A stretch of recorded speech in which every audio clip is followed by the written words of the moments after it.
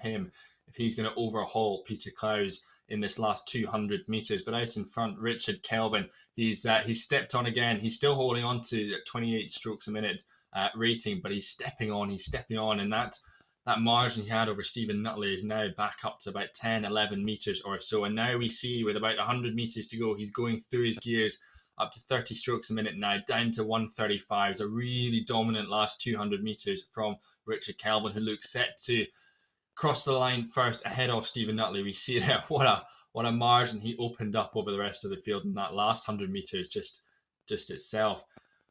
Richard Kelvin, 6:42 over Stephen Nutley's 6:46.3. It will be Peter Klaus who's able to hold on ahead of the brave Christopher Pym, who set off hard in that first 500 meters.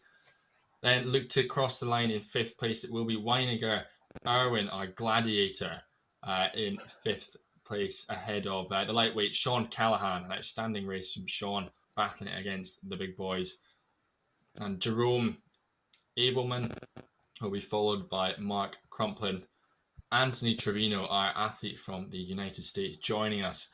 Goodness knows what time he's joining us stateside. It could be anything from, I think, about 5 o'clock in the morning till about 3 o'clock in the morning. So big respect to him for joining us.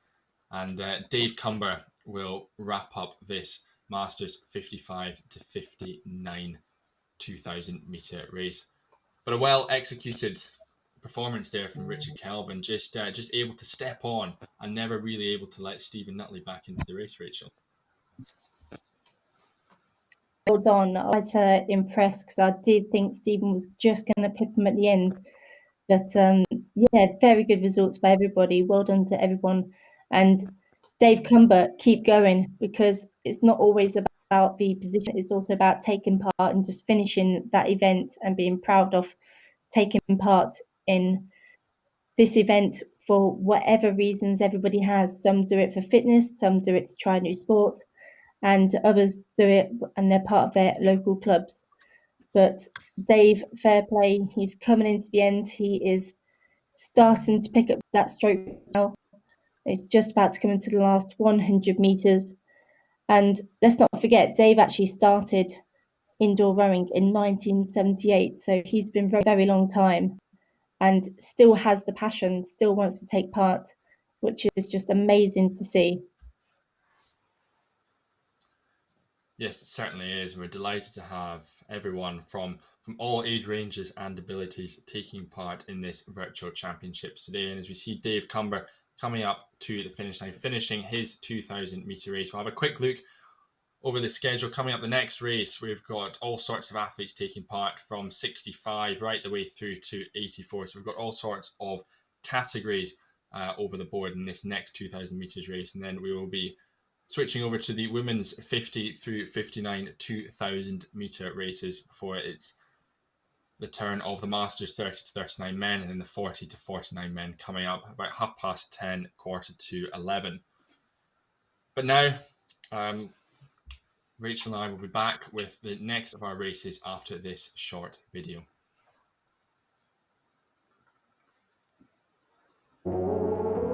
It added structure to my training, having Eric Murray's motivational words driving me through the long hard sessions in the winter. It helped me progress through the rowing stroke and add technique. Then I entered the Canadian National Championships, placing third, and this furthered me on my rowing journey. Then later this year I got accepted onto the British World Class Start programme on a probation period, and now I've entered the British National Championships again, so I look forward to doing that again.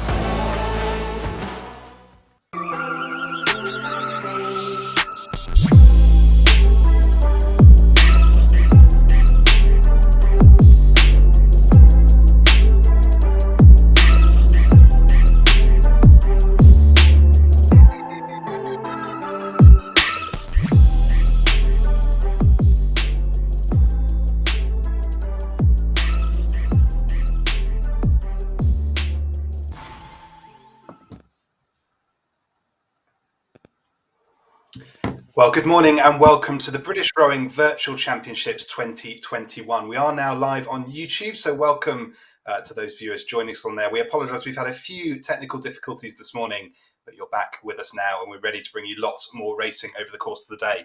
The first video you saw there was from our title sponsor, Asensei. They are the partner for indoor rowing with British Rowing, and we're delighted to have them supporting this event. Whether you're new to the sport of indoor rowing or you're trying to beat your latest PB, their app has all the tips to help you go the distance with the best tactics and technique. So take a look at asensei.com/BRVC to find out more. But Fergus and Rachel are with me now. They're our commentators for this morning. Fergus and Rachel, what have we got coming up next? Hi Jack, so the next race we have is the Masters 60 to 64, 65 to 69, 70 to 74, 75 to 79 and age 80 to 84 2,000 metre event. And we're just waiting for those flywheels to stop before everybody can start at the same time. And it looks like they're just about to get ready to start. So as you can see, there's different colours for different age categories. So the yellow is the Masters 60 to 64. The, I want to say greyish colour is the 65 to 69. Green is 70 to 74. Pink is 75 to 79. And the turquoise I shall go for is the 80 to 84 age category for the Masters 2,000 metre event.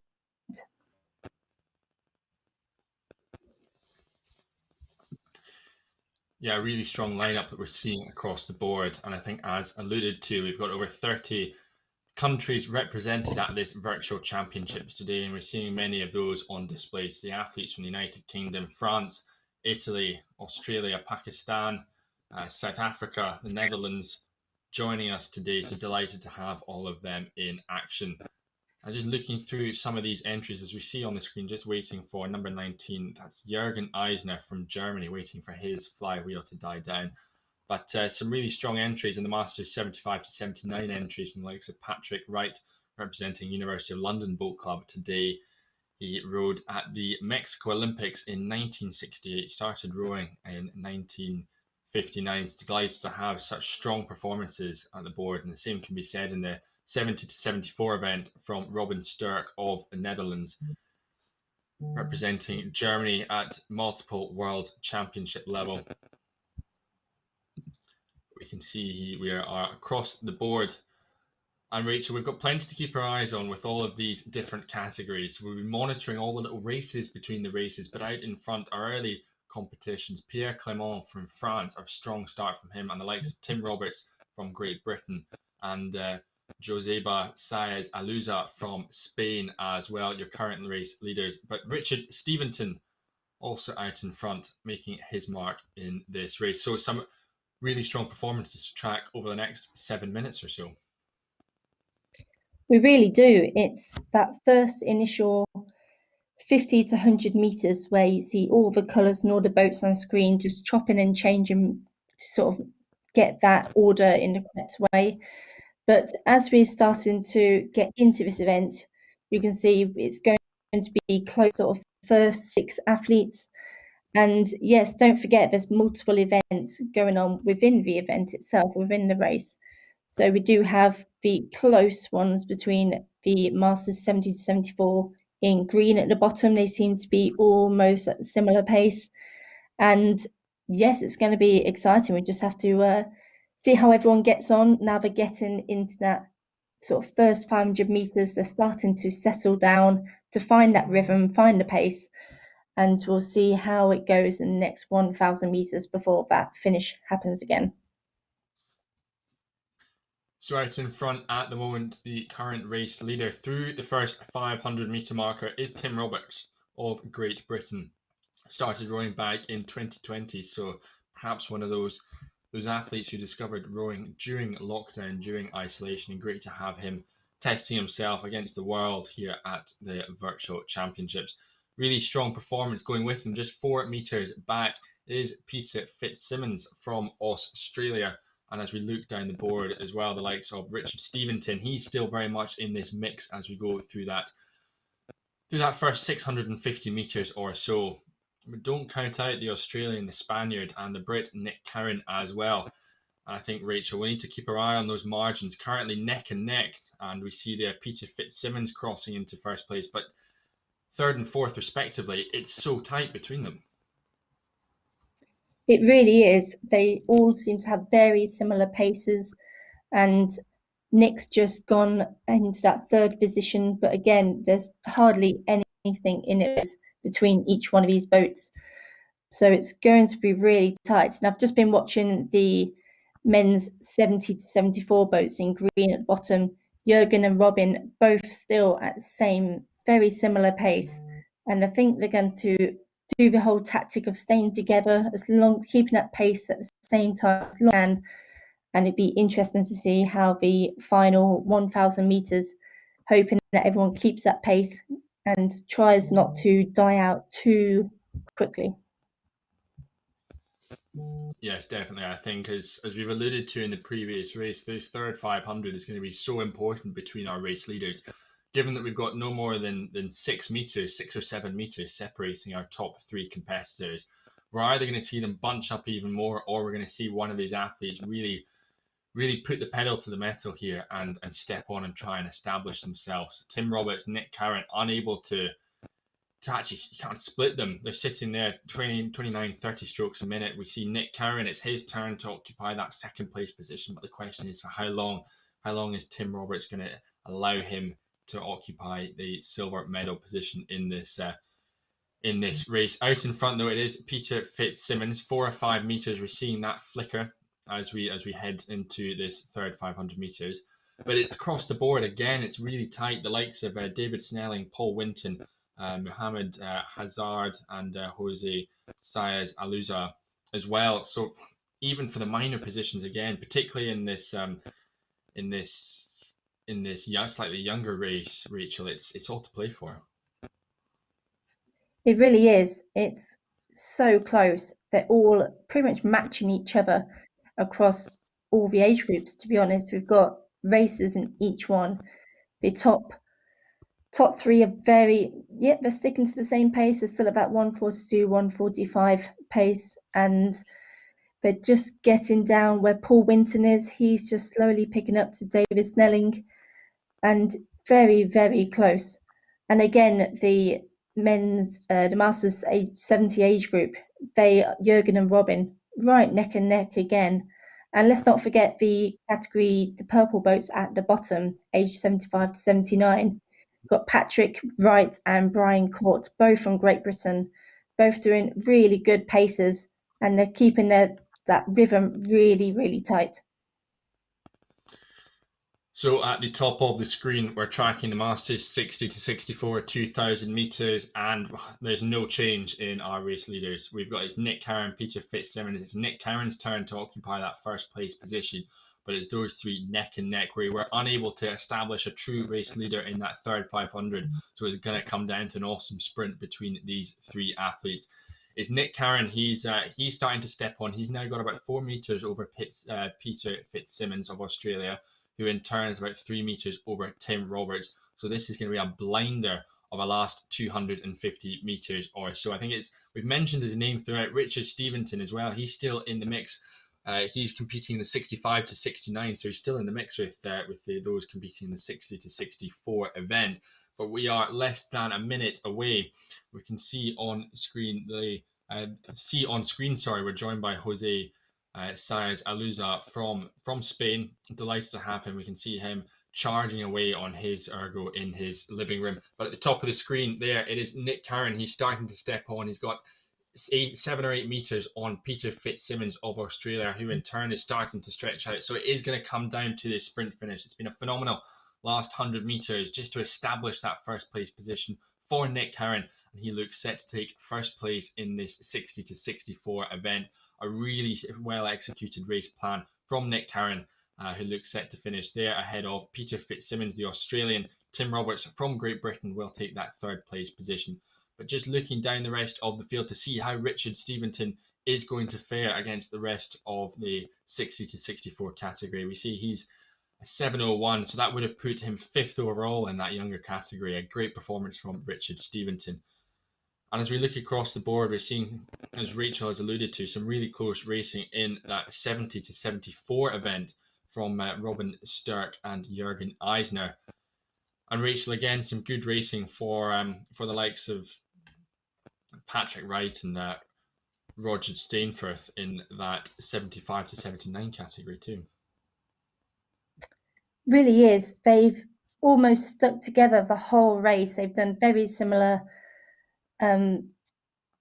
sort of rhythms and same sort of stroke rates, but they're just coming to the end. So Roman Sturck's just pipped Jürgen Eisner, and 7:35, 7:45 respectively. And just coming to the end now is the 75-79 category. Roger Steinforth came in at 7:46, which is an amazing time. And we have Patrick Wright just behind on 7:58. And we're just watching the last few boats to reach the end of the screen. They're just on their last sprints just now.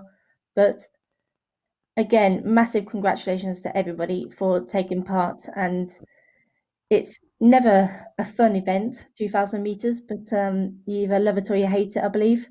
But it's just purely amazing that all these athletes from around the world, doesn't matter what your age is, that you can come together and race in a virtual race such as this. Yes, absolutely, and it's great to keep a track of all these races going on, and it's a very good opportunity for athletes across all ages to compete against others. Obviously, we're racing athletes from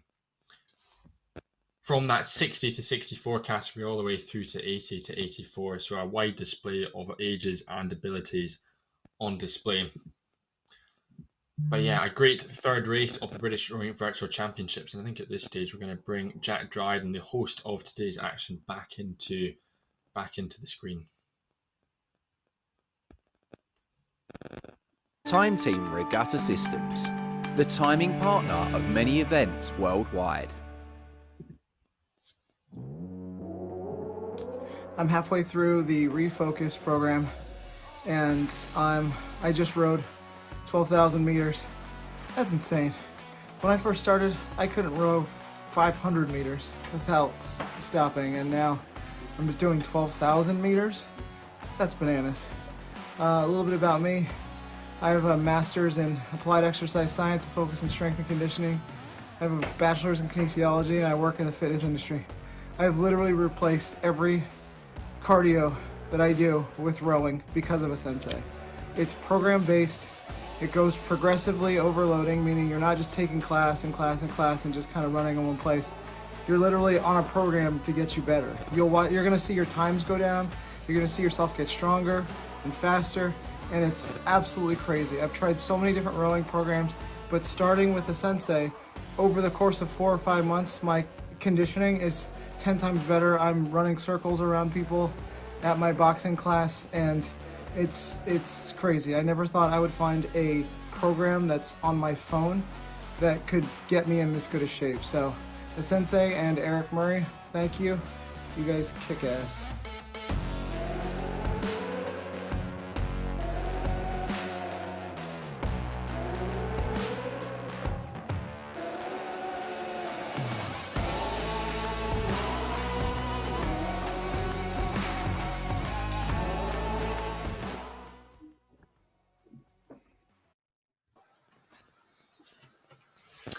Well, there we go. A video there from our official indoor rowing partner, asensei. You can check out their app with all the tips and tricks to perform your best when you're doing indoor rowing. Go to asensei.com/BRVC. So we're currently in the midst of lots of Masters races this morning. And rowing is, of course, a sport that is great for Masters athletes and those wanting to continue with their sport into later life, isn't it, Fergus?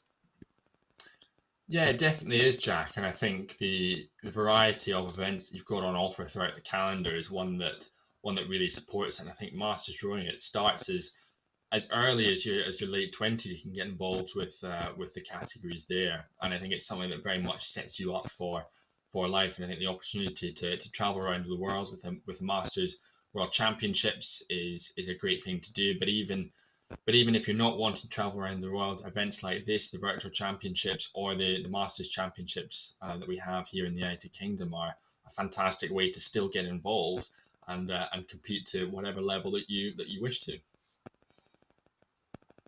And as we look at the commentary notes for the athletes competing this weekend, there are a lot of new competitors who are here for the first time or trying indoor rowing as a new sport. But there's also lots that have been rowing for 10, 20, 30, maybe even 40 or 50 years, aren't there, Rachel?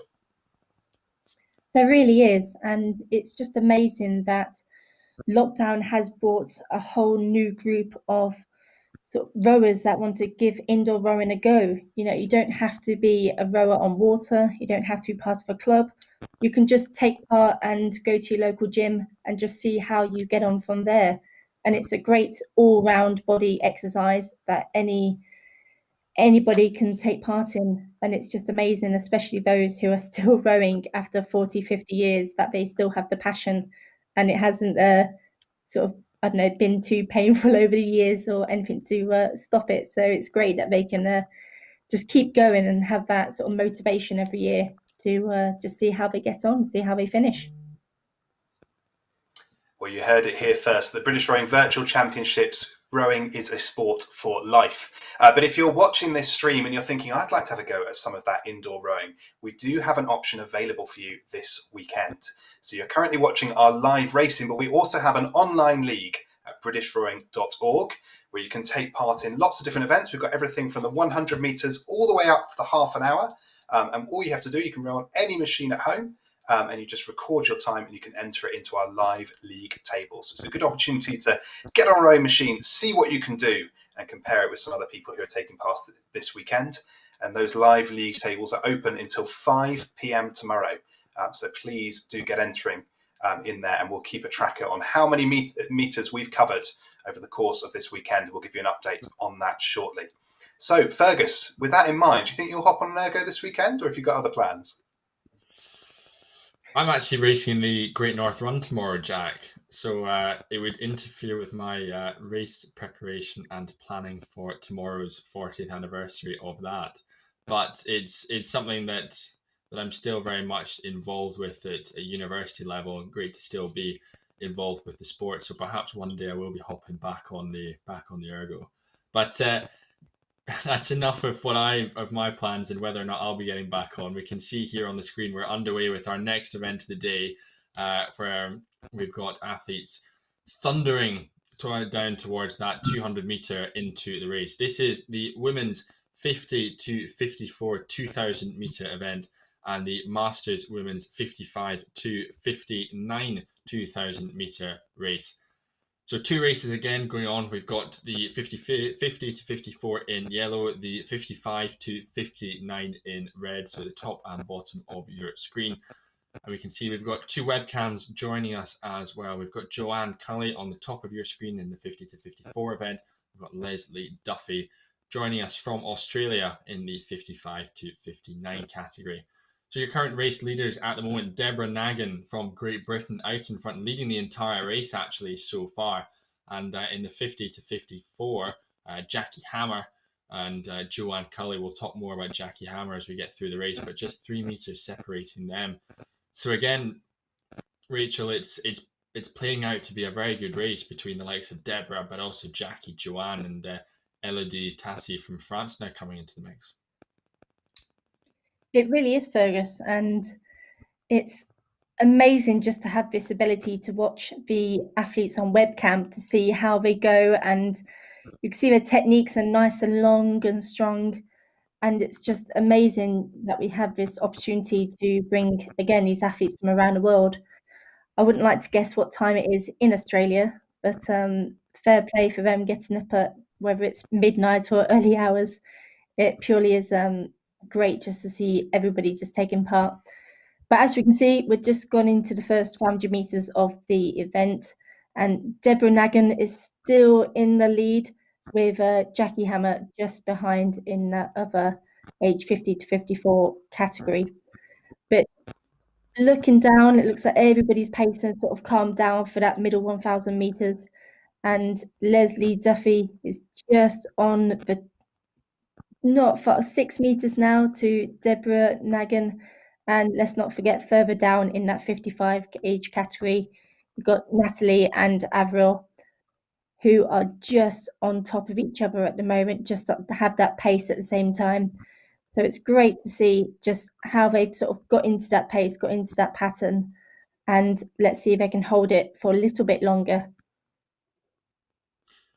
And I think actually looking at those race leaders, Deborah and Leslie, I think there's no surprise with seeing them out in front. Deborah is, of course, multiple medalist at the British Indoor Rowing Championships in 2017 and then gold in 2018 and 19.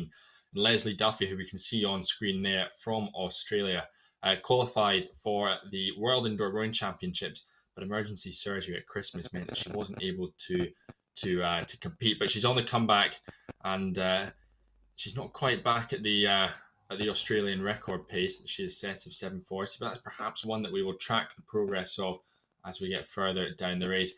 But of course, we've got at the top of our screen Jackie Hammer, of course, competing.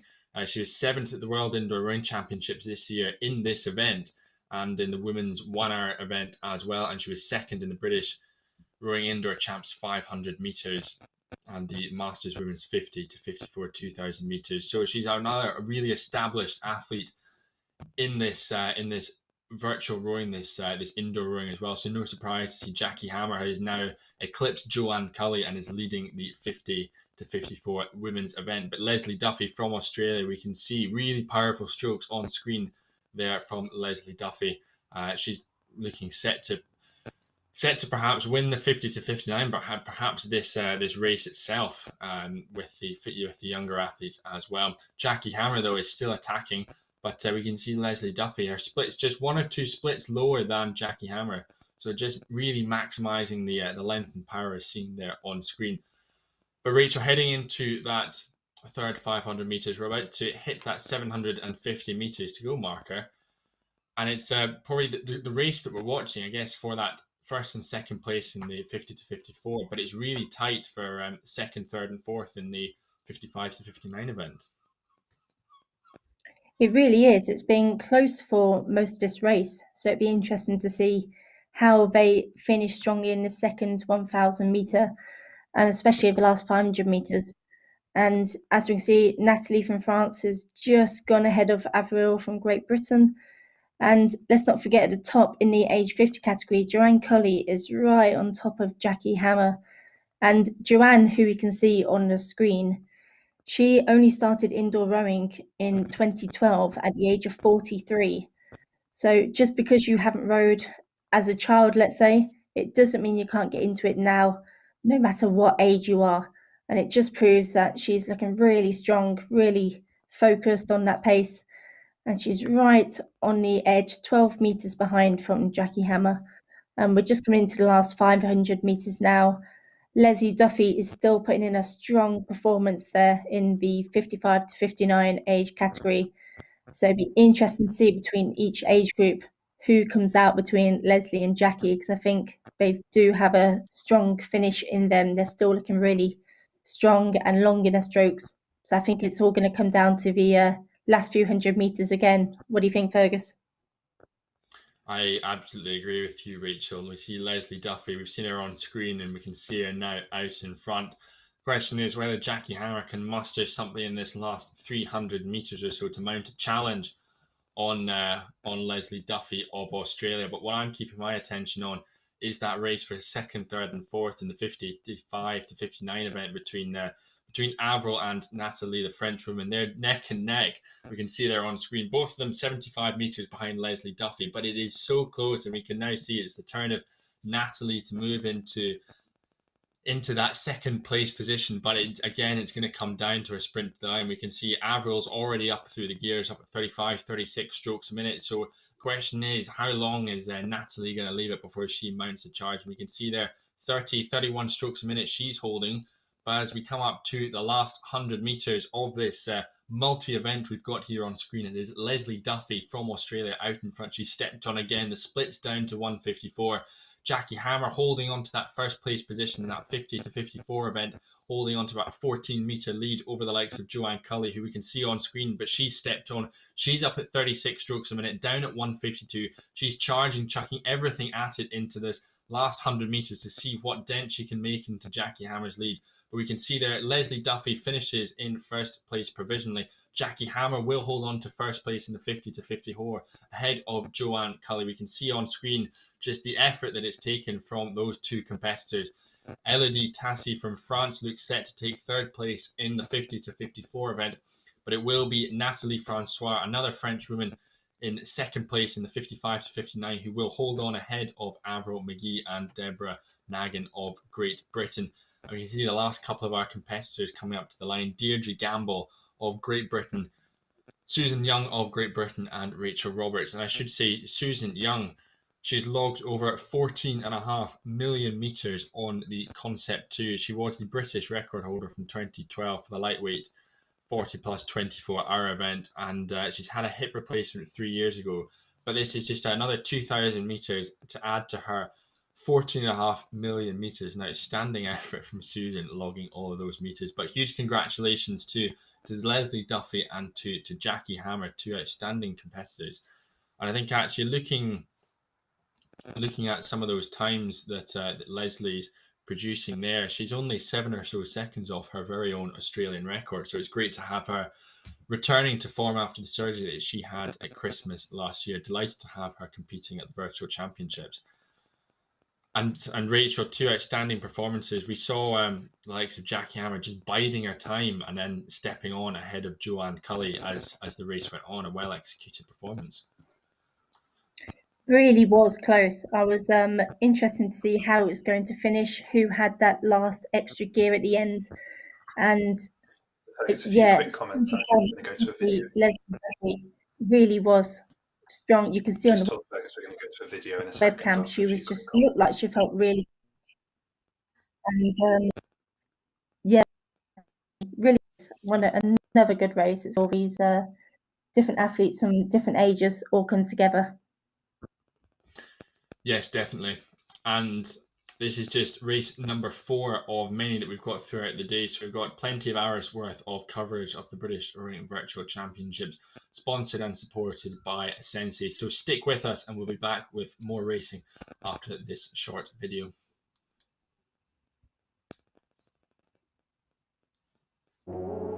Hi, I'm Rory. After buying an Apple Watch last November and generally being unhappy with the state of my fitness, I started to lose weight and get a little bit fitter by walking. After a few months, I reached a point where walking was no longer going to get me any fitter.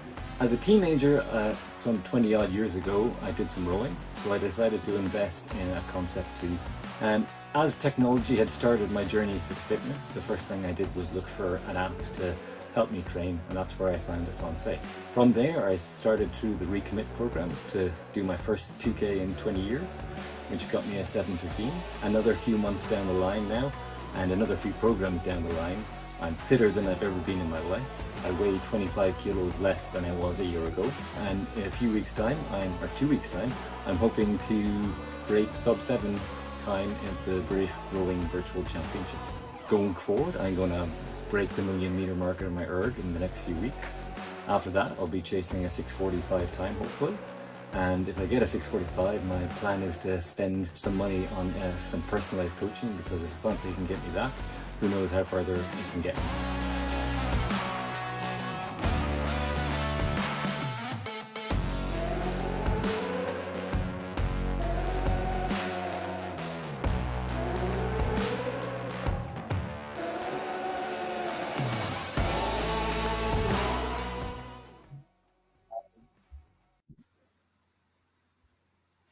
Well, welcome back to the British Rowing Virtual Championships live on YouTube. And joining me now from Australia is Leslie Duffy.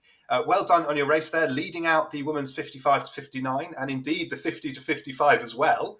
How was that for you? Didn't feel as bad as I thought it would. That third 500's a killer though. Well, thanks very much, Lizzie. I'm afraid I can't hear you here, but I'm sure we'll get the audio coming through to me in just a second. But you're joining us from Australia. What time is it with you? The race started at 7:15 at night, so not too bad, really. Not too bad at all. Yeah, it's worked out okay. Well, I'm glad that you're here to join with us. We've got rowers from 32 countries worldwide, so it's great to have you joining for the British Rowing Virtual Championships. So, we know from the information that you entered into the commentary diary, you've had a bit of a journey to get to this stage. You were due to be competing at the World Indoor Rowing Championships this year. Can you tell us just a little bit about what's happened and where you are now? So we knew we were going to have surgery, and we'd booked it for March. But come Christmas Day, the body said, no way, it needs to go out now. So we rushed off to the hospital, had emergency surgery on Christmas Day. So it's been a slow comeback since then. Thanks to David Vandis, my erg coach, ex-Czech oarsman, coaching ergs and on the water rowing here in Brisbane, Australia. So we're slowly getting there. Hopefully we'll be at the Worlds next year, hopefully. Absolutely. So your PB, your long-term best score is 7 minutes 40. So a 7:47.8 at this stage when you're recovering from injury. Are you happy with that performance? Yeah, I was planning to get under 7:50 for this race as a sighter for our nationals, which are in 7 weeks. Sounds great. Well done on beating what you were aiming for. So you started indoor rowing in 2019. What got you into the sport? I actually hurt my neck, and the physio had me doing lots of walking, and there was a rowing machine sitting at home doing nothing. I got sick of walking, so I started rowing and just kept going, and then found out I was sort of passingly all right at it. So just kept going at it. Fantastic. Well, we're delighted you're able to join us here today. I saw while you were rowing, you've got 2 flags in your background. You had an Australian flag, but also a Welsh flag. Is there a relevance there? Is there a connection? Yeah, I was born in Wales, but grew up in Australia since I was 5 when we came to Australia. So I'm Australian through and through, but I always carry that little Welsh flag. If I'm not rooting for Australia, we're cheering for the Welsh. Fantastic. Well, thank you for joining us. Is this your first time at a British rowing event? Yes, it is. It was great fun. 2Ks are always fun. Well, I'm not sure that everyone would agree with you there, but I think that's a great sentiment to take us through the racing that we've got coming up. So we're now looking ahead to our next race. This is the Masters 30 to 39 men. Thanks, Leslie, for joining us, but I'm now going to pass you over to Fergus and Rachel to pick up this next race. Yes, thank you, Jack. Back underway, as you said, with the 30 to 39 Masters men's 2,000 meter racing, and it is frantic racing in this initial 150 meters, as it always is, as it always has been. Athletes trying to get out in front, and particularly with this virtual kind of racing, mind games kind of come into it, because all you can see in front of you is just how many meters separate you and your competitor. So we can say it's a really strong start from the likes of Stuart Elvin and rower 1, 8 and 10. A really strong performance in the first 300 meters as we go through the 1,700 meter mark. So as it always gets to this stage, about a minute or so in, it's time to settle into that race rhythm. The lactic acid will be settling in. And as we look down the board, it's going to be a race in this first 500 meters or so between Stuart Elvin. We can see him starting to move up. Chris Parrott as well, and down the board as well, Jarek Olzowaka, Matt Duckworth, and Benjamin Soap as well from Germany. So again, another international packed field, athletes from Germany, Ireland, Switzerland, and the United States of America. Paul Scullion joining us over the pond. But Rachel, again, we're starting to see the race leader about 5 or 6 meters separating rower 8 from Stuart Elvin, and then again about 5 meters back to rower 10. So it's another nice tight one in this first 600 meters. Yes, definitely. The pack slowly spreads out, but within their sort of groups of 5 groups, they are sort of at similar paces. But I've just been reading through the notes here, and Jarek from Poland is actually an ex-marathon runner with a PB of 2 hours 43, and he only started rowing in 2017. So it's even for anybody that has a different sporting background, it's just great to use rowing as another form of exercise, something else to try, use different muscles, different mindset. And it's just great to see all of those, everybody just taking part together. But as you can see, the first pack, you got first 6-7 athletes all sort of splitting away from the main pack at the moment at the front, and then the middle from Rob Phillips in Great Britain all the way down to Josh Berg. And again, it's all flipped again. It's so close that athletes are just jumping up and down the page. So it's going to be another one where it's all down to pace, see how long you can hold on to that pace and see who has it left in the tank at the end. And we're just reaching the halfway mark here at 1,000 meters. Stuart Elvin still looking strong at the top with 31 strokes, really sort of long and strong pace at the moment. Let's see how long he can hold on to that, because we have Chris Power right behind him, 20 meters behind him at the moment. So again, I hope you agree, Focus, but it's just going to be another event where it's going to be so tight, and it'll be interesting to see how everybody does keep going with the pace and to finish strongly at the end. Yeah, exactly. I think you were spot on there, Rachel. Just that middle pack is going to be fascinating to track there. And we can see now on screen we've got 3 of our webcams. We've got an international webcam fest we've got on screen here with athletes from Russia. We've got Stuart Elvin from Great Britain there as well, and we've also got Rory Murphy from Ireland as well. So great to see the 3 of them joining us on screen. Rory Murphy, we've of course seen from some of the asensei videos in some of the VTs.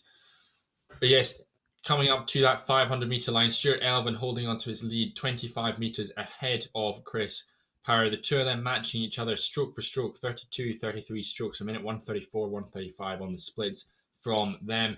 But I think Rachel's spot on there with where with a really exciting race is going to be, I think, from positions 3 with Rob Phillips now just moving up down to anything, well, probably down to James Perrott from Great Britain, 30 meters separating about 6 or 7 competitors. That's going to be a fascinating last 200 meters or so. But what we're starting to see now is we're starting to see Stuart Elvin. He stepped up now about 33 strokes a minute. He's holding steady 134s.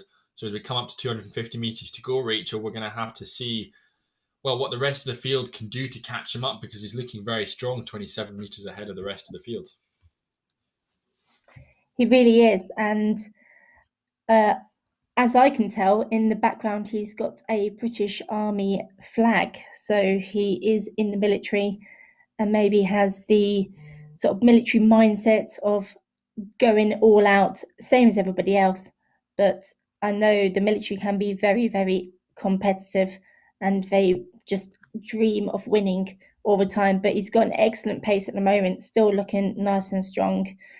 And again, like the previous races, it's so close. We're just coming to the last 100, 200, up to 300 meters towards the end. And let's see if Stuart can hold that top spot. It's going to be close. Well, yes, with a lead of 20 metres ahead of the rest of the field. It's looking very good for Stuart Elvin. We're seeing sprints coming from Chris Power and Jarek Olzawaka from Poland. And we see there just on the line, Jarek pipping Chris. But Stuart Elvin, he has won 2 bronze medals at this year's World Rowing Indoor Championships. He can now provisionally add a medal at the British Rowing Virtual Championships to his collection that he's building up. And we can see there Rob Phillips crossing the line in 4th place. Craig Guest and Josh Burke. And we see now they're just starting to pile in these results now. It was always going to be close in this middle pack or so. We can see them. James Perrott, rower 1, rower 10 coming in. Richard Potter, Neil Gunning. And now our Swiss competitor, Mario Trutman coming in as well. And again, as we've alluded to, we've got athletes racing from over 30 countries, and Mario, one of them, he started rowing just 6 months ago, so delighted to have him racing here at the Virtual Championships. Rory Murphy now on screen. He's another one started rowing February 2021, so not so long ago, and delighted to have them racing here at the Virtual Championships.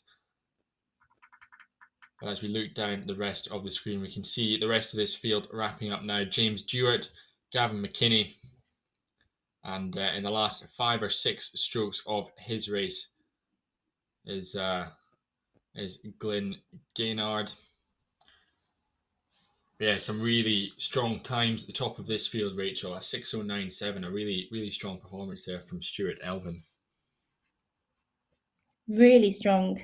That is an amazing pace.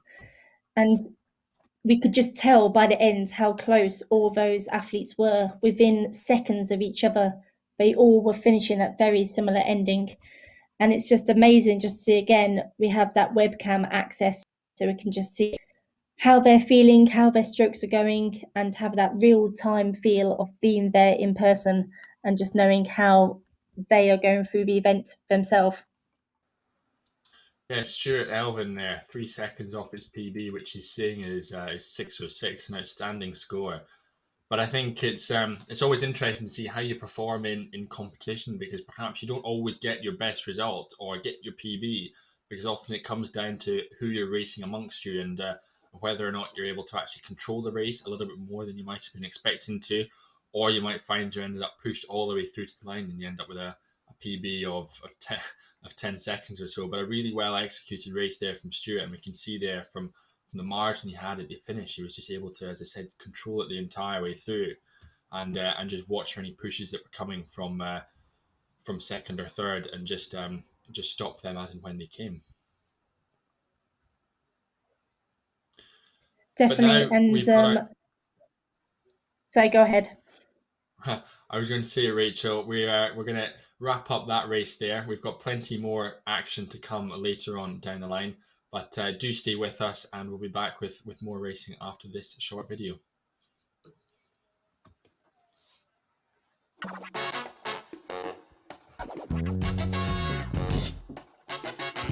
I started rowing through school. I had first experienced it with indoor rowing, and through Fulham Reach we would then go on to water through our PE lessons. Rowing on the water was a new and interesting experience, but after getting into it, it just felt right. I had tried many sports before, like rugby, table tennis, athletics, but when I tried rowing, it just clicked. I could apply the challenges I had encountered in rowing to real life. If I can get through a 2K, I could definitely get through a 2-hour exam.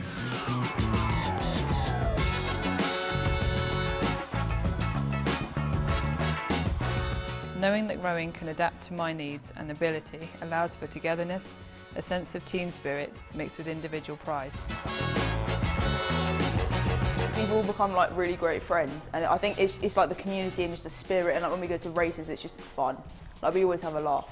I think that's what rowing's done for us.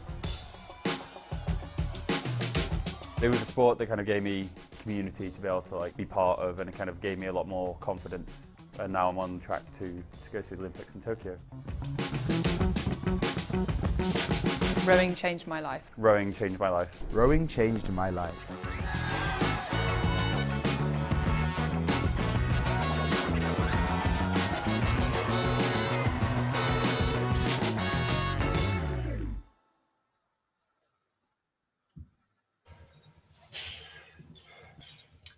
Well, a video there from Love Rowing, British Rowing's charitable foundation, and you can find out lots more at loverowing.org. But joining me now, I have Alexei Zimin from the previous race. Alexei, how was that? How are you feeling now? Well, that was exhausting, I should say, because 2,000 meters is quite a challenge to do, you know. But I'm just happy that I managed to do it till the end. I didn't show my best seconds, but that was quite close to what my personal best is. So that was great, and that was great to join this virtual championship, being quite far away from most rowers joining this competition. Absolutely. You're joining us from Russia today. What time is it with you? That's quarter to 1 p.m., so that's 2 hours plus your time. So I had more time for sleep, you know, but that didn't help a lot. Well, we're glad to have you with us today. It's great to see you here racing at the British Rowing Virtual Championships. Is this your first time racing at a British Rowing event? Yeah, that is. I tried to race British Rowing Open on December when that was kind of a challenge for World Rowing Championship, but I was tested positive for COVID back in December and didn't manage to join the competition. So basically, yeah, that's the first time I'm in. Well, it's great to hear that you're making recovery now and that you're back with us. So I read from your commentary notes, you started indoor rowing in 2018. What got you into the sport? What got you started? Oh, that's quite a story. We traveled quite far north of Russia. That's Solovetsky Island. That's in island located in White Sea, quite far away north.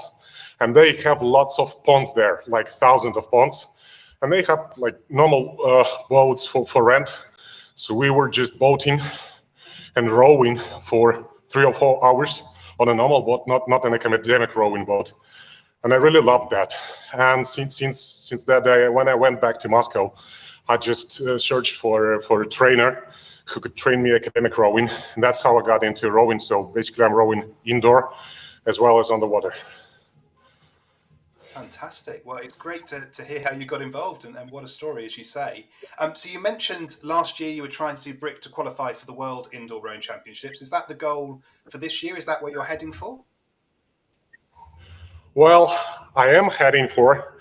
I do understand that that's close to impossible because I'm not a sportsman. I'm just training for myself. But that's what keeps me motivated, you know. This just being in competition, knowing that I'm not going to be on the podium, but you know, competing with best of the best, motivates a lot, and that what makes me to continue training. Fantastic. Well, thank you very much for joining us, Alexei. It's great to hear about your experience, and we look forward to hearing from many others over the course of today. If you're racing or you're supporting someone at the British Rowing Virtual Championships, please do share your experience on social media using hashtag BRVC21, and we'll try and pick up as many of those stories as we can. We'll be interviewing lots more athletes like Alexei over the course of today. But I think we're now only a minute away from our next race, so I'm going to pass back to our commentators, Rachel and Fergus. What have we got coming up next?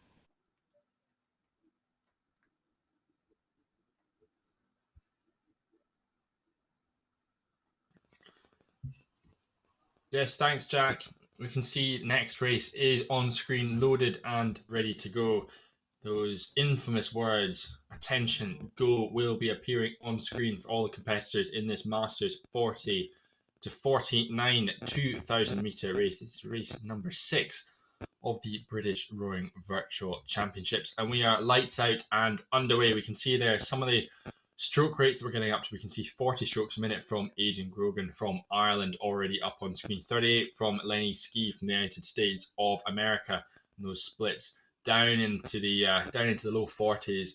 And as we get to about 150, 200 meters in, establishing that rhythm. And it is Lenny Ski of the United States of America who's making early work of this. Lenny, again, another one who's just started rowing recently, June 21, so only on the Ergo for a couple of months or so, but already he's establishing himself right at the very top of this. We can see there on screen we've got joined by another competitor on screen. This time it's Andrew Haynes of Great Britain. He's getting stuck into all the action in the 40 to 49 category. But Rachel, it's all unfolding now. We've got Ian Dodd of Great Britain 4 meters back, but he's matching Lenny Ski pretty much in terms of split, but rating 4 or 5 pips lower. So how's that going to play out down the line?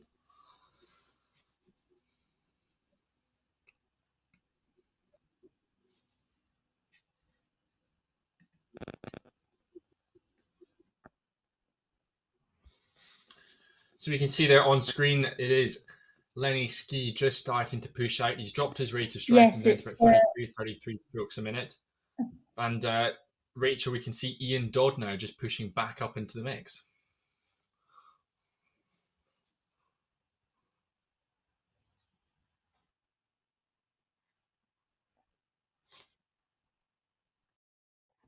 Yes, definitely. You got Ian Dodd, Chris Levy, both at the same, very similar pace together. And again, Richard Pullen, Lenny Ski.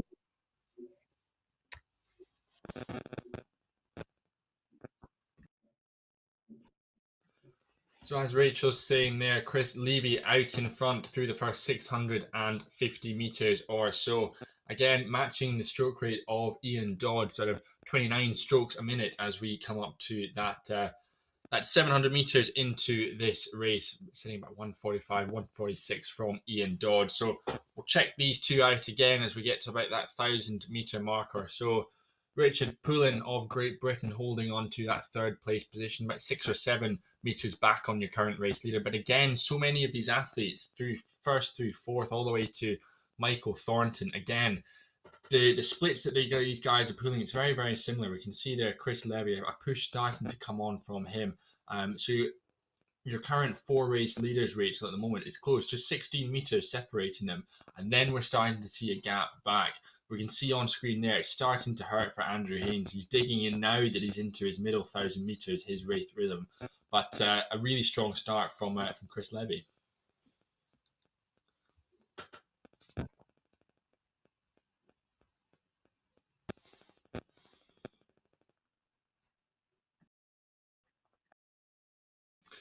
So we're now approaching that 1,000 metre mark there. Chris Levy, still your race leader.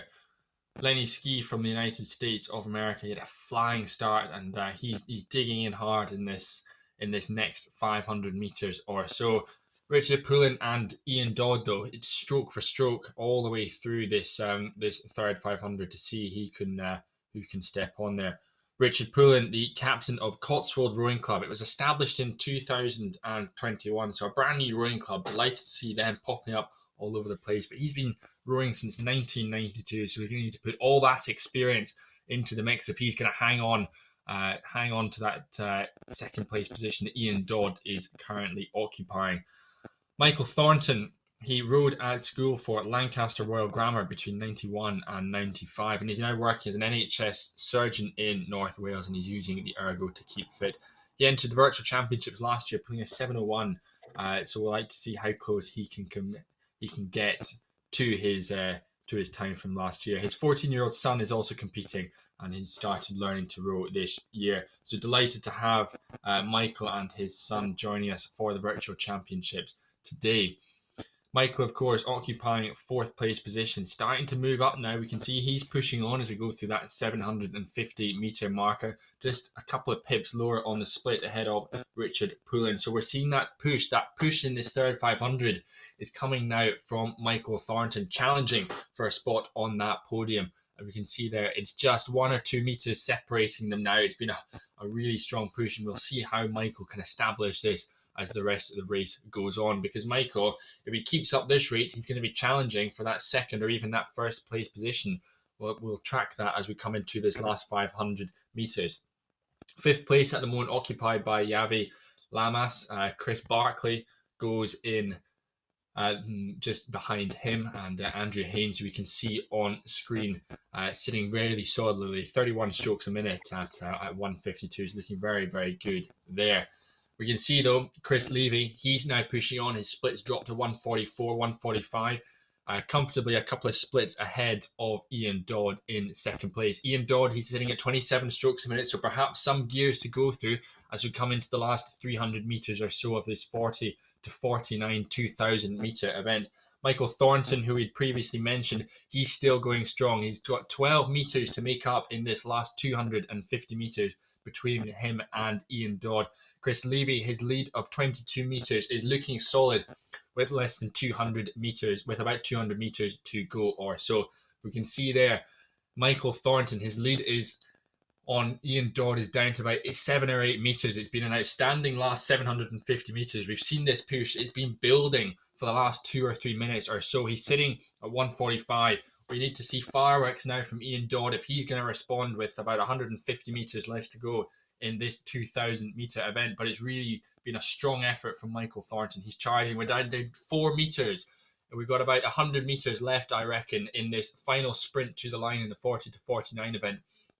4 metres separating second and third place. Chris Levy looks set to hold on to that first place position, but we're seeing sprints. It's coming again. 2 metres now separating Ian and Michael for second place position. It's going to be so close on the line, but it is just Ian Dodd who holds on just 0.3 of a second separating him and Michael Thornton. What a charge we're seeing from Michael Thornton all the way from about 750 metres through to the line. Richard Poulin holds on to that 4th place position. It will be Chris Barkley and Yavi Lamas who finish in 5th and 6th respectively. Andrew Haynes, we can see him on screen there. The last couple of meters left, 7:28.7 we see from Andrew Haynes there. Fantastic time. He will be followed by Aidan Grogan. I was about to say Simon McFarland, but we have a final lead change in the last 50 metres for them. Aidan Grogan of Ireland, CrossFit MPT, will finish with 7:47. Simon McFarland just over about 3 seconds back on him. We can see there one of our international competitors, Lenny Ski from the United States of America. As we've said throughout the morning's race, and delighted to have so many competitors from international overseas joining us for today's virtual championships. Lenny, of course, he only started rowing in June 2021, so fantastic to have someone so new to the sport joining us and competing, and we'll be looking forward to tracking how his indoor rowing career flourishes, I'm sure, over the coming months and years. We can see there on screen Andrew Haynes just winding down after his performance, and great to have this technological ability to have these webcams joining us to see how these athletes are executing their race strategies and how they're going about their 2,000 meter racing. But of course, 2,000 meter isn't the only distance that we are competing in at the virtual championships today. We are introducing for the first time, I believe, it's certainly a British virtual event. We've got 30-minute races, and later on in the day, some of the last races of the day will be the shorter, sharper sprint stuff. So that's sure to be exciting racing, as it always is across the day. But now we'll bring Jack back in, and Jack, if you can hear me, it's been some really exciting racing this morning. Some really strong performances across the board, and Michael Thornton in particular, a really well executed race plan. Chris Levy and Ian Dodd, two of the other standout performers as well in this category. Yeah, I love having the webcams in these races. It's great to just see the athletes really throwing the kitchen sink at it there. And you can see Andrew Haynes really putting in some pushes there in the final stages of his race to try and get online with his PB, which I think, according to our notes, is 7:20. So he did a 7:28.7, which is a strong performance to be within 10 seconds of PB and rising to the occasion today. But yeah, as you say, some really good racing here. So what have we got to look forward to over the course of today? Well, we're currently going through the Masters 2,000 metre races, but we'll soon be moving on to some shorter sprints in the next half hour or so. But do keep sharing your experience of all of your races throughout the weekend. We'd love to hear from you. You can use the hashtag BRVC21 on Twitter, Facebook and Instagram. But I think we're ready for an interview with Andrew Haynes. So let's pass over to him. Andrew, how are you feeling? How was your race? Hard work, but feeling good. Just about regain the ability to speak now as well. Yeah, we thought we'd give you a few seconds just to gather your thoughts and gather your breath. After that, we could see you were really throwing the kitchen sink at the final stages there. Your PB is a 7:20. Are you happy with today's performance relative to that? Yes, yeah. I mean, that was a set a couple of years ago, and I've got a bit older since. So yeah, I equal my best time to this year, so I'm happy with that for sure. Fantastic. So where are you joining us from today in the UK? Just outside Hull, from a garage just outside Hull, in fact. Fantastic. I like the specificity there and telling us exactly where you are in the house. Thanks, Andrew. So how long have you been doing indoor rowing? What got you into the sport? I've been doing it probably for about 3 or 4 years now. And I got into the sport because I do a bit of motorsport, and I needed something that worked a bit of strength and also cardiovascular and is low impact, and rowing's perfect for that. Fantastic. So you're using this to help you train for the other sport that you take part in? Yes, yeah, definitely. It's good, really good for it. Good crossover. Well, thank you very much for joining, Andy. It's great to see your performance there and for really throwing the kitchen sink at the finish there. And we hope you have a great rest of your day. For anyone else who is joining us over the course of the weekend, please do share your experience on social media using the hashtag BRVC21. I think we've got a couple of posts that we can bring up to share with you now on our live stream. Here you go. John Coltrane, 8 out of 22 in the men's 50 to 54 2,000 metres at the British Rowing Virtual Championship. Smashed it, John, says Joe Crotty. Well, he definitely did. Fantastic work there, John. We're delighted you enjoyed your race. Well, that's all that we... Oh, here we go. From Trenton Boat Club. Go smash it, James. We're behind you. Team Trenton. And that's from the Trenton Boat Club Juniors. So if you're racing here today or you're supporting an athlete who is racing, please do share and join the conversation on social media using hashtag BRVC21. And we will mention you on the live stream. But we're now going to go to a short video and then we'll be back with our next race.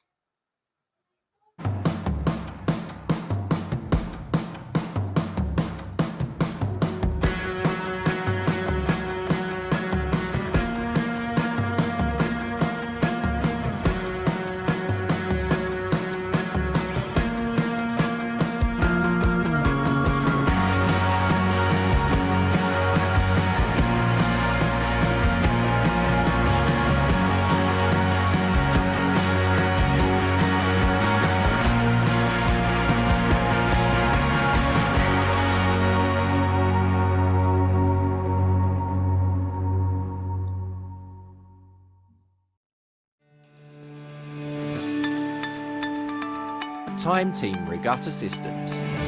Run your races with success.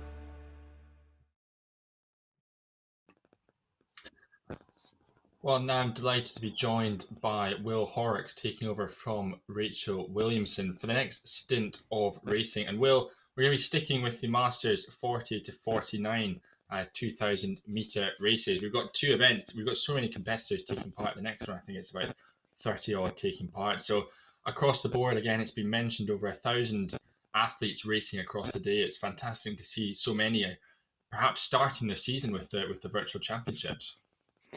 Yeah, huge number of competitors here in our Masters events.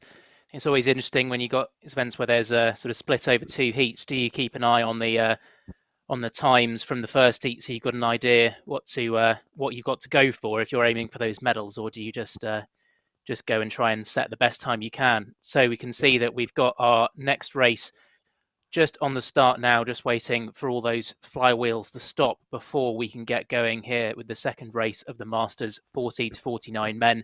So they're sitting ready, at attention. And off we go then with the next heat of the men's 40 to 49 men.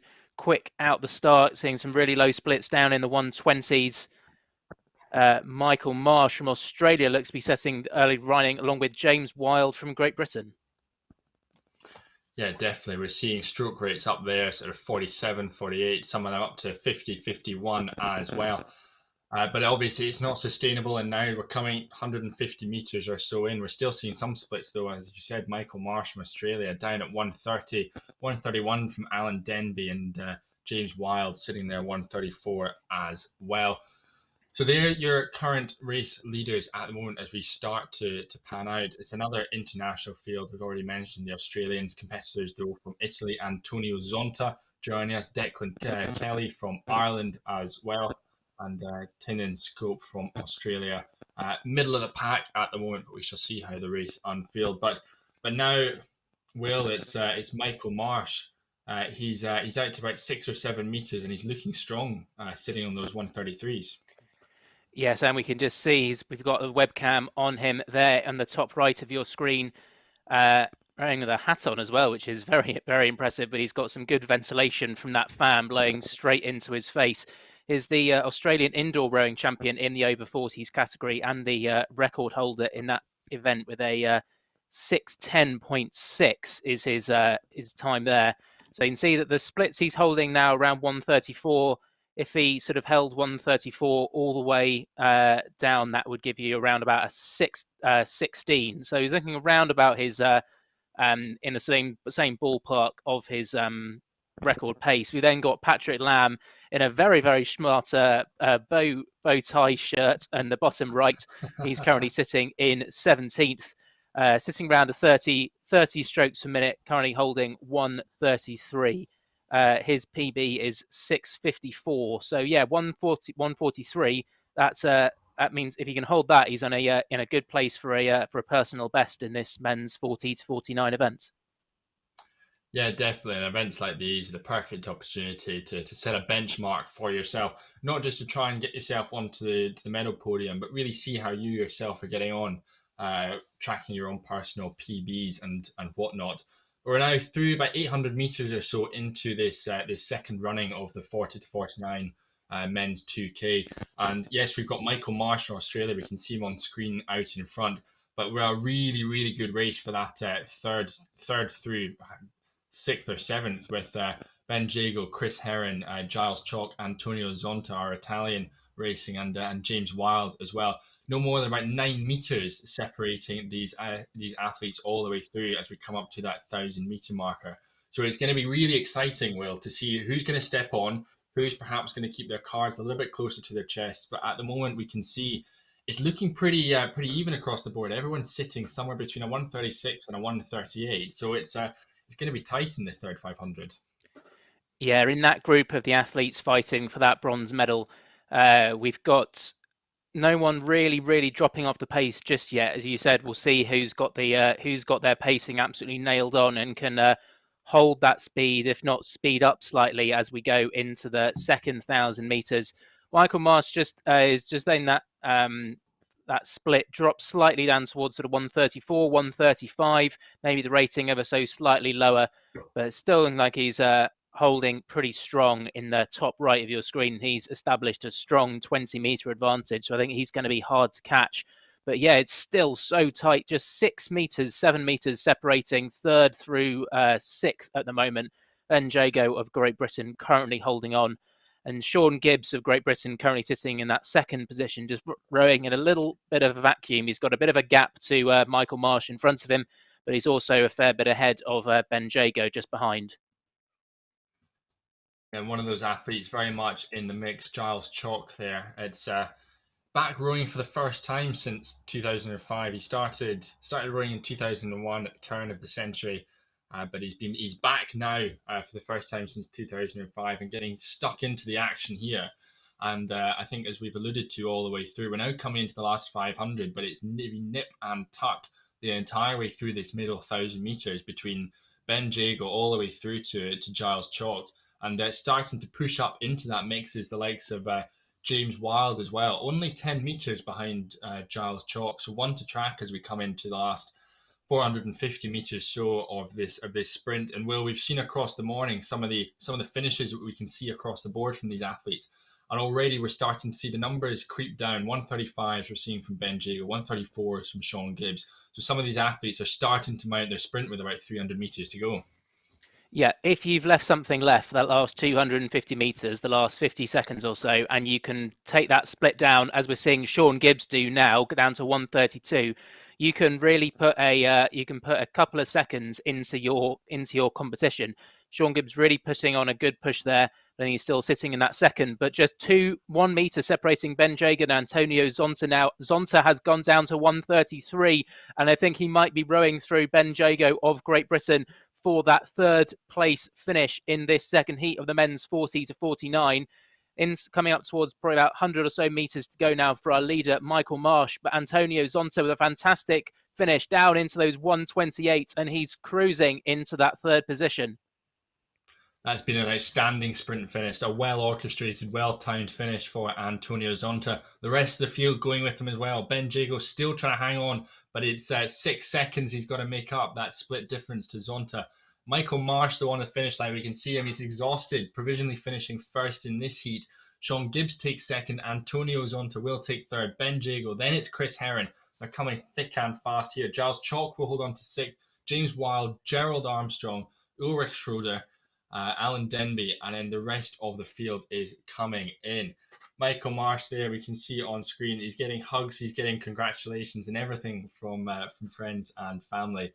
But a really tight bunch sprint, Will, as we're expecting as the race was planning out, that we're going to get that sort of finish. Yeah, really tight, as you see Patrick Lamb in the bottom right of our screen just coming across the line. Congratulations to him for his race there, finishing in 6:56.1. So just slightly outside of his PB, but yeah, we mentioned it with that 250 meters to go that you can see gaps of 10 or so meters close down or open up in that last minute if you've left something in the tank. You can see Michael Marsh's kids there over in Australia cheering him on late at night. Looks like they're getting ready to go to bed down under. But yeah, fantastic performance there by Michael Marsh in that second heat of the men's 40 to 49.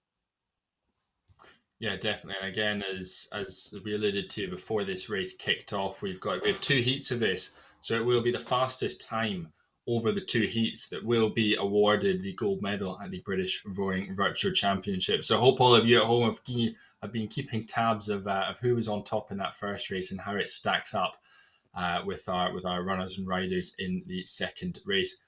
But now what we're going to do, we're going to bounce to a short video and we'll be back with more racing in a couple of minutes or so. It added structure to my training, having Eric Murray's motivational words driving you through the long hard sessions in the winter. It helped me progress through the rowing stroke and add technique.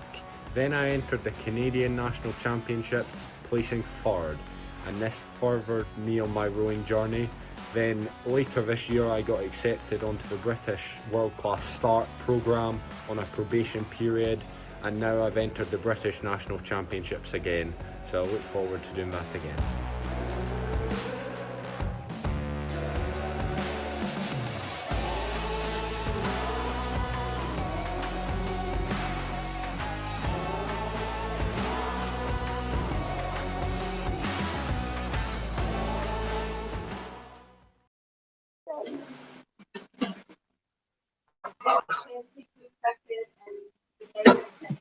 Video there from our title sponsor, Asensei. You can find out more about that app with all the tips and techniques to perform your best in indoor rowing online at asensei.com/BRVC. But joining me now from Australia is Michael Marsh, who just won in his race there. How was that for you? Hard. It was really hard, but pleased to win. Fantastic. Well done on the result. Did you have a plan going into the race for how you were going to go through the 2 kilometre distance, how you're going to adapt your rate and your power through that distance? Well, I normally start really hard with like 200 metres, well above like average pace, and then try and settle onto an average pace. But I was about a second down for 500, maybe going through the middle 1,000. And I had nothing at the end, but fortunately there was no one with me, so I didn't need a sprint. I had nothing. Yeah, you developed quite a sizable lead. I think it was up to 20 metres at some points, but held on through the finish there to take that win in the Masters 40 to 49. So well done for that. I have in my notes that you started indoor rowing in 2017. Can you tell us a little bit about how you got involved in the sport and what got you started? I think it was my dad, actually. He made me do some 250-metre intervals in the gym once, and my time was shocking, so I thought I'd give it more of a go. And then I remember I was in about 7 minutes for 2,000, and I looked at the Aussie record. It was about 6:10 for over 40s, and I thought, well, there's no chance of that. But then two or 3 years later, I got it. So I just gradual progression from 7 minutes to 6:10. Well, I got off today 6:14. Absolutely, yeah. Worth mentioning there, as you did, you are the record holder in Australia.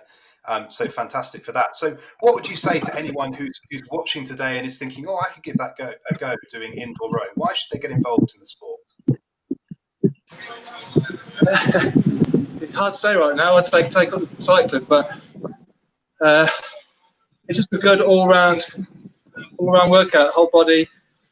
You can kind of do those high intensity intervals that everyone talks about in a very short pace of time, and you can drop quite a bit of weight if that's what you want to do, just by working hard, and not for you don't have to go on it for an hour or two like you might do on a bike. You can just half an hour, you can be done.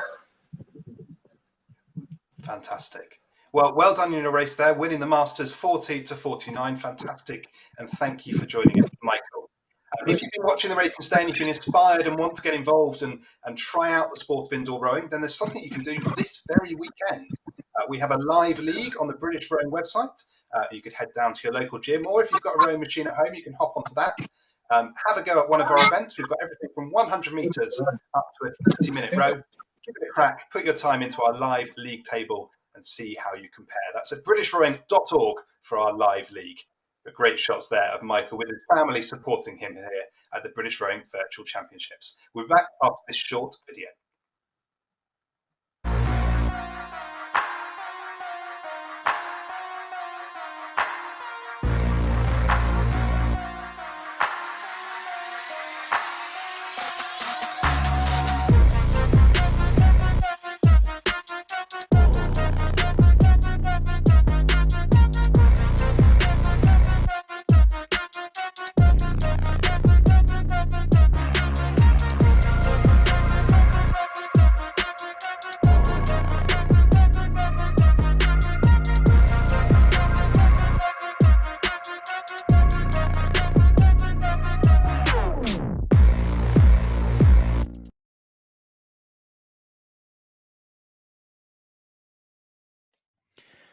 Well, welcome back, and I'm happy to say now being joined by Alex Darby, who's taking over from Fergus for the next block of races. So we'll be here with you for the next little while. We're also shortly going to be having our first 30-minute race getting started in about 15 or so minutes time. So Alex, welcome along. What are you going to be looking forward to today?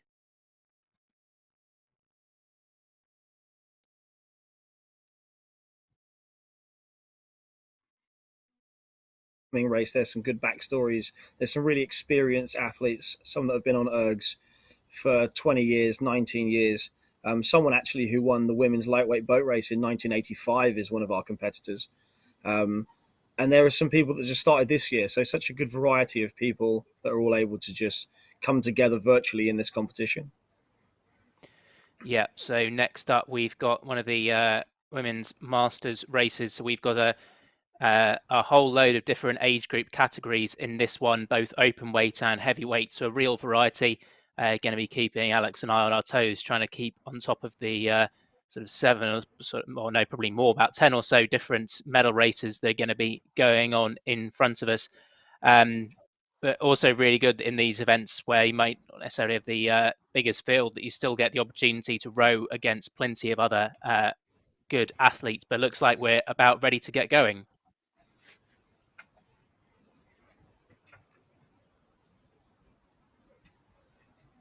Yeah, so off the start, and you can see, so we've got in the different colours that signifies the different categories. So we've got the Masters 60 to 64 women on top.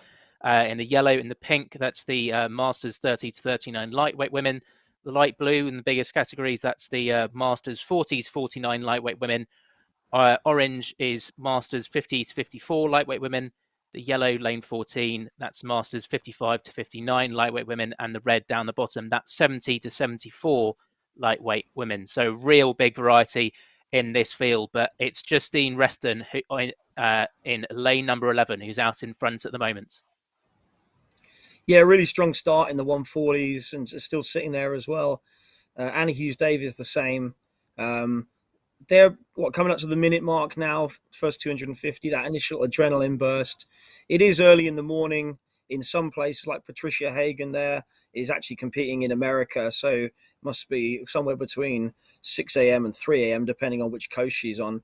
Just picked up the sport literally in January this year, so great to have competitors like that. And you can see we've got Canada, Italy, along with Great Britain here, so a real international field.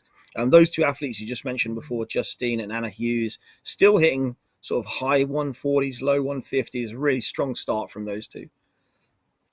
Yeah, really strong start. Justine Reston, she's been performing really well in the British Virtual Championships in years past and in the indoor championships, whether they've been online or in person at the Lee Valley Velo Park. Has a PB of 7:13, currently sitting at 1:51, so sort of roundabout on the right pace for that, but pulling a 1:50 at the moment. Anna Hughes-Davies down to 1:49. I think she's going to be slowly sneaking up. And while they're not they're not racing against each other for the win because they're in separate categories, you always want to be the one that finishes first in your race, regardless of who you're racing against. We're through 500 meters now for pretty much all of our categories, with the exception of Patricia Hagen in the 70 to 74 lightweight women. Looks like a really good race going on in the race at the top in the yellow, the Masters 60 to 64 women, just 13 meters separating Karen Hegarty and Sally Miller.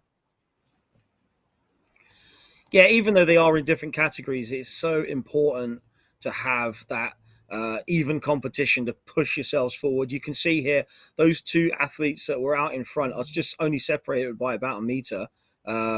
Really, really close, those two. I mean, the boats almost look side by side. And like you say, similar thing happening in their race for kind of, we can call it third, even though they are in different categories. There's some really exciting racing going on here. And even further back down the field, like one of the things that can really spur you on an indoor event like this, like even if we were in the same venue, you can't really see your opposition. You're just getting your feedback from the screen to say, you know, the person in front of you is maybe 4 meters in front, 5 meters in front. And it's whether you change up your game plan to try and jump in front of them, or whether you stick with what you're doing and just be confident that your push that comes in maybe 30 seconds time, you're just going to wait for that and see if that does enough. Yeah, that's a really good point. Even if you're in a big venue, the person you're competing against might be sort of 50 or so meters away from you, so it's quite hard to sort of have any visual cues except what you have on the screen. So how you respond to that, and how you maybe adapt your race plan as you go along, because you can sort of psychologically affect a competitor. If you make a big push and open up a big gap, it can make life really, really tough for them.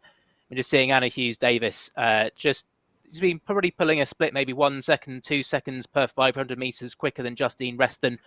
And she's opening up that advantage over Gillian Kearney in her category in lane number 10. Unfortunately, it looks like had a signal dropout in the top event there.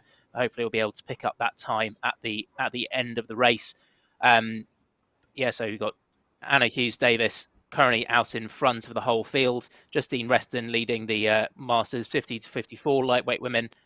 Laura Gioldi of Italy is out in front in the Masters 30 to 39 lightweight women, but really great racing across the field. Yeah, the thing that's really impressed me with Anna Hughes Davies and Justine Reston is the consistency we've seen. The rates and the splits have been so consistent. I mean, Anna Hughes Davies, every time I look, is somewhere between 148 and 150. Justine has been at 152 at the moment, but to that point, it would always been 150, 151. Like, such consistency there. It just tells us that these are really seasoned veterans at this event.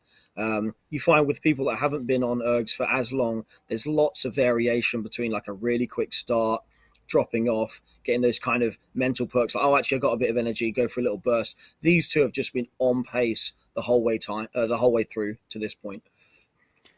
Yeah, and it's the best way of getting every last bit of energy out in the most efficient way, is trying to hold that really even split. But it's so hard to know exactly what that is, and you've got to really understand your body and have done the training and had the experience over previous races to know exactly what to go for. You're so right. Anna Hughes Davis still just sitting on that metronomic 149. Let's see as we get towards the last 250 meters or so if that will push on. But just getting to just that Anna Hughes Davis she's on track to break the championship record. So a British virtual record in this event, which sits at 7:48.3. And the split she's doing, we're going to be probably seeing a time of around about 7:20 or so. So just slightly off her PB, but in a really good position for this event. Yeah, it's going to be a huge score. I mean, it slipped slightly up to 150, but I'm just wondering whether that's just those couple of strokes before you make your final push. Sometimes it does come up. So now straight away come back to 149. I mean, this is the point now, the last 250 on these splits. We're looking at 55 seconds to go, probably 50 seconds in this race. That's where you just put your final burn in. Be interesting to see if these athletes have got support where they are or whether they've just done this solo. Yeah, for sure. Justine Reston, though, is putting in a real big sprint. Seeing Anna Hughes Davis for the first time just slipping off that split slightly to 151. Whereas Justine Reston there popped down to 1:48 for a few strokes. Don't think they're going to be able to close the gap down too much. Anna Hughes-Davis has really established a strong lead through the sort of middle kilometre of this race. But we're well in that last 250 metres now, coming into the last few strokes for our leading athletes. And it is Anna Hughes-Davis who is going to come up to the line provisionally with a championship record in the Masters 40 to 49 lightweight women with a time of 7:18.3. Justine Reston 7:20.5, just outside the championship record for that event. And then coming up in second place in that Masters 50 to 54, Samantha Ayres. But then really tight between Mandy Calvert, Vanessa Gillian Kearney and Laura Gioldi just behind. Yeah, I mean, that is 30 seconds quicker than the previous championship record. That's huge. So a fantastic effort there from Anna Hughes-Davis. We've just got now Vanessa McKinnon coming towards the line from Canada. So thank you for getting up early. Congratulations on what you've done. So we're 2:11, a few seconds still away from finding that finish line. And Sally Miller, she's one of those athletes I mentioned earlier, has been on ergs for 20 years. So great to see these people continuing in the sport and entering these virtual competitions that, I mean, it was an unfortunate circumstance that kind of brought this virtual idea around, but it's great to see that we're continuing with this format because it can bring so many people together despite like not being able to travel. Yeah, we got Vanessa McKinnon, former professional golfer, coming up to the line now. So we're seeing a real variety of different sports that people have come into rowing from or not from a sport background at all. So yeah, just getting confirmation that provisionally that is a record there for Anna Hughes-Davis. All results do just need to go through a sort of verification process and will be available around 30 minutes or so after racing finishes from BritishRowing.org. So we've got Sally Miller coming up to the line there in the Masters 60 to 64 women, and then down the bottom Patricia Hagan in the Masters 70 to 74 lightweight women. We're missing Karen Hegarty. Looked like she had a signal drop out, so hopefully we'll still be able to get her time offline once she has completed her 2,000 meters. But into the last 250 meters or so for Patricia Hagan of the USA. Rowing to balance my mind and spirit. It helps immensely. Only started rowing this year in her 70s. That's really, really impressive, and fantastic to have her performing here at the British Rowing Virtual Championships. Yeah, I think that is brilliant. That, you know, balancing mind and spirit, and body as well. Of course, you know, like was mentioned by Mike in his interview after the last race, there probably is very few things in the gym that you can get on that will be such a full body workout as a rowing machine. You know, we know the legs are going to work hard, but you've got that residual work through the core, having to sit up through the arms. Like, good rowing technique is a full body workout, one of the best you can do. Yeah, absolutely. And loads of people found rowing as a really great way to build strength for other sports, or just as a way to get that really all-round fitness. So Patricia Hagan into the last 50 meters of her race here in the Masters 70 to 74 lightweight women. Fantastic performance by her to round out this next series of races that we've had in the Masters, the age group categories here at the British Rowing Virtual Championships and across the line. So fantastic performance there by all of our athletes. We're just going to take you to a quick video and we'll be back very shortly.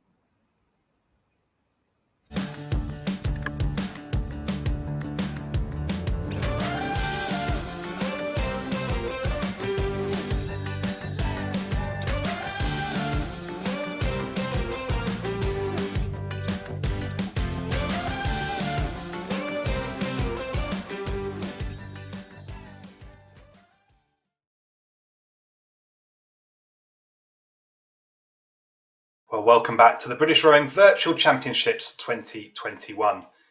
We've been having some great races throughout this morning, and it's now 30 minutes or so after our first race set off which means we've got some results to bring to you now. So the first result is for the Masters 50 to 54 men's 2,000 metres. Leif Gullifinson, a time of 6 minutes 23.7 to take the gold. Scott Jenkins, a time of 6:23.9 to take the silver. And John Gunnar Kelvin, a time of 6 minutes 36.6, who came through in bronze. Next is the Masters 55 to 59 men's 2,000 metre. In bronze, it was Peter Close in a time of 6:53.6. A time of 6:46.3 for Stephen Nutley took him into silver, but it was Richard Kelvin who finished with gold in a time of 6:42.1. Next up, this is the Masters 60 to 64, again a 2-kilometre race. Tim Roberts completed the course in 6:51.7 for a bronze. Peter Fitzsimmons, a time of 6:50.3, took silver. And Nick Cowan took the gold with a time of 6:48.3. There was just one athlete in the 65 to 69 men's 2,000 metres. Richard Stevenson took the gold in a time of 7 minutes 1 second.4. In the Masters 70 to 74 men's 2,000 metre, Colin Bruce Slade came in bronze, a time of 8:31.9. Jürgen Eisner, a time of 7:45.8, took the silver, and Robin Sturck took the gold in a time of 7:35.5. In the 75 to 79 men's 2,000 metre, Patrick Wright came in silver in 7:58.1.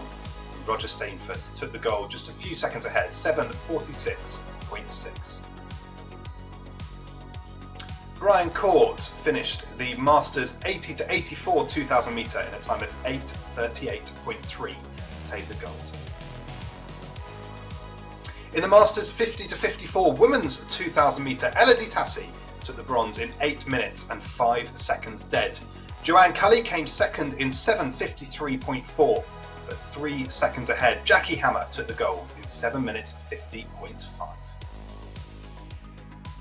In the 55 to 59 women's 2,000 metre, Avril McGee completed the course in 8 minutes and 12 seconds to take the bronze. Natalie Francoise completed the course in 8 minutes and 9.5 seconds to take the silver. But streaks ahead was Leslie Duffy, who took the gold in a time of 7 minutes and 47.8 seconds. And the last result we have to bring to you, this is for the Masters 30 to 39 men's 2,000 metre. Chris Power completed the course in 6 minutes 13 seconds to take bronze. In silver, it was Jarek Oslowaker in a time of 6 minutes 12.3, but it was Stuart Elvin who took the gold in 6 minutes and 9.7. Full results for all the racing today are available online at britishrowing.org/BRVC. But we're now ready to pick up our first 30-minute race of the day. So let me introduce our commentators, Zoe and Fergus.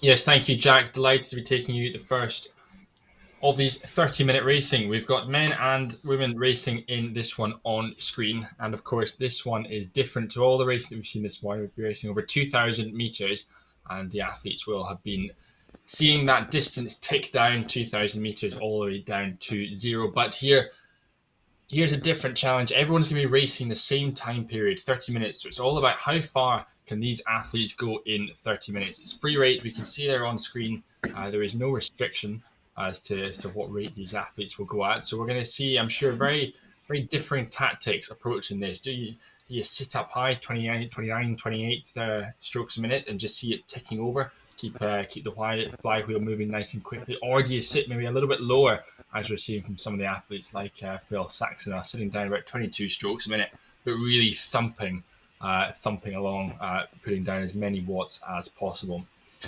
So at the moment we're approaching about 90 seconds in, so 28.5 minutes to go from these athletes. We can see rower 10 and Neil Wincombe. They're your current race leaders. And what we're going to see from these athletes is probably a more spread out field than you would get in the 2,000 metre event, simply because of its longer nature as well. And Zoe, as we look down through the field, we're seeing obviously rower 10 Neil Wilcombe come into the mix, and rower 10 obviously opting for that higher rate strategy early on. But we're seeing second and third Neil and Christian from Germany, sitting about 24, 27 strokes a minute. And I don't know about you, but that's where I would probably sit if I was going to tackle one of these 30-minute challenges. Yeah, absolutely. I think I'd be going for a sustainable rate rather than possibly breaking it into different sections and different rates. I'd probably be wanting to settle into where my heart rate can deliver the best performance into my body, and so that I'm producing the splits I'm aiming for.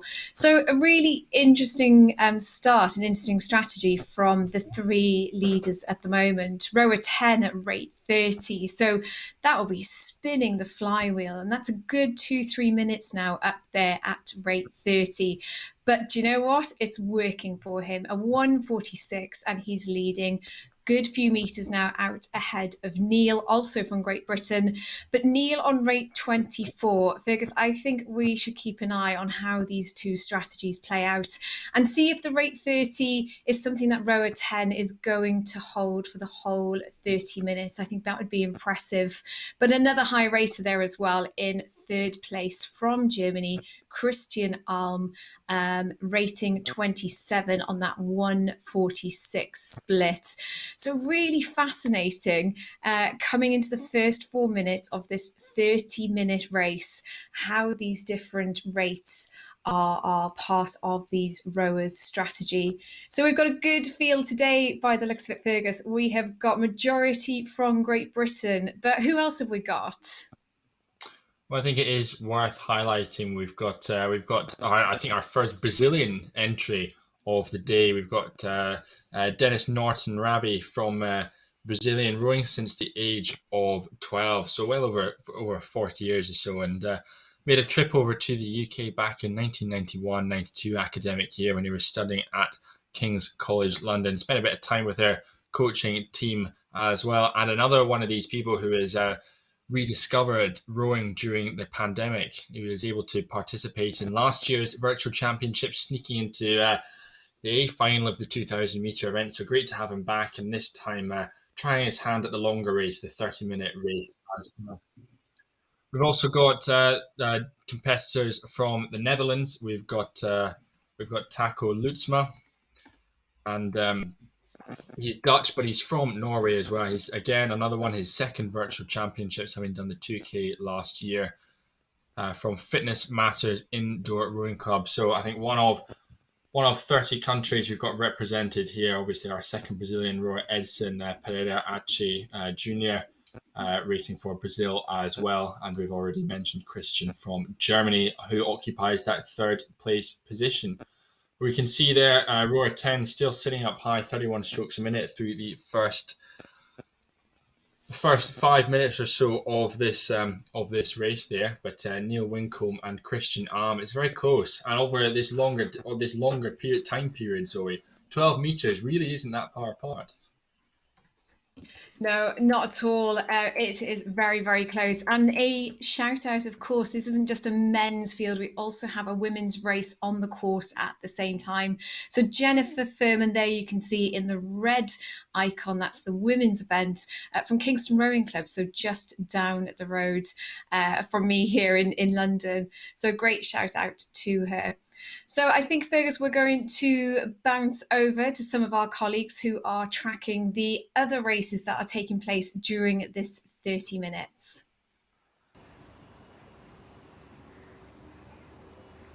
Thanks, Zoe. So we'll be back with the 30-minute race in a few minutes' time, but we are now eagerly anticipating another first for the British Rowing Virtual Championships. We're about to have our first 100-metre race. Will, do you want to take us through the runners and riders in this next race? Yes, sure. So we have the women's 100 meters coming up, and this is going to be so quick. We're going to be looking at times sort of around about 16 or 17 seconds for this event. So going to be really tight. We've got about 43 initially entered into this event. You can see them just coming up on the screen there now. not absolutely everyone on the start line. I'd say we've maybe got about 30 or so boats contesting this one. So going to keep Alex and I on our toes as we try and call this to the line. As said, not often that you get 100-meter events in rowing races, so we haven't got PBs for absolutely everyone here. People would have done sort of 100 meters maybe as just part of their training, maybe some interval training, doing repeated 100 meters to work on that lactic acid sort of resistance. But doing it in a competition format is going to be really tricky, and especially doing it virtually, where you're going to have to be paying really, really close attention to that go, because half a second's delay on you getting the flywheel moving at the start could have a really big impact on your overall time, Alex. Yeah, 15.7, the world record. I think the most interesting thing with things like this, being a rowing coach myself and having made athletes do this 100 meters, it is so important to stay on that seat, because you drive so hard, stroke after stroke after stroke. The number of times we've seen people just hop off a seat, and that's game over in this. Like we said, it's going to be sort of 15, 16, 17 seconds. There isn't time to get yourself back on and back in this race. So hopefully, fingers crossed, touch wood, there's nothing like that happens to any of these athletes, and they can go and rock down a 100-meter blast with no drama. But there are just little things like that can play into what's going to happen here. Yeah, and we'll see some slightly different techniques. I think we're going to have a couple of webcams on for this race when it does get going. You'll see some athletes that know that a lot of their strength comes from the upper body, and for a short 100-meter race, you can maybe get away with using slightly less side and slightly more power on the through the hips and through the body. So maybe only seeing quarter, half slide movement. Some athletes then know that their power really comes from their quads and their glutes, and they want to still, even if they're only doing 100 meters, will still try and use the full slide. So it's really a case of you've just got to try it out a few times and see what works best for you. Yeah, first couple of strokes, I'd definitely be sort of quarter slide, but I doubt I'd ever get to full. I'd probably be 3/4, something like that. If you watch any races like at the Olympics in boats, you'll notice that crews often do use slightly shorter strokes to start with to get that boat up to speed. Same with this. It's not a boat, but you want to get that flywheel up to speed as quick as possible. And that very first stroke is always very heavy. So if you can just get through the back end of the stroke where you're in slightly more powerful positions in the legs, that's definitely something that would be useful here. But we'll see from the webcam. Some do start at front stops and like that first big powerful stroke. But yeah, everyone's going to be quick, and the rates as well, I'd expect to see them up above 40. Oh yeah, for sure. And pacing is definitely going to be less important in this. You just got to go absolutely flat out. But it's still amazing how in 100 meters, by the end of that sort of 16, 17 seconds, you're still really, really gassed and holding on to that split for anything longer than 10 seconds or so starts to get really, really tough. Yeah, definitely. Well, like 16 seconds can feel like a very, very long way. It definitely can, Alex. I'm being told we're going to have a few seconds delay before this next race can set off. We're just fixing a few things on our system, but we'll be ready to pounce on it as soon as it sets off from the start. But in the meantime, we're going to run a couple of adverts and we'll be back with you shortly.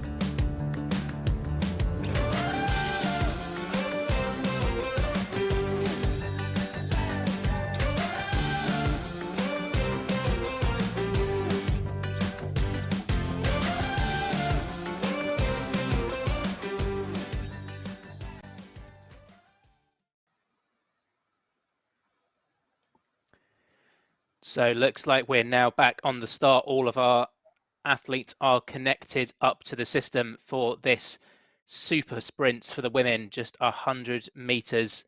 Of course, just waiting for those flywheels to stop, and then we'll get the start sequence underway. So it'll be a tense wait for these athletes.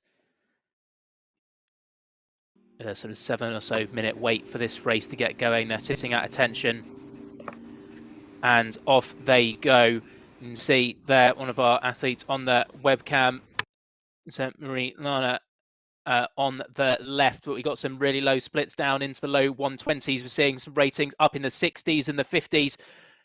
There's Var Gurutor Hansen in lane 3, who's currently in the lead, pulling down in the 120s and coming up to the line already. And it is Var Gurutor Hansen from the Faroe Islands, 16.5 seconds out of Fiona Gaffney in second position, 17.7, and Lisa Marie Lana from Estonia in third, 17.7. Looks like we may have even had a tie there for the second place. Alex, sorry I didn't get you even give you a chance to get a word in there, but that was over before I could even wrap my head around what was going on. Oh, absolutely. There's no time to pass over in that race. Like, just, yeah, you just call it. It was great. I mean, seeing splits up in this in the 120s and rates up above 60, 63, phenomenal. Like, something I hadn't even considered was like anchoring down your erg, because you can see from that webcam the first couple of strokes, just that erg sliding up and down a bit. That just gives you an indication of the power that was being driven down in those strokes. And I mean, I don't know how many strokes you're going to take, 60 strokes per minute, quarter of a minute, still like hitting about what, 18 strokes, 20 strokes. Like, it's short. Like, you're just hitting those really hard. Like, phenomenal work from those athletes. Yeah, really, really impressive. And trying to deliver a performance like that when you've got that bit of a weight on the start line. But it was for Gurutor Hansen from the Faroe Islands, only started rowing in 2019, a PB of 16:03. So I don't think we were too far off there in that event, the Super Sprints Women's 100 meters. Fantastic event there, and I think we do have a men's equivalent coming up in that later today. But I think that event there would look really good in person. Seeing that in an arena, like we often do it in the middle of a velodrome, like the absolute power of that event, just the watts in that period of time would just be phenomenal to see, I think. Oh yeah, and the atmosphere for an event like that would be absolutely fantastic.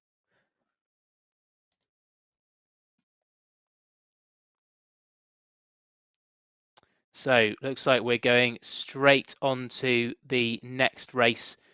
We'll give you an update on the 30-minute coming up soon. But what have we got coming up on the course now, Alex? So just checking my notes, a little bit of a mix we've got coming up here. We've got the Masters 60 to 64 lightweight. This is a 2K race, so much different to what we just saw. So yes, as I say, we've got the Masters 60 to 64 lightweight. We also have the Masters 65 to 69 lightweight, Masters 70 to 74 lightweight, and the Masters 80 to 84 lightweight. So a range of ages, but we'll be back to that 2,000 meter racing now. Yep, so just sitting on the start line here for our 11 or so competitors. Biggest field, definitely the Masters 60 to 64 lightweight men, those 6 yellow boats up at the top. And it is the 60 to 64 lightweights that get out quickest in this one. We can see one of our Finnish competitors, Esko Hippa, in the 70 to 74 lightweight men, is in lane number 13, currently leading by just 1 meter ahead of Michael Hawkins in that 70 to 74 lightweight men's category. But out in the front of the field, it is the Masters 60 to 64 lightweight men, and it's David Jubb of Great Britain currently leading over Emanuele Romoli of Italy and Vianney Coleman from the Netherlands. So a big international field here in this one. Yeah, fantastic having a real international field. Some names we've seen before for sure, returning to these virtual champs, which is great. Just slipping off the back there, David Harrelson, I've just noticed, is from the Lake Casitas Rowing Association. You know, those of you that are in the sport, that's where the 1984 Olympics was held. And one of the seminal books about rowing is a book called Assault on Lake Casitas. So if you haven't checked that one out, I would definitely say check that one out. That is such a great insight into like the single-mindedness needed to be an Olympic gold medalist. Yeah, and if it's based over on the West Coast, as you mentioned earlier, Alex, that's going to be a really early start for him, up at 3 a.m. For this race. And so, currently sitting in 5th position in the Masters 60 to 64 lightweight men, we've got Nick Wright representing our from our title sponsor, asensei, in this heat of the men's 60 to 64 lightweight men, but it's really tight at the front of that one. We got Emanuele Romoli is putting a slightly quicker split than David Jubb and is just moving into the lead, but Vianney Coleman from the Netherlands also pulling a really low split, and we've only got 4 meters separating the top 3 of that men's 60 to 64 lightweight men, and Terry Turner of the USA not far off either. So we've got a really tight race going on there. Yeah, really close racing at the top there. As you say, Emanuele Romoli has just taken that lead. It's just slightly better splits at the moment at 146 compared to 149 and 147, Vianney Coleman. So Vianney Coleman actually putting pressure on to David Jubb as well. It's still really close, 5 meters separating those top 3. We're at past the 800 meter mark now, so they're really in that middle rhythm of this race, looking to get into that, you know, into and through that halfway mark. Just looking down, Esko Hippia, who we can see on our webcam there, still working hard, has got about a 21 meter lead over Michael Hawkins from Great Britain. So an international battle there. Esko Hippia just sitting there, rate 32, 155 splits, looking very consistent there. Looks like he's doing it at home, I would say, but yeah, it's found some good rhythm there. Yeah, and a real mix of sport, sort of different sports that he takes part in: running, walking, swimming, orienteering, and then a bit of rowing as well. But out at the top of the screen is still Emanuele Romoli from Pro Sport Trento in Italy, sitting in front. He's established a bit of a lead, 8 meters now over Vianney Coleman from the Dutch Eindhoven Rowing Association, Beatrix. There's a PB of 7:19. So the sort of splits he's pulling at the moment, if he can stay under a 150 all the way through, then that's going to be looking like a possible PB for Vianney Coleman there in the Masters 60 to 64 lightweight men. Only started erging 2 years ago and only started training for the 2K this year. After having originally started rowing as a collegiate rower back in 1979 and had a 40-year break. So great to see him picking up the sport again in his I'm not being rude in saying so this later half of his life, but it's still Emanuele Romoli with that advantage of 10 meters at the front of the Masters 60 to 64 lightweight men. So yeah, it is close at the top, but what we're going to do now is just take you back over to that 30-minute race that you were seeing about 5 minutes ago.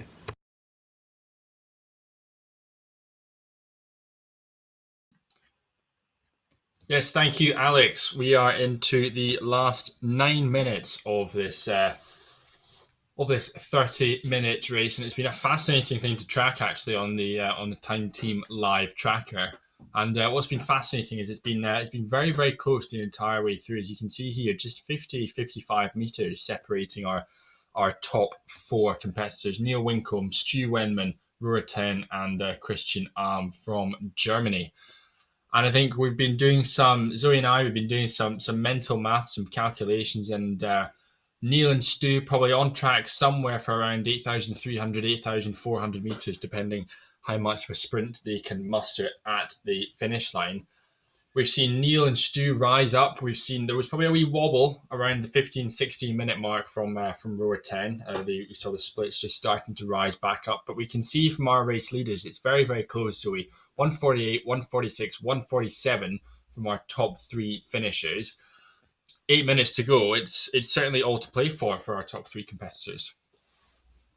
Absolutely, Fergus. And I think you and I will keep tracking this, and we'll keep an eye what goes on in the leaders of this field of the 30 minutes. But for now, I'm going to hand back to the other commentary team who will take you through the other race that's on the track. Thank you, Zoe. So into the last 250 metres, and it's still Emanuele Romoli leading the men's 60-64, but it's tight for that second place between Vianney Coleman and David Jubb. Ian Badcock in front of the Masters 65-69 lightweight men. Esko Hipa down the bottom of your screen leading the men's 70-74, and Aimo Harvela also from Finland leading the 80-84. So yeah, just before we cut over back to the 30-minute race, David Jubb had been overtaken and dropped into third, but is now making a real move. And it was within the meter, but it's now pushed out to 6 meters lead over Vianney Coleman, just coming to that finish line. But it is Emanuele Romoli who will finish first with a 7:05.5, 3 seconds ahead of David Jubb and Vianney Coleman. Those are the three that have placed quickest in that 60-64 lightweight men. Terry Turner from the USA is now just crossing. Reggie Lloyd's approaching the line. There's another close race, though, between Esko Hippia and Michael Howkins. Esko, who we've seen on the screen, just holding off a late charge. Like, the splits are in the favour of Michael Howkins, but is he going to have enough room to catch this up? It's really, really close.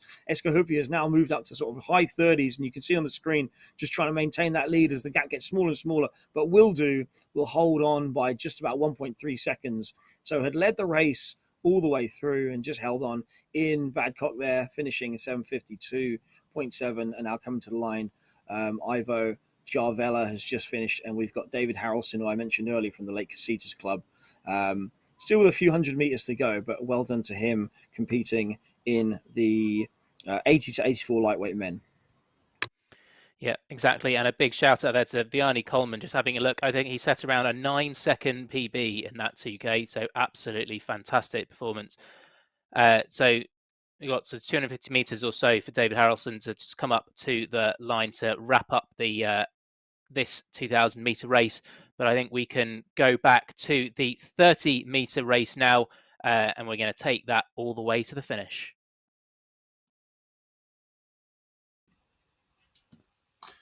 Yes, thank you, Will. We can see there it's starting to spread out a little bit more. Our race leaders going through that 7,000 meter marker. Neil Wincombe, Stu Wenman, and now Christian Arm stretching out ahead of rower 10 there. So Zoe, it's been fascinating tracking these athletes over the past probably 10, 15 minutes or so, seeing how they've attacked this race, and they've stayed fairly consistent with their ratings. No one's fluctuating, and it's all about establishing that rhythm, which they've been very much sticking to. Yeah, absolutely. I think it was really interesting start, and we were talking about rower 10 and setting off in the first 5-10 minutes of the race up at rate 30, rate 31s, 32s actually. And in the 15-minute section, he was there at rate 33. So an interesting tactic, a strong start. If you look at rower 10, he's still there at rate 31, holding on to the front half of the race, or the front pack of the field, really. Interesting how the field have now split. We've got Phil there a few hundred meters behind at rate 22, but holding the lead there, Neil Wincombe at 24, rate 24, Stu at 28. Stu's really worked up through, and I wonder whether this is a second half tactic for him. So in the first half of the race, Stu was outside the top three, and there he is now in second place contention for this race of the 30 meters. So Fergus, as a rower, I think 30 minutes is quite a challenge, quite a challenge for the individual to race. You're on your own. You may have somebody around you in the room now where you're doing this, but as a rower, from your point of view, when you've done 30 minutes and you've done them as a race, how have you approached them? Well, I think as we've alluded to, it's all about establishing a rhythm the whole way through. And I think certainly for these rowers, 10 minutes to go is a really big marker for them. It's the last sort of third, and you're at the point now you switched over from, well, double digits, 10, 11, 12 minutes, to now you're down to 9 minutes, 8 minutes, 7 minutes. So you're counting it down. And then by the time you reach that 7 or 8 minute barrier, then you're thinking in your head, oh, we're getting close to that sort of 2,000 meters to go. It's a distance that I'm used to racing. It's one that you can do it. But I often found that I do a lot of maths in my head to try and occupy myself, because it's a long time just to sit and stare at the screen working out, right, well, I've got 24 and a half minutes to go. I'm going rate 20 as you so often do for a 30-minute test. 24 and a half minutes to go, rate 20. How many strokes is that left for me to go? And just doing maths the whole way through it to figure it out and try and keep me occupied. But I think these guys, they're now approaching, they're less than 2.5 minutes to go now. So they know they're going to finish. They know they're going to finish strong now. And Zoe, I think the question is, what kind of finish do you think we're going to see from Stu Wenman here? Because he's sitting 3 pips higher, but he's not really making much progress on Neil Wincomb's lead at the moment. No, he's not. And for anybody that's new to watching virtual championships, the little number, so 12 is the lane that he's in, but the 31, the 28 meters that you see after him, that's the distance between Stu and the person in front. So that's Neil just ahead of him, and he will see that on his screen.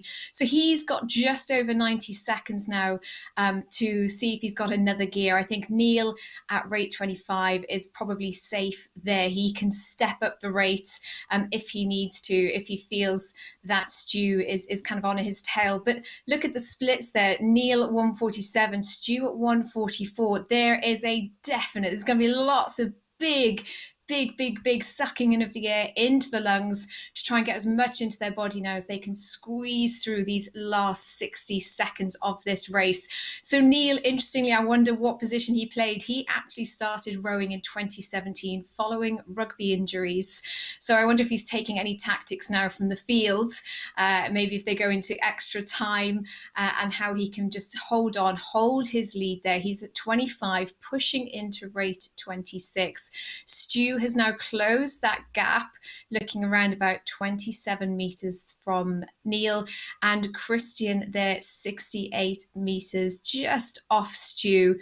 So we come into the last 30 seconds, Fergus. How do you think they're feeling? Well, I think it's certainly going to be hurting, and it's certainly looking set for Neil to provisionally win. But I think it's worth name checking. We've mentioned Christian Alm, Phil Saxon all the way down rower 10 there. Taco Lutzema, James Kennedy, rower 7, Dennis Norton Rabi, another one of our Brazilians, Anthony Downs, rower 9, Edson Piera Ache Jr. from Brazil, another Brazilian, Aidan Gray and Jennifer Furman. Of course, this is the men's and the women's 30-minute event. And coming up to the line, we've got 6 or 7 seconds left to go. It's been a fantastic performance from Neil the whole way through, crushed it, 30 strokes a minute all the way through, and a really strong effort from him. And I think, as we've alluded to right at the beginning of this, Zoe, it's unique, this 30-minute, because everyone finishes at the exact same time. It's all about how far you can go, and it's Neil Wincombe who has provisionally gone the furthest, 8,495 meters ahead of the average field. A really strong performance there from him. And Jack, it's great to see these 30 minutes coming in and being a part of this virtual championships, a different style of racing. Yeah, absolutely. First time that we've had the 30 minutes at the British Rowing Virtual Championships, or indeed raced pretty much anywhere at a regatta. So great to see the competition there and to have people all over the world racing together in that event. And I don't know about you, Zoe, but that felt a lot closer than I was expecting. Just 30 meters separating Neil and Stu at the front end of that half hour. Yeah, absolutely. And Fergus and I were discussing whilst we were tracking the race, what we were predicting the final meterage was going to be. And generally a club rower, you aim for the 30-minute 8K club. So you think most people will be around there, 1 or 2 meters either side, but they really were spread through the field. But the top 4, very, very close. I wasn't expecting as close in the top 4. Really impressive. So Fergus and Zoe, you've both rowed at various times of your life. Some of you are a little bit more active now. What was the best half hour that you did when you used to train? That's a very good question, Jack. I'm just putting it all into the Concept 2 calculator at the moment. So I managed to nip under the 150 barrier, which I was very chuffed with at school. So whatever that was, I think again just getting over that 8,000 barrier, as Zoe alluded to, was always a good thing that we're aiming to do at school. But quite glad I'm not doing them anymore. And what about you, Zoe? What do you think would be your PB on a half hour? I could definitely cox a good half hour. No, I cox. I think I would do half hours rate 20, but I very much deleted those records from my mind. I think I was doing them just to keep fit and enjoy. And actually, one of the things, going back to what you were saying, everybody finishes at the same time, whether you were a Cox master or you're an Olympic level athlete, you start and finish at the same time. So when you're rowing, either in your gym, the box, or down at your club, the 30 minutes is a great session for everybody to do together. So I'd love to say, yeah, I'm sure I could get over 6,000 meters in 30 minutes, but it was more coxing for me. Well, absolutely. But I think you hit the nail on the head there, that the 30-minute row was really a club exercise. It's something that is quite hard to do on your own. It's a long distance to go. It's a long time rowing on a machine. It's a lot of thinking in your head. So it really does make a difference to have the squad around you if you're doing it in a training session, or indeed if you're here at the British Rowing Virtual Championships, to see people all over the world taking part at the same time. And that, I suppose, is reflected in those fantastic scores we're seeing out of Neil and Stu there, right up at the front end of this half hour. So Zoe, you'll be with us again later on this afternoon for the second half hour. We've got one coming up this afternoon. I think it's around 3:30. So we look forward to another one of those. Fergus, you'll be joining us for some more racing later on today as well. So thank you very much for both of you for covering off that race. We're going to go to a couple of videos now as we wait for our next super sprint that's due to start. Oh, actually, I've got Will and Alex joining me, so it looks like we're very close to that super sprint. Who have we got in this next race, Will? Yes, it should be another fantastic race here in the men's 100 meters, with a fantastic race in the women's, and this should be, if anything, even quicker. I'm gonna let Alex take this one, as I hogged the last one, but we've got a really competitive field here, and some people that should be looking to set some really quick times. So over to you, Alex. Yeah, so we've got the stop rowing up on the screen. We want the fan wheels to stop moving, the flywheels stop moving. Such a range here. We've got Australia, New Zealand, USA, Canada, Norway, Germany, Switzerland, Pakistan, Italy, the Faroe Islands, Malta. We've got people that have rowed under 23 for Britain. We've got some that are CrossFitters, some in their gym. Someone's going to be out of their garage in New Zealand, apparently, indoor rowing clubs. Such a variety here. Had to say that really quick, because if this race had started, it would have finished by now. But it's going to be explosive. It's going to be quick. We're going to see high rates again, and I'll do my best to try. Oh, here we go. Ready. Keep you up to date with what's going on.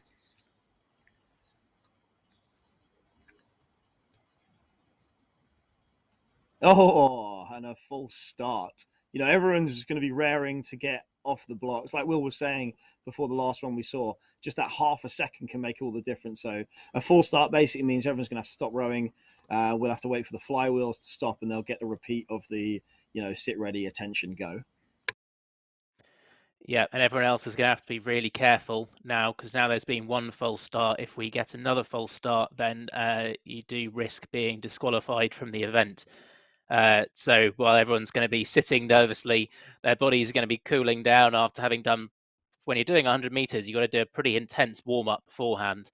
And so everyone's going to be sitting there, probably maybe just trying to just keep rowing a little bit, just trying to keep the body moving. But there'll be a lot of tension as they're waiting to get underway.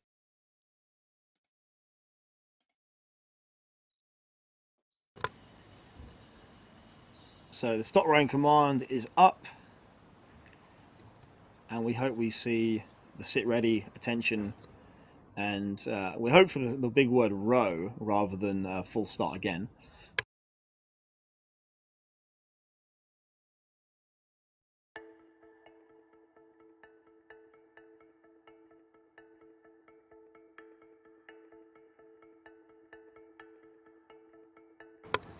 So yeah, I'm sure, the nerves would have been high the first time. They're just going to be as high again. You want to be tapping into that adrenaline. So we're just going to be waiting for those flywheels to all stop, so everyone has an even start. from a static machine.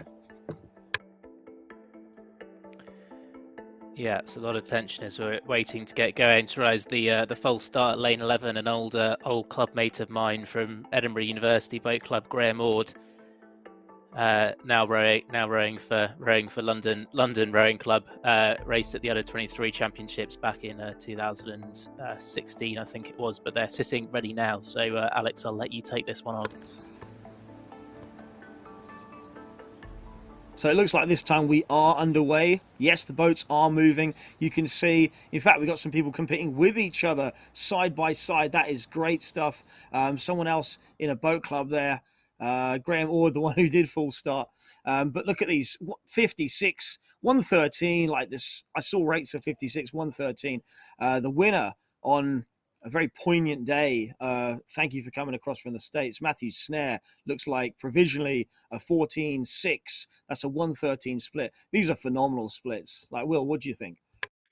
Oh yeah, that was mad. I was looking at Matthew's splits there, and I saw he had a good couple of strokes where he was down at 105, which is yeah, I couldn't even think of getting the split that low even when I was actually competing. So that was really impressive performance there from all our athletes there in the men's 100 meters. We will aim to get all the results verified and up on the British Rowing website about 30 minutes or so after racing. So if you do want to go and review any of those times afterwards, then that's the place to go. Especially as we didn't give you a huge amount of time to take in all the sort of 30 or so athletes that were competing in that men's 100 meters super sprint. So I think that is it for the men's 100 meters for today. We're shortly going to be going back to some of those age group 2,000 meter races with the lightweight men's 30, 50, and 55 categories starting in just a couple of minutes' time. But it was really great experience seeing those 100-meter races included here for the first time, Alex. Yeah, great stuff. And 10-something is a fantastic split, and hopefully we're now going to hear from one of those athletes now with Jack.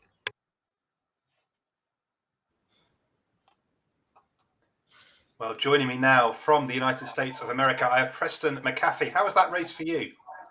It was very good. That was a great way to start the day. It was over quick. Absolutely. So a lot of good holds, really good event. 100 meters being so short and sharp, what was your plan going into the race for how you were going to attack it? Were you going for short strokes, or were you trying to start at front stops and get a big one in to start off the race? For me, I was just making sure I kept my back straight and just primarily just use legs and kick the cadence up as high as I could into the mid-50s. So, yeah, and just get back and use the legs as often as possible. So tell us, you're involved in indoor rowing now, and you've come to join us at the British Rowing Virtual Championships. But what got you started in the sport? I actually started in the late 80s. I found an indoor rower at a local gym, one of the Model Bs, of course, then at that time. So I started many years ago compared to most. So I've been doing it actually for a pretty long time. The virtual races over the last 12 months have been very nice. Really excited that the British Indoor was virtual. So it's a chance to participate against a lot of people that otherwise you would never get to meet. You can talk to social media, but you're never allowed to connect. So that part is very nice. Yes. Absolutely. Well, we're delighted to have you joining us from all the way over in the United States. But you also, I'm sure, bringing out some jealousy in some of the competitors, had someone racing alongside you. So who was that behind you we could see? I did. That was actually Matt Snare, who got the low time of the race. He broke the handle with 4 pulls left and pulled one-handed to finish off the race. So we're going to have to go back to the old school wooden handle for him, I believe. Yeah. My, a broken handle in the sprints there. Well, thank you very much for joining us, Preston. We're now going to pass on to our next race. So we're going to go back to Will and Alex. Alex, what have we got up next?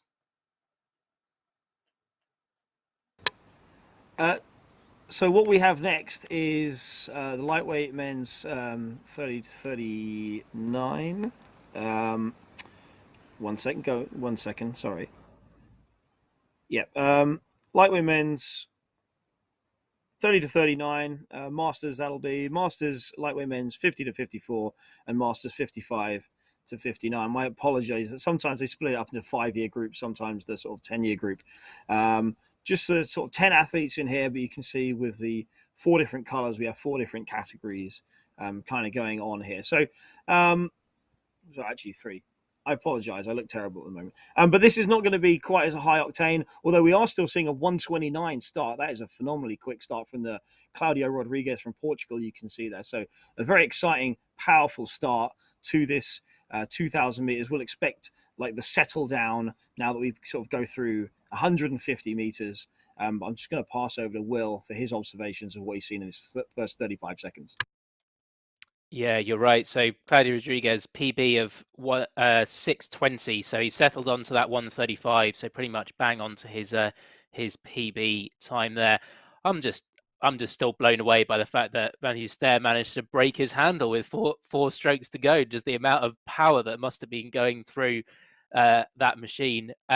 Also, just want to give a quick shout out to the last 2,000 meter race. We have a couple of provisional British championship records for Emanuele Romoli and Ian Badcock in those last 2 events in the 55 to 59 and 60 to 64 categories. But back over to this one, so we got Claudio Rodriguez has opened up a massive 40-meter advantage in the 30 to 39 category. In 50 to 54, really tight there, where we've got Chris Newbury, Mark Elliott and Paul Morton with just 11 meters separating them.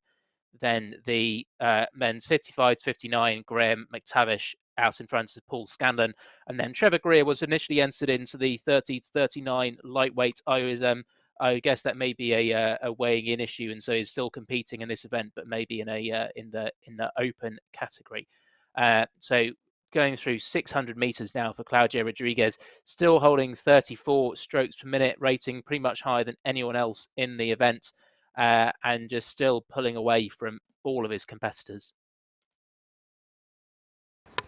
Yeah, so Claudio Rodriguez, like you said, a 6:20 PB. That's a 1:35 average. Probably just on pace for it at the moment, given the really rapid start, but would want to find probably 1 or 2 on the split if he's looking to pull another PB. I would say the other thing to look out for here, Mark Elliott, Chris Newbury, in the 50 to 54 lightweight, literally a battle from the opposite sides of the world. They're 2 meters apart in terms of on these ergs and in this race. I mean, they are thousands of miles apart in terms of distance. So it's great to have a race that's this close with competitors that are so far apart from each other. Yeah, and tight between all 3, and we're actually seeing Paul Morton, he's sitting in 3rd position in that event. He has the quickest PB of the 3, and is going to try and negative split this race and go quicker in the second half and close down that 17-meter gap. Chris Newbury of Free Spirit started rowing in 2015, PB of 7:26, just sitting 7 meters behind. But Mark Elliott, PB of 7:18, so 3 seconds slower than Paul Morton. But currently looking pretty strong, coming up towards that 1,000-meter marker, just holding that really solid sort of 1:48. Don't think I've seen him move too far away from that. So confirmation that Trevor Greer down the bottom in the whites, that's as we suspected, didn't make weight, as all that our lightweight athletes have to do. So is competing sort of time only in this event. Not sure if his time will then sort of go into the 30 to 39 open weight timings. We'll see that later. But Claudio Rodriguez slipped slightly down to 1:38 or so from those sort of 1:35s that looked like he was trying to settle onto that kind of PB pace, but looking really, really strong. Yeah, so all of our competitors now in the second half of their races. It is quite close between Stephen Gamma from the USA, Graham McTavish and Trevor Greer. Those are probably the closest race we've got at the moment. They are in different categories, but it will help push them along because Stephen Gamma doesn't have much to chase within his own category, being over 100 meters behind at the moment, because Claudio Rodriguez is still on that pace, still sitting at rate 35. Splits have come back down towards 137. They had been up at 138 and 136. So you can see he's actually gone into the last 500, has made a bit of a move there, and I suspect there'll be a secondary move that comes as well. Graham McTavish, Steve Gamma, and Trevor Greer pulling very similar splits. And that race between Mark Elliott, Paul Morton, and Chris Newbury, that's 30 meters. They're about to get to their last 500. So that, if you look at their split, that means they've got about 1 minute 50 left as they cross through there. Yeah, Mark Elliott is looking like he's on for a solid PB here. PB currently of 7:18. So that would be an average split of 149.5. And currently, the way he's going, has been going around 148 pretty much the whole way down. Just as I say, that drops into the 147s. So it could be on for a really strong time there by Mark Elliott in this event. Don't think the champ record for this event 6:43, so I think it's going to be pretty tough to try and challenge that. But as in front, Claudio Rodriguez, he's taking that split back down, now down to 134. So sort of seeing a bit of a kind of bell curve effort here from Claudio Rodriguez. Fast at the start, they've dropped off a fair bit in the middle to that kind of middle race pace, and then taking it right back down at the end again. Yeah, so 6:20 was his PB. Coming up to that line, we're about to cross through 6:20 there, so it looks like he'll be just outside, but very close to it. But certainly the class of the field here, finishing at 6:25.7, an excellent performance there. Approaching the line next, like we said, there was quite a close race between Stephen Gamma, Graham McTavish, and Trevor Greer. Looks like Graham McTavish is out in front of that little race here for sort of the second within these boats we can see, the 10 we can see. Those guys are in their final sprints. 140s, we're saying 155. So a really good effort from those guys. And does look like Mark Elliott is going to hold on to that in the 50 to 54 lightweight. So the rower on the other side of the earth from where we are looks like he's going to claim victory in that race between himself, Chris, and Paul. Yeah, and I'm just checking my my fact sheet now. I think we have to wait for the official confirmation, but I think Claudio Rodriguez has set a championship record by 0.1 of a second. 6:25.8 is the previous time. And then, as we mentioned, Mark Elliott, huge PB for him to win that men's 50 to 54 lightweight men, 7:12. So taking a whole 6 seconds off his PB, which is a massive chunk. Graham McTavish crossing the line first in the green event. That's the Masters 55 to 59 lightweight men, with Paul Scanlon just coming in behind. Trevor Greer, who was in the 30 to 39, but didn't make weight. A pretty strong time of 7:03.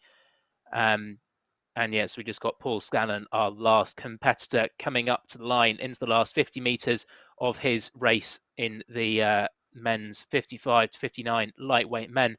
So fantastic performances there from all of our lightweight athletes. And as we wrap that race, I'll pass you back over to Jack.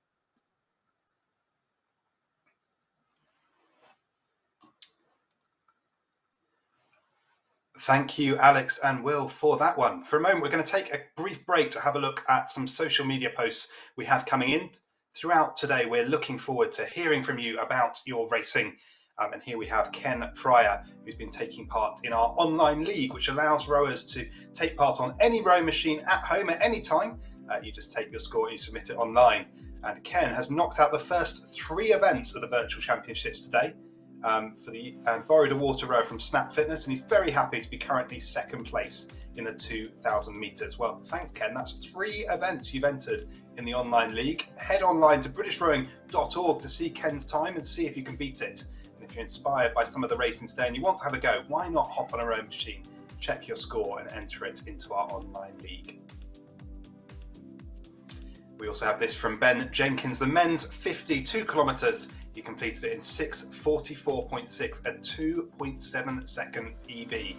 Fantastic, Ben. 5th place, and he's very happy with that. This rowing lark is good for you. I'm now over 6 stone, 40 kilograms lighter than this time last year, and far fitter. He's got a 500 metre race later. So well done, Ben. We look forward to seeing you in the 500 metres, and then maybe again in Brick in December. And here we've got a post from Duffy Oz. Woot woot, faster than I thought, under the 7.5 target, thanks to awesome David Vanders, who I imagine is their coach. Perhaps quote is true. Thank you, Mr. V, coach extraordinaire, and energy stuff as well. Certainly didn't expect to come first. What a bonus. Well done, Duffy Oz. But I believe we have some results to bring to you as well from some of our earlier races today. So here we go. This is the result for the Masters 40 to 49 men's 2,000 metres. Antonio Zonta took the bronze at a time of 6:18.6. About a second faster was Sean Gibbs, who took silver. It was Michael Marsh who took gold in a time of 6 minutes 14 dead. In the Masters 60 to 64 women's 2,000 metres, Sally Miller completed the course in 9 minutes and 4.5 seconds to claim a gold medal.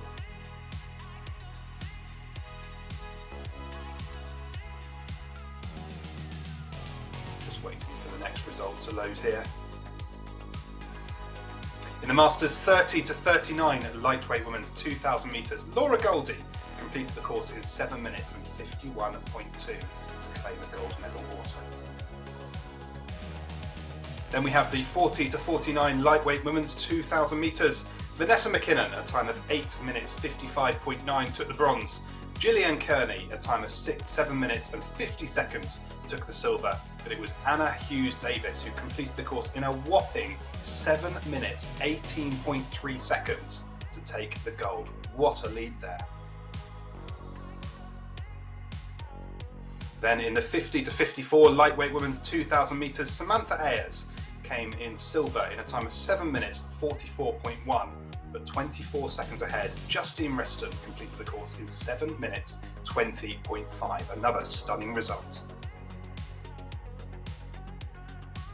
Here we have the 55 to 59 lightweight women, and it was Mandy Calvert who completed the course in 7 minutes 50.5 to claim her gold medal.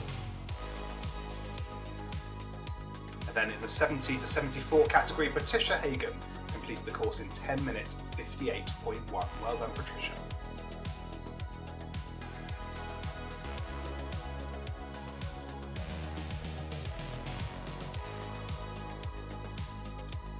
Don't have a result for the 80 to 84. We're just looking to see if we've got more to bring you, but I think that might be all the results. No, we've got the super sprints. The women's 100 metres just come through, and we've got a tie here for silver between Fiona Gaffley and Lisa Marlan, a time of 17.7, but it was Var Garunta Hansen who completed the course in 16.5 seconds to take the gold. So that was the last result we have to bring you now. Thank you for joining us at the British Rowing Virtual Championships 2021. Lots more racing due to come, and the next race is due to set off very shortly, so I will hand you back to Will and Alex. Alex, what have we got up next? So a little bit more straightforward in that we only have one category. It's the Masters 40 to 49 lightweight men. We, again, as ever, and it's great to see, have a variety of nations being represented here. We have Great Britain, the United States, we have the Ukraine, Poland, the Netherlands, Ireland, and Canada. So a real mix. Again, it's a 2,000 meter race. We saw some fine splits there. I saw some 129s, a lot of these athletes in the 130s, some high rates as well. So everyone's just getting out off the line really strongly. I did notice in the notes, we have a bit of a variety. We have some swimmers, steeplechasers, some of these just to keep fit. Others just started doing some rowing for sort of charity work. So a lot of different motivations for being here as well.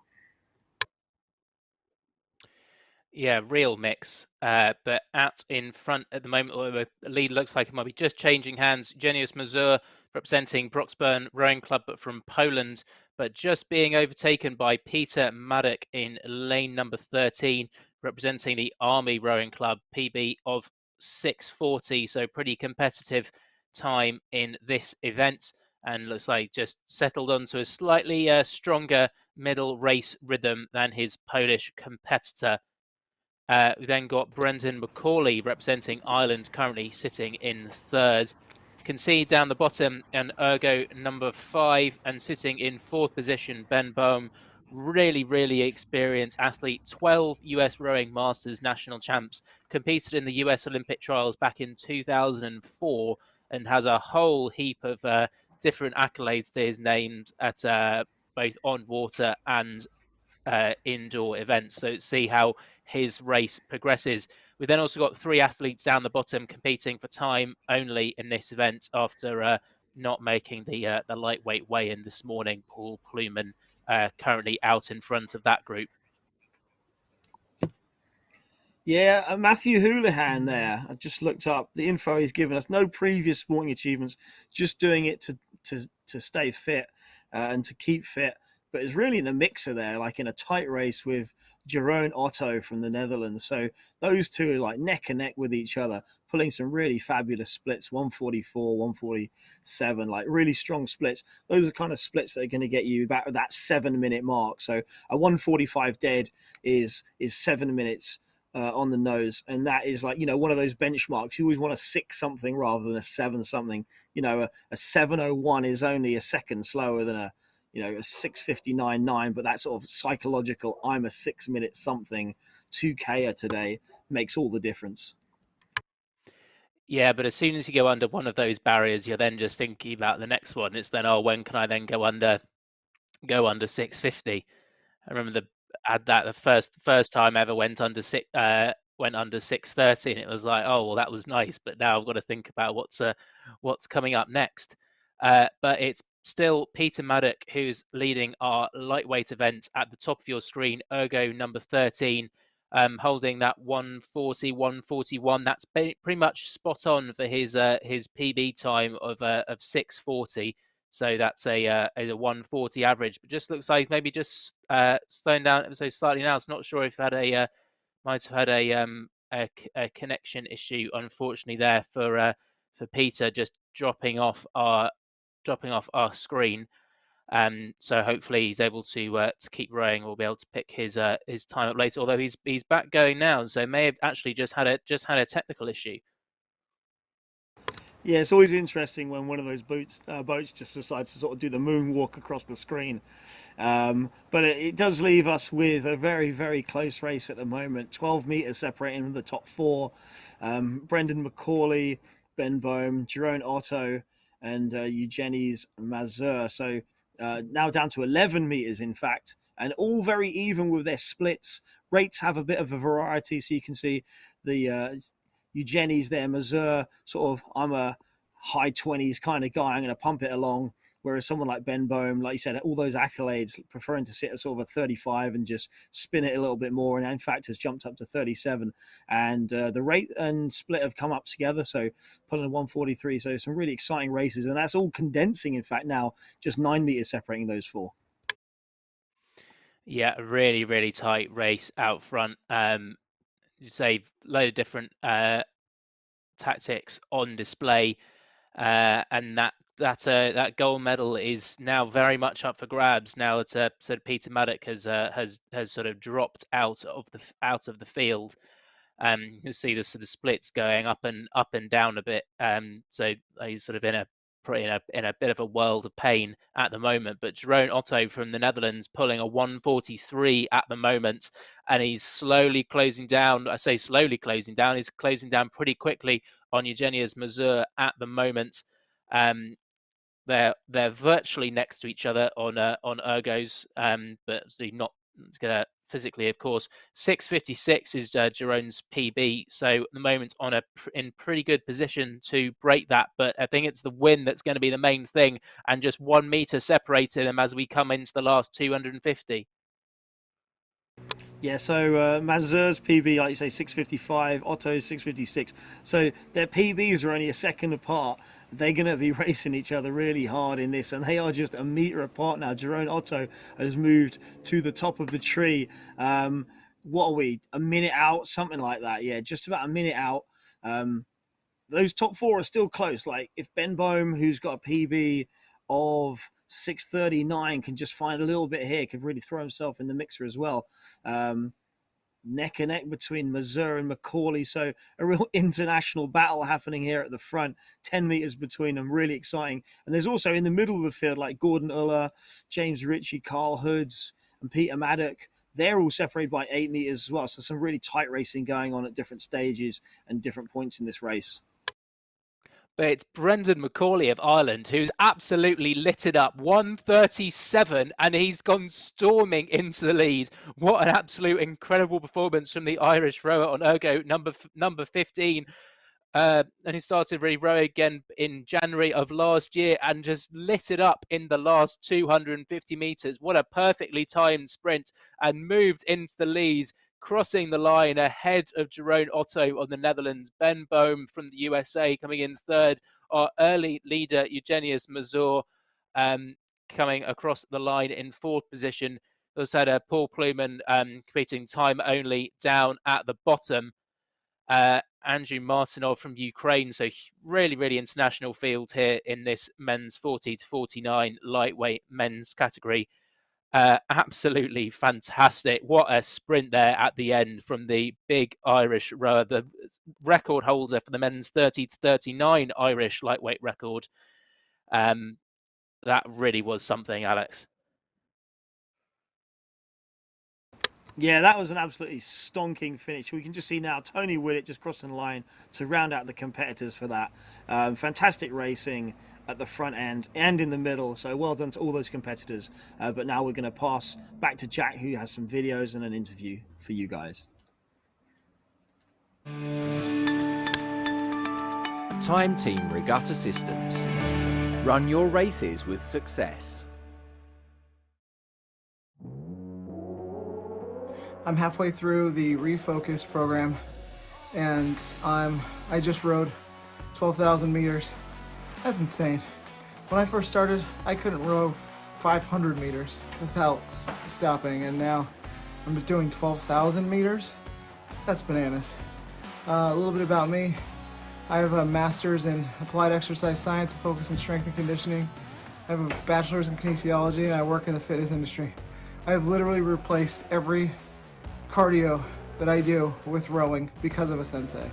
It's program based. It goes progressively overloading, meaning you're not just taking class and class and class and just kind of running in one place.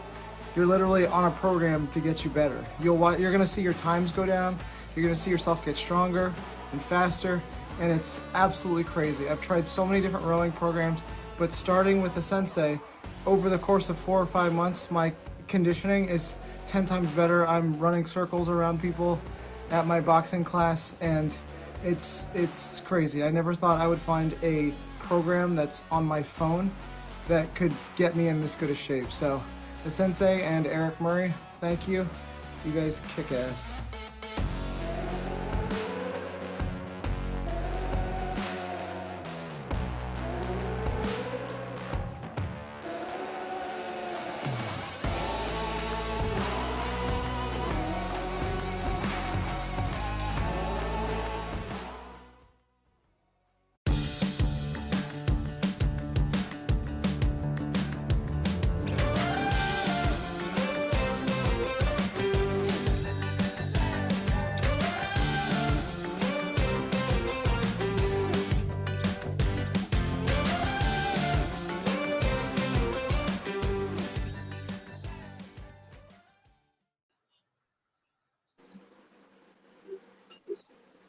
Well, welcome back to the British Rowing Virtual Championships 2021. I have with me Ben Bohm from the USA. How was your race, Ben? It was okay. I'm in head race training right now, so not really tuned up for 2K. I was just hoping to get under 7, and I did. So I was happy with that. Man, looking at the results, it was close for the 2nd through 4th. So I was trying to get through those guys, but they had pretty good sprints and held me off. But it was a good time. Absolutely. So you mentioned you were trying to get under 7. What was your plan going into the race? Were you trying to get faster over the course of the distance, or did you have a race plan for the different stages of the 2K? So not so much a plan as normal. So I haven't done 2K on the erg in a while, so I kind of wanted to feel it out in the first 1,000, and not quite redline it, and then just go from the 1,000 on, just kind of step it down every 30 strokes or so. Absolutely. And now I understand you've been rowing since 1995, but if I read your notes correctly, you were first off a water rower and you've got more into indoor rowing recently. What got you into doing indoor rowing? Well, so I have been doing indoor rowing for quite a long time, but I've gotten, when it's not been a long time, but when COVID hit, like people started hosting virtual championships, and I was trying to figure out like what could I do to make the best of this time. So every time I heard about an online erg race, I entered it. So I did over 20 last year. I think today is my 30th race this year already. And it's just something fun to do that I wouldn't normally do. I wouldn't normally race in the British Championships from Oklahoma in the United States. So I just think it's a lot of fun. Yeah, we're delighted to have you. We've had over 1,000 competitors entered in the weekend from 32 countries worldwide. So it's great to have you joining us. Now, I understand you've done the Scottish, you've done the Irish, you've now done the British Indoor Championships online. What is the next event you've got in your calendar? I've got I think I've got a couple. I've got like a local race next week. Actually, the next event is I'm hosting a virtual regatta tomorrow. A very small, like kind of one for my club in Ohio. So I guess that's my next one tomorrow. It's the Charlie Doyle Memorial Regatta. It's in memory of a friend of ours. Well, there you go. Indoor rowing never stops. Thank you very much for joining us, Ben. We're delighted to have you all the way from the USA here at the British Rowing Virtual Championships. And if stories like this from Ben inspire you to get involved in indoor rowing, you can do that right now, this weekend, with our online league. Anyone can hop onto a rowing machine at their local gym, or if you've got one at home as well, see what you can do with your time. We've got distances from 100 meters all the way up to a half-hour row. You just finish your time, take a photo, and you can upload it to our online league to see how you compare. So if you want to give it a go, that's the best way to do it. But thank you very much, Ben. We're going to look ahead to our next race. So we'll pass back to our commentators.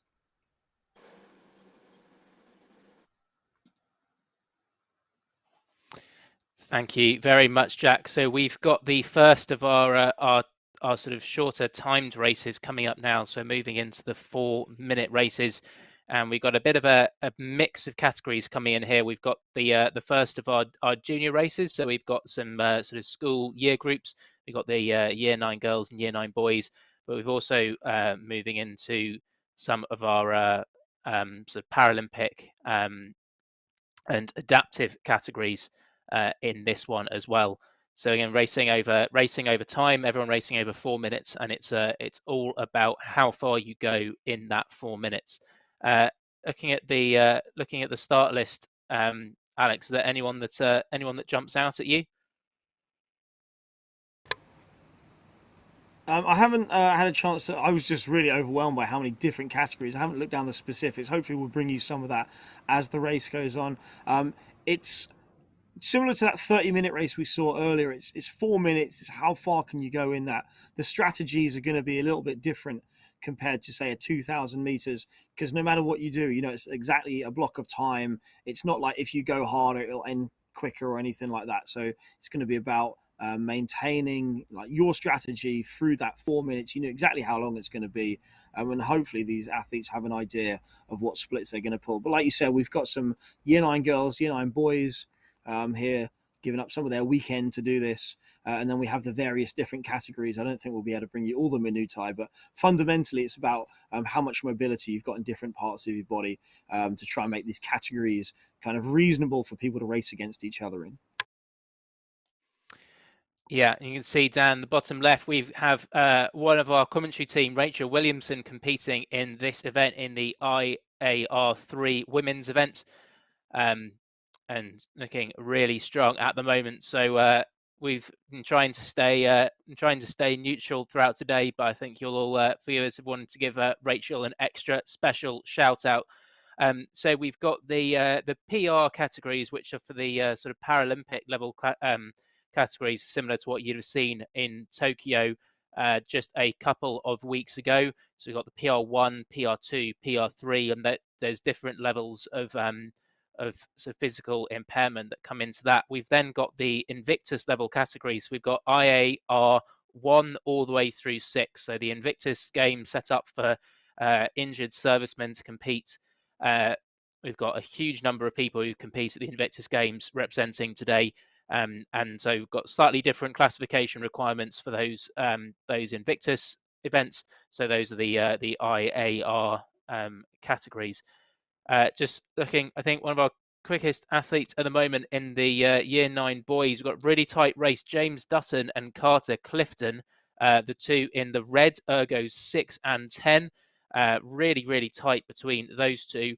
Also down the bottom right of your screen in the green, so that's the IAR 6 men's, and we've got Maxime Belsard and Mark Perkins, just 2 meters separating them at the moment. But with so many athletes across a variety of abilities here, there's racing going on all over the board, Alex.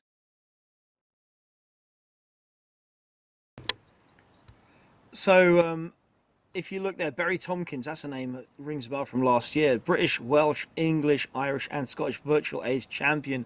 But is under pressure from Maria Giulia Costaglio, who just started rowing in December 2020, so less than a year ago, and has now completed a Learn to Row at Gloucester Rowing Club. So has really enjoyed this sport in the last 9 months or so, and is doing really, really well. Strong splits as they go into their last minute. So all these athletes, like we said, are going to take 4 minutes to do this. We got a little bit of separation there in those different categories that Will had mentioned. Rachel doing well in her category as well, just with a lead over Ruth Freeman from the USA. But I say our closest races, like you say, between Maxime Belsard and Mark Perkins, that's a close race there. James Dutton, Carter Clifton, close race. It looks like Maria Giulia Constagliola just a little bit out ahead of Barry Tompkins as well. Yeah, also some tight in the women's PR3. Valentina's got over Lucy Holt. I think if I remember, Lucy was one of the winners that event last year. Into the last 20 seconds now, so everyone's gonna finish all at the same time. So we'll have to kind of pick up the pieces, work out who is where. We've got Maria Giulia Costagliola leading the Year 9 girls over Barry Tompkins and Amy Clark. James Dutton over Carter Clifton and Joel Veal in the Year 9 boys. As we come over the line there, so we sort of lose our helpful boat colours on the way with that one, but some really fantastic racing. And so when you've got that timed race, you can really sort of get a really defined race plan, because when you're going by time, you can right, I know exactly at this second I'm gonna make this move, and we have a really well-timed race plan out in that one, and we're going to have many more of those timed races coming up as we move into some of our other year group junior year group races. Yeah, and as much as racing against others is great, you're always racing against yourself as well. So congratulations to all those competitors there competing really hard in the virtual champs this year. But we're going to send over to a couple more videos before we bring you the next race. Time Team Regatta Systems, the timing partner of many events worldwide. Hi, I'm Rory. After buying an Apple Watch last November and generally being unhappy with the state of my fitness, I started to lose weight and get a little bit fitter by walking. After a few months, I reached a point where walking was no longer going to get me any fitter.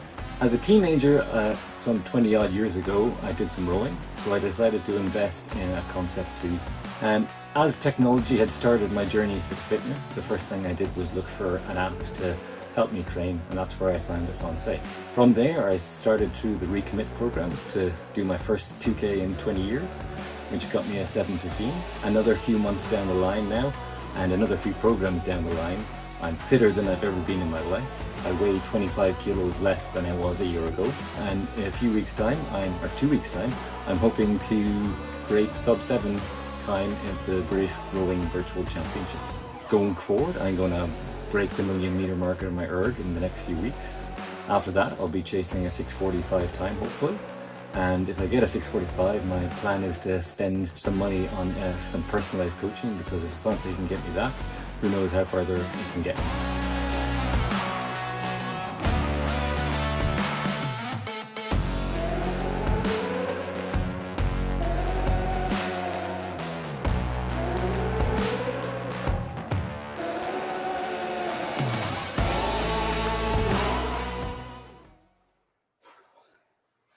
Welcome back to the British Rowing Virtual Championships 2021. I'm joined by Rachel Williamson, who is a member of our commentary team, but is also the team captain for the UK at the Invictus Games in 2022 and has just won the IAR 3 Women's 4 minutes. How was your race, Rachel? Were you enjoying some friendly competition there with Ruth Freeway? Enjoying, I'm not entirely sure, but I'm actually really pleased. I did not expect that meterage at all. I was aiming over 900 and I thought I just wanted to finish it, to be honest. It's not my favourite event, but I must love it because I enter it every year. But it was good, yeah. Fantastic. Well, I'm glad you enjoyed your race. Did you have a race plan going into that? I have one. Whether I followed it or not is a different thing, but I just wanted to try and keep a pace going, and I've not done much prep. So I just wanted to sort of try and keep that pace and finish it, to be honest. But actually, I've done much better than I expected, very close to my PB.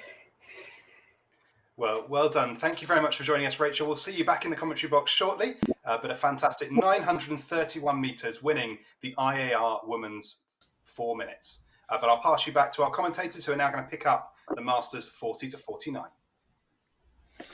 Thanks, Jack, and good afternoon. And a very well done to Rachel, actually. She will be joining the commentary team in about 90 minutes, so a quick turnover for her. So this race on your screen now is the Masters Women, age 40 to 49, 2,000 metre race. So they are off to a flying start. You can see the distance tick down in the top of your screen there, just coming into the first 250 metres of this race.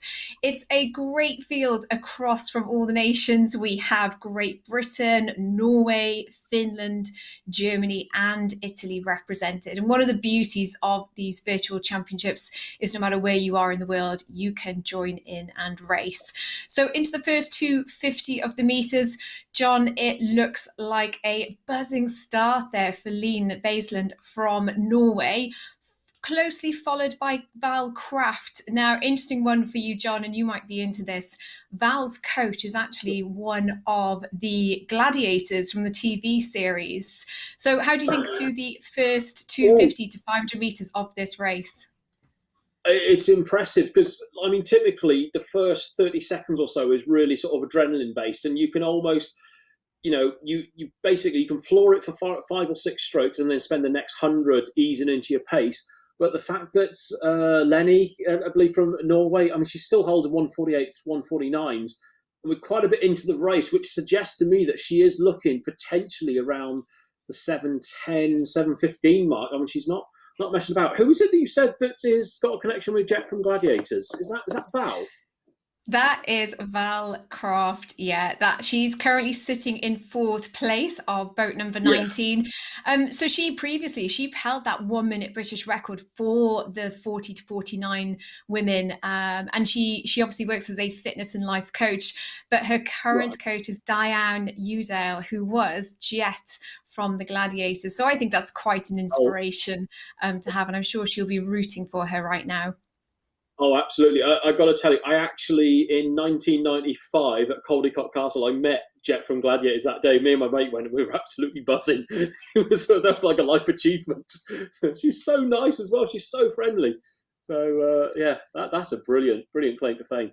She's doing a good pace as well. I mean, 31 strokes a minute, that's pretty much the sort of range you want to be in, 151s, 153s. And she's hanging on to that leading pack as well. So she's doing very, very well. Yeah, exactly. Now, in 2nd place, there we have Catherine King from Hereford Rowing Club, just battling it out there, just a few meters between them, between 2nd and 3rd. Currently, we've got Megan Johnston there in 3rd place, racing for or representing Great Britain today.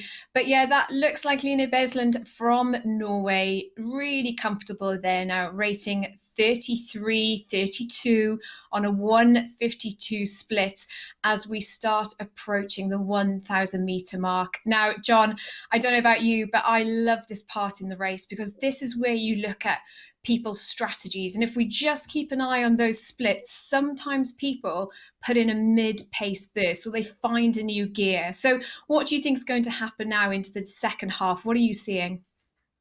Yeah, well, I mean, they seem to have stabilised. I mean, Megan and Catherine, for instance, have stabilised around 150, 151. In fact, even Lenny has as well. It's sometimes, because you've obviously, I don't know if they've got heart monitors on, but if they keep an eye on the heart rate, you're at 1,000 metres. If you go just a fraction too hard at this stage, you could really blow up in the last 500. But sometimes just a slight, I mean, we're talking like a half a second on the split, just pulling back a little bit could be the difference between still ploughing through in the last 500 or completely falling off a cliff. And I've experienced both in the past, and the one when you fall off a cliff, it's not a nice feeling. No, not at all. But we are wishing everybody well now as they come into the last 750 metres of this 2,000 metre Masters Women age 40 to 49 2K race. So last minute and a half, let's say maybe 2 minutes into the last 500 metres, Lena Besland from Norway has been leading from the offset and has a comfortable lead there over Catherine King and Megan Johnson, who are battling it out there for that second place in this race. Interestingly, Catherine at rate 32, Megan there just stepping up from the high 29, high 20s into rate 30. And I think she's putting the challenge on now. Those two, oh, there we go. Megan has just flipped in front of Catherine. She is now sitting there in second place. John, obviously everybody is at home racing either in their clubs, in their gyms, in the box, or in their living room. And what can they see on the screen? Why do you think Megan just made that move? Okay, yeah, what happens is that on the lower half of your monitor when you're rowing, in these, whereas it's different in the gym, you just see your own time and that's it. But in these races, you will see the person either in front and behind you, and then who the leader is. So take Megan, for instance. In her monitor, she'll know that Lenny is 40 metres ahead of her, and she'll know that Catherine is just behind her as well. So she'll see those three names. In contrast, because Lenny is leading, she's only going to see the person in second place. So all she knows, according to her monitor, she knows that Megan is 40 metres down on her, and that's it. So if she's got this, if she's got the red racing screen in front of her, maybe on a tablet or something, she might be able to look at that as well. But on the monitor, it's literally, if you're in the lead, it's just yourself and the person behind. But if you're in second place or lower, you will see the person in front and behind you. Got it. So the last 250 metres of this 2,000 metre race, about 90 or so seconds to go. And as we take a look through the field now, I love this part of the race because people really do find that extra gear. They dig deep into their motivation, why they want to win this, what splits they're looking to aim for. And you really see the rates build up. So if we take a little look through the field, we have got Heather Ritchie there pumping through on a rate 32. And then we have Louise Johnson at 35, Geraldine Cohen-Smith, 34s, Pamela Walker at 36. This is really punching now into the final few metres of this 2,000 metre race. So that looks like Lena Besland from Norway coming over the line first. And just to remind you that results are provisional and they will be confirmed later on. So keep an eye on the social media. But that's, oh, look at that, Megan Johnson there and Val. Now Val was sitting. Oof. God, that was close. Goodness me. It flipped back and forth, didn't it? Right on the line. It did. So I think obviously provisional. So let's see. They are 151.3, 151.5. So Val, some sneaky little sprint there in the background by the looks of it, and just pipping Catherine out of third place. A really impressive run from all these women today in the 40 to 49 category. So Bryony Jones there, just finishing through, Fiona Gaffney and Rebecca Lovely. And then we have our German entrant today, Kirsty Dixon there in a 1:59.9 into her final section of that race. So John, what's interesting, Zoe, is that, yeah, if you look at the sprint rates, some of them, Pamela is literally, she was kicking up to 41 to 43 strokes a minute at the end. That's where the extra power can sort of come from, because naturally, if you're kicking from like rate 30 up to about rate 40, more often than not, the splits are going to drop, by a decent amount, and that's part of the way that they managed to find the the extra gear, as it were, in the last couple of hundred. Yeah, absolutely. And we're looking there at Paola from Italy, from Pro Sport Trento in Italy, and she started rowing in 2016. So it is absolutely fantastic to see people represented from all over.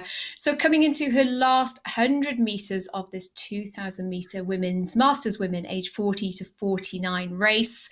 And that there on your screen is the finishing lineup, your provisional results, and results will be confirmed later. Keep an eye on the screen, keep the YouTube in the background, and you will see the results finalized as we go through the day. So we will be heading over next to Jack, who will take a look at some of our summaries, but very well done there to all competitors. And Paolo, they're just spinning through at rate 30, the last few meters of that race. That was fantastic from everybody. That'll be on their Instagram, Pro Sport Trento. That'll be on their Instagram page later. So they've got an account on Instagram. It's worth following them. Loads of rowing content with them, so it's really good. We got a few of us from Britain actually got to meet a load of the Italians. They came over we did a charity event for Andy Ripley back in 2006, and so a bunch of the Italians and a lot of us, from Britain, we all kind of mixed together and did some relays. So we've all kept in touch ever since. So it's great. It's great to see. And it's great to see people from different backgrounds of rowing or different sports come into this competition today. So Bryony Jones from Llanyon Warriors in Wales, she's actually a coastal rower, and she was competing last weekend down in Saundersfoot. So she's been at the World Champs in coastal boats, and it's a bit of a different sport, isn't it, on the coastal waters? Yeah. But you have got to have that base level fitness, which the rowing machines really do show through here. Yeah, I found, of course, with the rowing machine, everyone says because the numbers are in front of you, you can't hide, from, if you're having a bit of an off day, that, the monitor is going to let you know because, your split pace will be dropping off a little bit, or, you're always being reminded constantly whether you're having a good or a bad day on the rower. I've had a few bad ones. So just to summarise then, that 2,000 metre 40 to 49 Masters Women, provisionally a win for Lina Besland, who was actually 7th in the World Champs Indoors in February in the 2,000 metres. So we'll keep an eye on those results being finalised today, but we will join Jack, who will help us with some results from earlier today. Absolutely. As Zoe's been saying there, we confirm our results roughly 30 minutes after each race is finished. You can find full results online at britishrowing.org/BRVC, but I've got a few more to bring it for you now on our live stream. So the first result is for the Masters 60 to 64 lightweight men's 2,000 metres. Rhiannon Coleman completed the course in 7 minutes 10.4 seconds to take the bronze. David Jubb came in second in a time of 7 minutes 8.6 seconds, but it was Emmanuel Ramoli who completed the course in 7 minutes and 5.5 seconds to take the gold. In the Masters 65 to 69 lightweight men, it was Ian Badcott who completed the course in 7 minutes 52.7. In the 70 to 74 lightweight men's 2,000 metres, Michael Hawkins came second in a time of 7 minutes 47.6, but it was Esko Hipia who completed the course in 7 minutes 46.3 to take the gold. In the 80 to 84 lightweight men's, David Harrelson completed the course in 9 minutes and 30.3 seconds, but it was Amo Jarvella who completed the course in 7 minutes 58.6 to take the gold. In the super sprints, the 100 metre race for the men, Rhys Kirk completed the course in 14.8 to take bronze. It was 14.7 for Jan Tanti, who took silver, but it was Matthew Snare in a time of 14.6 who took the gold. That's all the results we have to bring for you now, but I think we have some posts from social media that we can share of people sharing their experience of the British Rowing Virtual Championships. Mike Thornton says he had a new PB of 1,073 metres in his race. Well done, Mike. We're delighted to have you racing here at the British Rowing Virtual Championships 2021. Here we have Cy Rose. Because being a race official can be hot work, he's volunteering, but he's in the pool on holiday in Avignon. Well, we're glad to have you with us on the umpiring team, and what a setup you have there. That's got to be the best of all of our volunteers this weekend. Well done, Cy, and thanks for joining us. And here we have Ben Jenkins. He completed in the men's 52K, a time of 6 minutes 44.6, a 2.7 second PB, and came in 5th place. Very happy with that performance. Well done, Ben. Delighted to have you joining us. And I see you're joining us again for a 500-metre race later on this afternoon, so we'll see you again then. And then here we have Ken Pry, who's just pumped out a 5K on the water rower for the Virtual Championships Online League. And he's got 2 more events to finish. He's doing all the events in the online league. Well done, Ken. And we're delighted to have you taking part in that online league. It's available online at britishrowing.org. You can take part on any rowing machine. All you have to do is take a photo of your final score, and you can submit it through our system and be on the league table and see if you can beat Ken. So we love seeing all your stories of taking part in the British Rowing Virtual Championships. Please do use the hashtag BRVC21 on Twitter, Facebook and Instagram, and we'll look out for those posts to share on our live stream, and you could get a shout out. But we're looking ahead to our next race, so let's pass back to our commentators, Zoe and John. John, what have we got next on the schedule? 30 plus, which is typically a very, very competitive race. You know, when I was in my 20s, people used to say that, oh, when you get into your 30s and your 40s, you slow down a bit. To be honest, over the last 20 years watching the races, the 30s and the 40s, they get more competitive.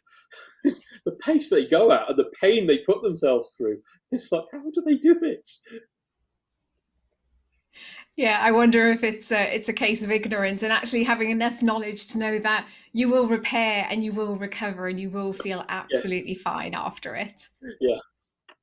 Do you know, I tell you what I always remember when Redgrave won his 5th gold in 2000, it's kind of inspired a lot of people in their 30s to start absolutely thrashing themselves in training. What happened, quite often at races, the standard in the 30 plus was started, you know, at regional races, they were faster times were being posted in the 30 plus than the Open. This was starting to become a common thing. And we even see it at some of even the Welsh Championships, the Scottish. You can have 40 plus categories scoring faster results than guys and girls in their 30s and 20s. So yeah, they do like to hurt themselves a bit. I tend to hold back a little bit, try not to hurt myself too much these days. Yeah, I think that's wise man stuff there, isn't it? Yeah. So I think our next race, the 30 to 39 2,000 meter women's race, we will bring that to you just after this video.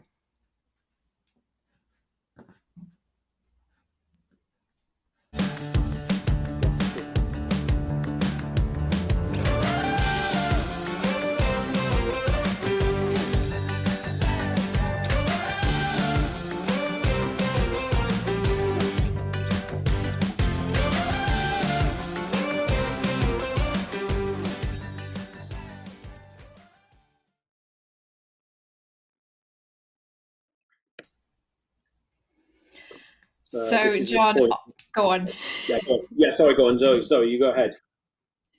That's all right. So on your screen there, we are just waiting for everybody's flywheels. That's the wheel inside the rowing machine to settle and for all the machines to log to the systems that we know all the machines are ready to race. So the athletes can see on their screens, they can see the stop rowing, and they will be told when to get ready and when to start. So for those of you just joining, this is the 2,000 meter Masters Women age 30 to 39 race. They are under starters order, and that's it. That's the row. That's the start of this race, and they are flying out the blocks. John, take us through these first 250 meters.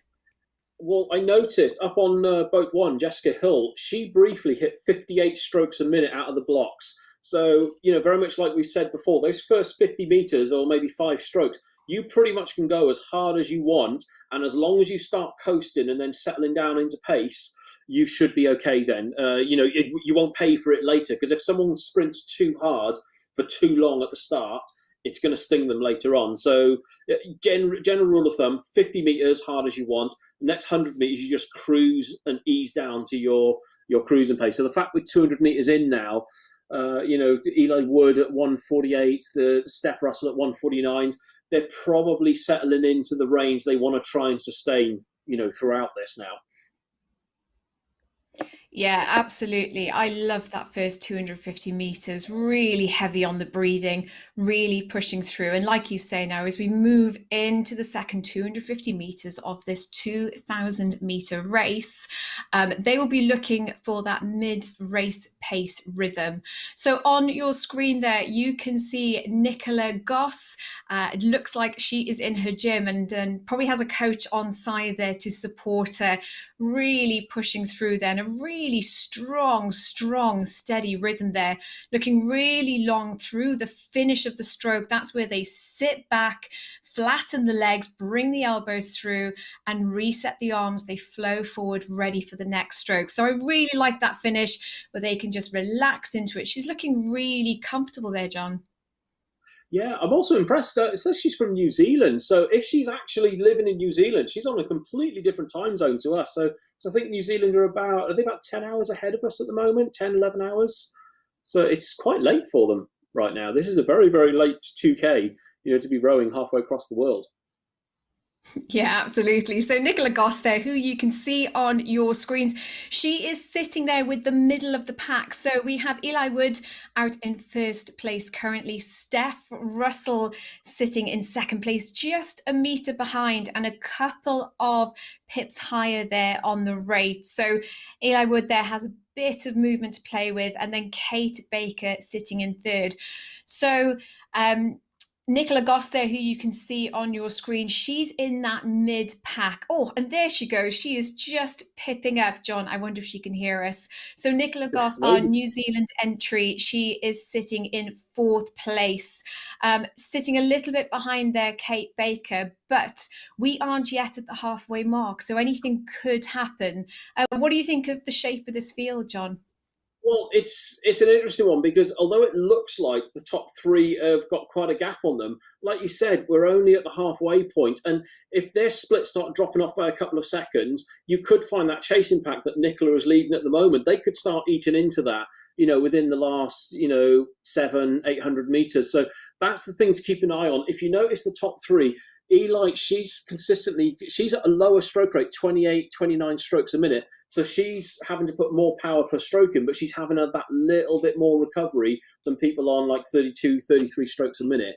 But she's just doing enough to stay ahead. And she's still holding 149, 150 splits at halfway. There's not much to call in the top three.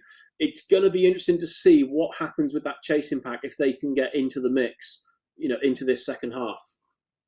Yeah, and it looks like Nicola Goss there on your screen with that really solid, really long rhythm pushing through. And I wonder if she can take that chasing pack and challenge the leaders sitting there. Ellie Wood there from the Armory Gym in first place currently. Steph Russell. Now, Steph is actually a marathon runner. And get this, John, she's got a PB at London Marathon of 3 hours, 11 minutes. So a phenomenal base fitness there to convert into indoor rowing. That's 1 hour faster than my marathon PB. 4:11 was my best at Snowdonia a few years ago, but I can't run anymore. But yeah, that is rapid. That is so good grief. I mean, a lot of people couldn't even hold that pace for a half marathon, let alone a full. I mean, that's incredible. So that's a 1:35. Yeah, it's a 1:30, just over 1:35 for a half marathon average. That is flying. Oh, I would have loved to have run those times. I've got marathon envy now, listening to her times. So in third place there, we have Kate Baker from Sudbury Rowing Club. And she is challenging Steph Russell currently in second. And Ellie Wood there really holding that first place. And she's been dominant throughout this 2,000 metre race. So we are just now stepping into 500 metres to go. Nicola Goss there leading the chasing pack and moving away now from that chasing group of Sabrina Brodnik, Johanna Louise Kansvich, and Jessica Hill. Now, Jessica Hill is actually a school friend of mine, and she is competing for Carmarthen Rowing Club, who have recently opened a club, probably in the last 5-6 years, I think, for coastal and fine boat and indoor. So a great performance there now. So into that last 500 meters, John, what would you be thinking if you were in this pack? It's so much of it is okay. Take for instance, you got Nicola in 4th place. Now, although she's about 25 meters behind Kate, Nicola's pulling 152s. Okay, and Kate is just responding with 152s. If Nicola keeps chipping away and pulling slightly faster splits than Kate, then she is going to start chipping away, and she could still work her way into 3rd place. But then it's a lot of it is down to Kate as to whether she can defend, because sometimes, like take with Kate, she's going to see those meters creeping down of what Nicola's doing. But then if she's able to respond, then she could potentially hold her off. But they're both pulling 154s. This could get quite close. Let's see, 25 meters in 250. It is doable, but one of them is going to have to sprint. Well, Nicola's going to have to sprint now if she wants to start closing that gap.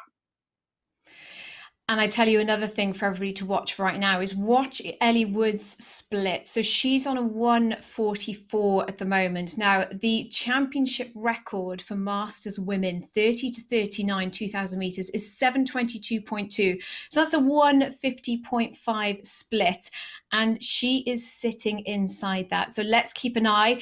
I think we're absolutely rooting for her. We'd love to see something really rapid today and see what she produces as she passes over the line. Results are provisional, so we shall take a look, see what she clocks through. 149, they'll wait for the final time to come up. But that looks like Steph Russell there, our marathon runner, in 2nd coming through, and Kate Baker finishing there in 3rd place. John, how did Nicola do there? She did very good. She got so close afterwards, but it was Kate had just done enough. She'd had enough distance, early on in the race that Nicola was closing in, but it was just that the gap was too big afterwards. I'll tell you what stood out to me with Ellie. When she was pulling those 144 splits, her stroke rate was staying the same as it was throughout the race. So she was just putting in more power per split. She didn't kick the stroke rate up. She stayed at the same rate and dropped the splits that way. That's quite unusual. You don't normally see that, for a sprint. That was impressive. So no, hats off to her on that. Really, really good going. Yeah, really phenomenal racing and great close racing up there in the top end of the race. And the rest of the pack, they're just coming through. Elaine Hunkinson and Kelsley Osberg from the USA just finishing there on the 2,000 meter race. So I think Jack's going to join us now as we take a look through that last race. Jack. Wow, just less than 3 seconds separating the top 3 in that event. A GB 123, which is always nice to see as British rowing. But yeah, it's fantastic. Over 2 kilometres, a 3-second difference really isn't much at all. And that would be a very tight race if it were on the water, certainly. But fantastic to see. And then Nicola Goss just behind and representing New Zealand in this event. 32 countries in the virtual championships. It's always amazing to see people from all over the world joining in with our competition. Yeah, I was impressed with all the different, when you think about the different time zones just on that one race, because we're used to venue racing where you've already done the travelling and you're all on the same time zone. But, in this situation, for some of them who are rowing 10, 11 o'clock at night, or they could be at 10 o'clock in the morning. So that's another thing, because I know with me, if I go to say Crash B, 20 odd years ago, the thought of racing at 9 o'clock in the morning, I hate it because I'm not really a morning person. I prefer training afternoon or evening. But then the other end of the scale, if you're racing at 10 o'clock at night, I mean, I don't know about you, but if you train late at night and push hard, you're going to be wired for hours and you just will not sleep. I know that happens to me a few times where 3 a.m. and I still can't sleep because I push too hard on a session. So that's impressive to push yourself that hard, when you're on such different time zones. So absolutely, I think it's a really good thing to recognise that we're seeing a snapshot of these athletes' day, but prior to their race, there's a lot of preparation that goes in. You've got to get your body warm, you've got to get yourself ready and in the right mindset mentally. And then after the race, you need to warm down and recover and have an opportunity to take a breather. And we're seeing that snapshot in the middle where they work really hard for those 2 kilometers. But this is a big exercise for these athletes. It's a big challenge to look forward to. And it's a great fun thing to do, but it is an undertaking, and it's important to recognize that. I'll tell you now, something that stood out to me, because I did the 500 meter race last year for this virtual champs, and like you're so used to going to venues and you're familiar with your warm-up routine and getting onto the erg and all of that. When the setup's at home, that was completely new to me, and I was more nervous racing at home than I was at a venue, because it's familiar surroundings when you go to, whether it's the British Champs, down at the Velodrome, or going out to Crashby in Boston, whatever it may be. You know what to expect, but the whole issue of the whole thing of racing at home, it's a completely different environment. So that can be quite nerve-wracking. Well, it was for me. Maybe it's just me and I'm getting soft. I don't know. It could be that, but it felt more nerve-wracking. That's why I'm not doing it today. I'm just watching and talking. Yeah. So Zoe, your background is as a cox. Did you or your crews have any regular kind of pre-race superstitions or things you had to do? Do you know, it's down to the individuals, and I think part of the role of the cox is understanding what each of your rowers needs and wants. Some of them like to put some heavy metal music on, go into a dark corner and get into the zone and get psyched up. Some of them sit there with their notebooks looking back over the training. There's always that mantra of trust the training. It is scary, you sit onto an erg, but it's an erg and you've done this 100 times before, so trust the training. But the approaches are completely different. But in terms of superstitions, I've got some people, actually Ian Shaw, I'll never forget this, one of my previous coaches, he likes to push his cuticles back before the start of a race. Just something I suppose maybe it's just basing in, but people will have their favourite kit, they'll need their particular water bottle, and just making sure that all the controllables are controlled so that your mind is in a really strong, stable place so that you can just perform and put your body through an absolute phenomenal race. Absolutely. Well, for anyone racing here today at the British Rowing Virtual Championships, if you've got any of those routines that you're going through to get ready for a race later on this afternoon, do feel free to share them on social media. We'd love to see what you're up to. Hashtag BRVC21 on Twitter, Facebook and Instagram, and you could get a shout out on our live stream. I seem to remember doing the Scottish indoors. We had someone with a PB&J sandwich before their race. They thought that was good nutrition and preparation. But John, what do you do before a race? What are your kind of go-to steps to go through? Fear, generally. Usually, typically, I end up drinking far too much. So I've learned a mixture of what not to do as well. The one thing I would recommend against, don't order a double takeaway meal the night before your race, because I did that once, and 200 meters into the race, it was a 2,000 meter, and I could feel my stomach was on spin cycle, and I just thought, this is going to be a long day. I basically crawled off the machine afterwards. You can imagine the rest. But yeah, I think generally about 30-40 minutes before your race, you don't really want to talk to anyone, because even talking is going to spike your heart rate up anyway, and you want to keep everything sort of calm down as much as possible. Do your warm-up routine, get onto the machine, just check the drag factor is all set, the foot plates are in the right position, because if you're getting on the machine from the last person, their setup could be different to yours. And I've seen people forget about setting things up, and when the race starts, then they're like, oh no, this is not how I like it. And then your head's completely gone. So like what Zoe said about trust the training, that is so true. Whatever you're capable of, you're going to be there or thereabouts, no matter how you feel on the day. Because I've seen some people in warm-up where they get so nervous that they're going to suddenly lose the ability to row completely. And I see people trying to pull like crazy 100-meter splits in the warm-up room. And I'm thinking, like, what are you doing? You don't need to. You're not going to forget. If you suddenly can't row in the first 10 seconds, you're probably really ill and probably should take the day off. But generally, if you're feeling okay, it's just nerves. The worst part is that moment just before it says sit ready, attention, waiting for the flywheels to slow down. That's the worst bit. As soon as the race starts, you're okay. You're on a different mindset then. And speaking of, go for it. Yeah, Yeah, I was just thinking all that they would have been experienced, all the nerves we were just sort of talking about, they would have been experiencing that a moment ago. But now it's started, it's just game on. And all they're focused on is what their monitor's saying. And look at Joshua, he's pulling 120 splits in the first 100 metres at 49 strokes per minute. He's going to have to settle down because for a 6-minute race, you're not going to sustain 122s. You've got to ease back. So if I'm honest, I think he's got to start scaling back now. 125s and 126 is good. Not for this length of time. He's gonna have to rein it back in because the other guys, he's 50 meters ahead. He just needs to sort of ease back to about 145s, 150s now, and he's got a bit of a buffer. But it looks like William and Jack, they've got their race strategies in place already. So watch out for them to factor a bit later in this one. Yeah, so for those of you joining, this is the Year 11 boys and the Year 11 girls 6-meter race. So the boats in yellow are the boys' boats, and Millie there, the navy boat, that is our Year 11 girls competitor. So as John was saying, some punchy start from Joshua there. We are just about 90 seconds into this 6-minute race, and he's really gone for a flying start. Do you know what, John? I know you probably think that's probably a bit punchy, but I'm like, do you know what?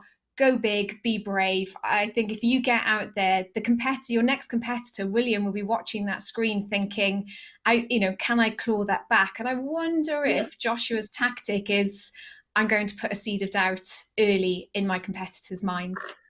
It's funny you say that, Zoe, because there is that element. You see someone that's a long distance away, and in the back of your mind thinking, can I catch them?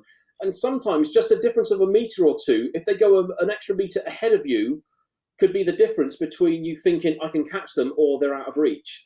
And it's interesting now that, okay, he's settled down to 147s, 148s, but so is William. So he's got an 82-metre buffer, and he's 82 metres. And when you think, at this pace they're going at the moment, 80 metres would take nearly almost 20 seconds of rowing to catch them up. He could literally stop for about 15 to 20 seconds, start again, and he would still be leading. So I'm not suggesting he does that. No, if his coach is anybody's listening, probably like, shh, don't give him that option. We've got to keep pushing. I won't put the ideas in his head. No, but a solid start there. So coming up to the 3-minute mark, and this is a 6-minute race. So this is against the clock, and everybody's looking to achieve as much meterage as they can through this race. So Joshua there, all 4 competitors representing Great Britain today, but Joshua there leading comfortably in first place. William just in second, Jack in third, and Millie in the women's in the girls race, the Year 11 girls race. She's sitting comfortably there, rate 33s, 34s, and a really solid 151 on the split. And she's now challenging Jack for an overall race here as well, which is great on our screen to see combined races. So we are over the 3-minute mark, just about 2.5 minutes to go. John, Joshua's still pressing out that field. He is, and to be honest with you, with a 75-metre gap, unless he literally just falls off a cliff, which to be honest, I think if it was going to happen, it would have done already. He's got a lot of leeway, so even if for any reason he tails off a bit, to be honest, I think he's got this wrapped up.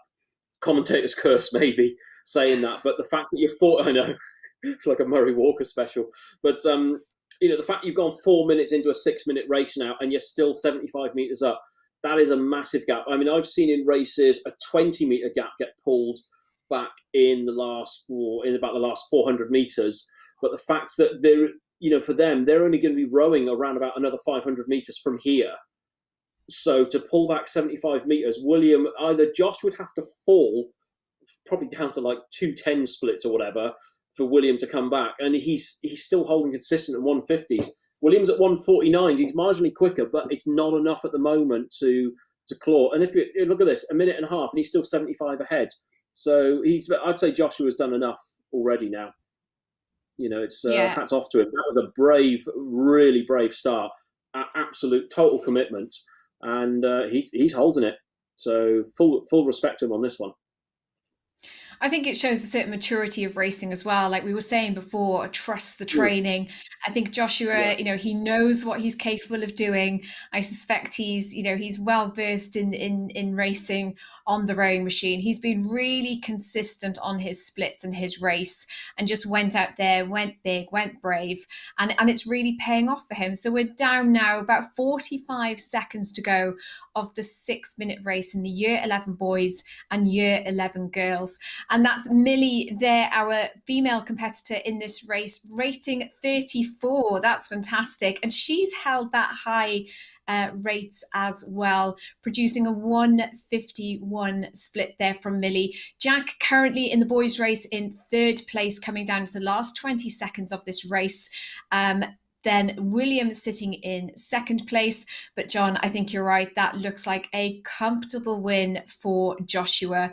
Really, really impressive. But Millie there, I think she's going to put down a really good time for the women's race from the Isle of Ely in Cambridge. A really good representation there, and a really competitive time or distance put down there in this 6-minute race. So, John, what do you think? Impressed with Joshua? I was, because it's like you said earlier about trusting the training. Clearly for him, everyone has different race strategies, and you got your traditional ones, but then he did something a little outside the box and he went for longer, but clearly he knew what pace he could settle in. And the fact that he settled down to like 148s, 150s, and he didn't tail off, and then in the last minute or last 30 seconds, he started dropping it down to 140 splits. So that shows he knew exactly what he was doing on that one, and full credit to him on that. And I don't know about you, but I quite like these races where you're going to a set time. You know exactly when you're going to finish.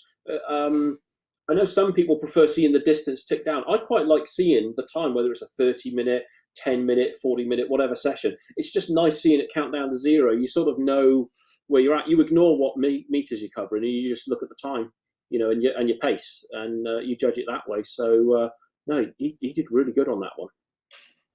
Exactly, and it's great to see these virtual championships have such a range of race categories. So not only your distances, but your timings as well. So really something, and I really like how there's a real mix across the field. So John, I think we will hand over to Jack, who will take us through some results from earlier races today. Yes, thank you, Zoe. A huge range of races available here at the British Rowing Virtual Championships. We've got everything from the 100-metre sprints, which we've got coming up shortly, up to 2-kilometre races and through to a full 30-minute row. But I've got some results to bring you now from races earlier on this morning.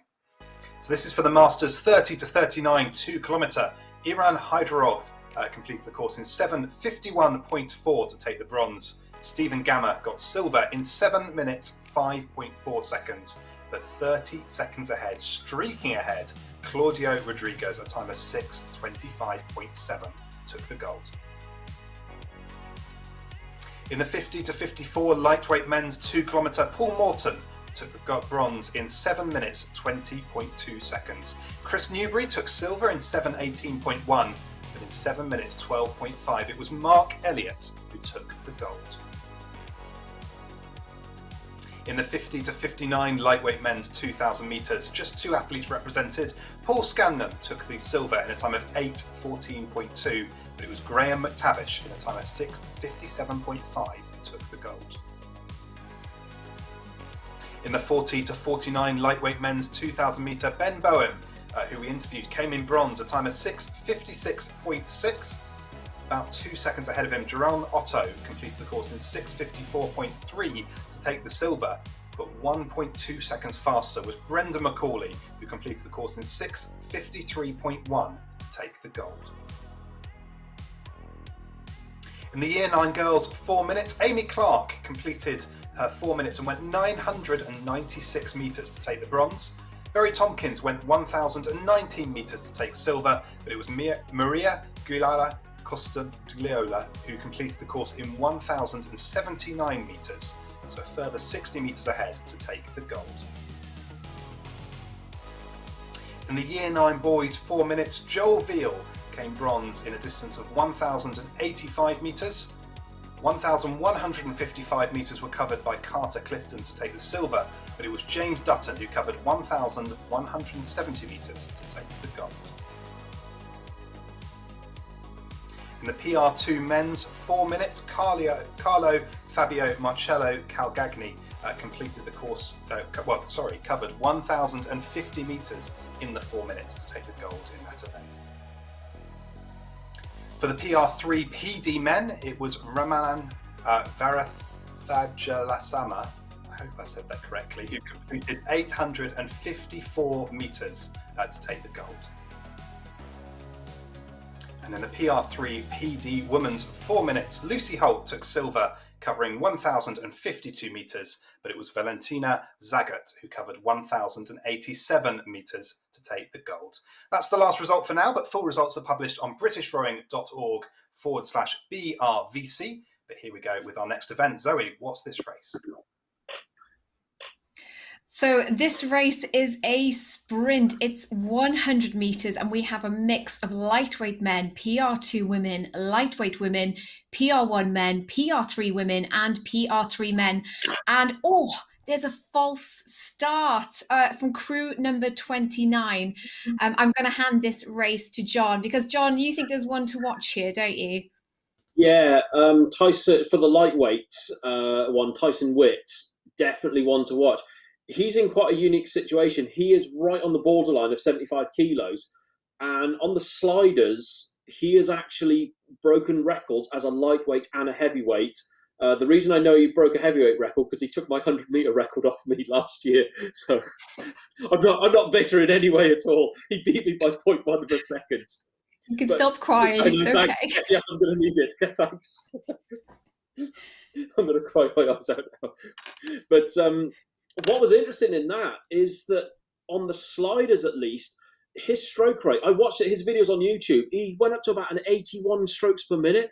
I've never seen anything like it, but for a lightweight, he was pulling 103 splits on the sliders as as just borderline heavyweight. I'll send you a link to the video later. It is incredible to watch. So I saw that and I thought, yeah, I'm going to have to get back training again. But I'll tell you what, for all the people false starting on the 100 meters, you've got my sympathy. Your reaction has to be so spot on with this. A bad reaction will literally destroy your race. So that's why we will see false starts, unfortunately, on the 100. It is so much more stressful because your reaction time is going to be amplified 20 times more than doing a 2,000 meter race. So let's see what happens when we're ready to go again. But this race will be over in 15 seconds, well, for the leaders anyway. So attention, yeah, it's all the trying to react to the start as best as you can. Okay, is it a clean start?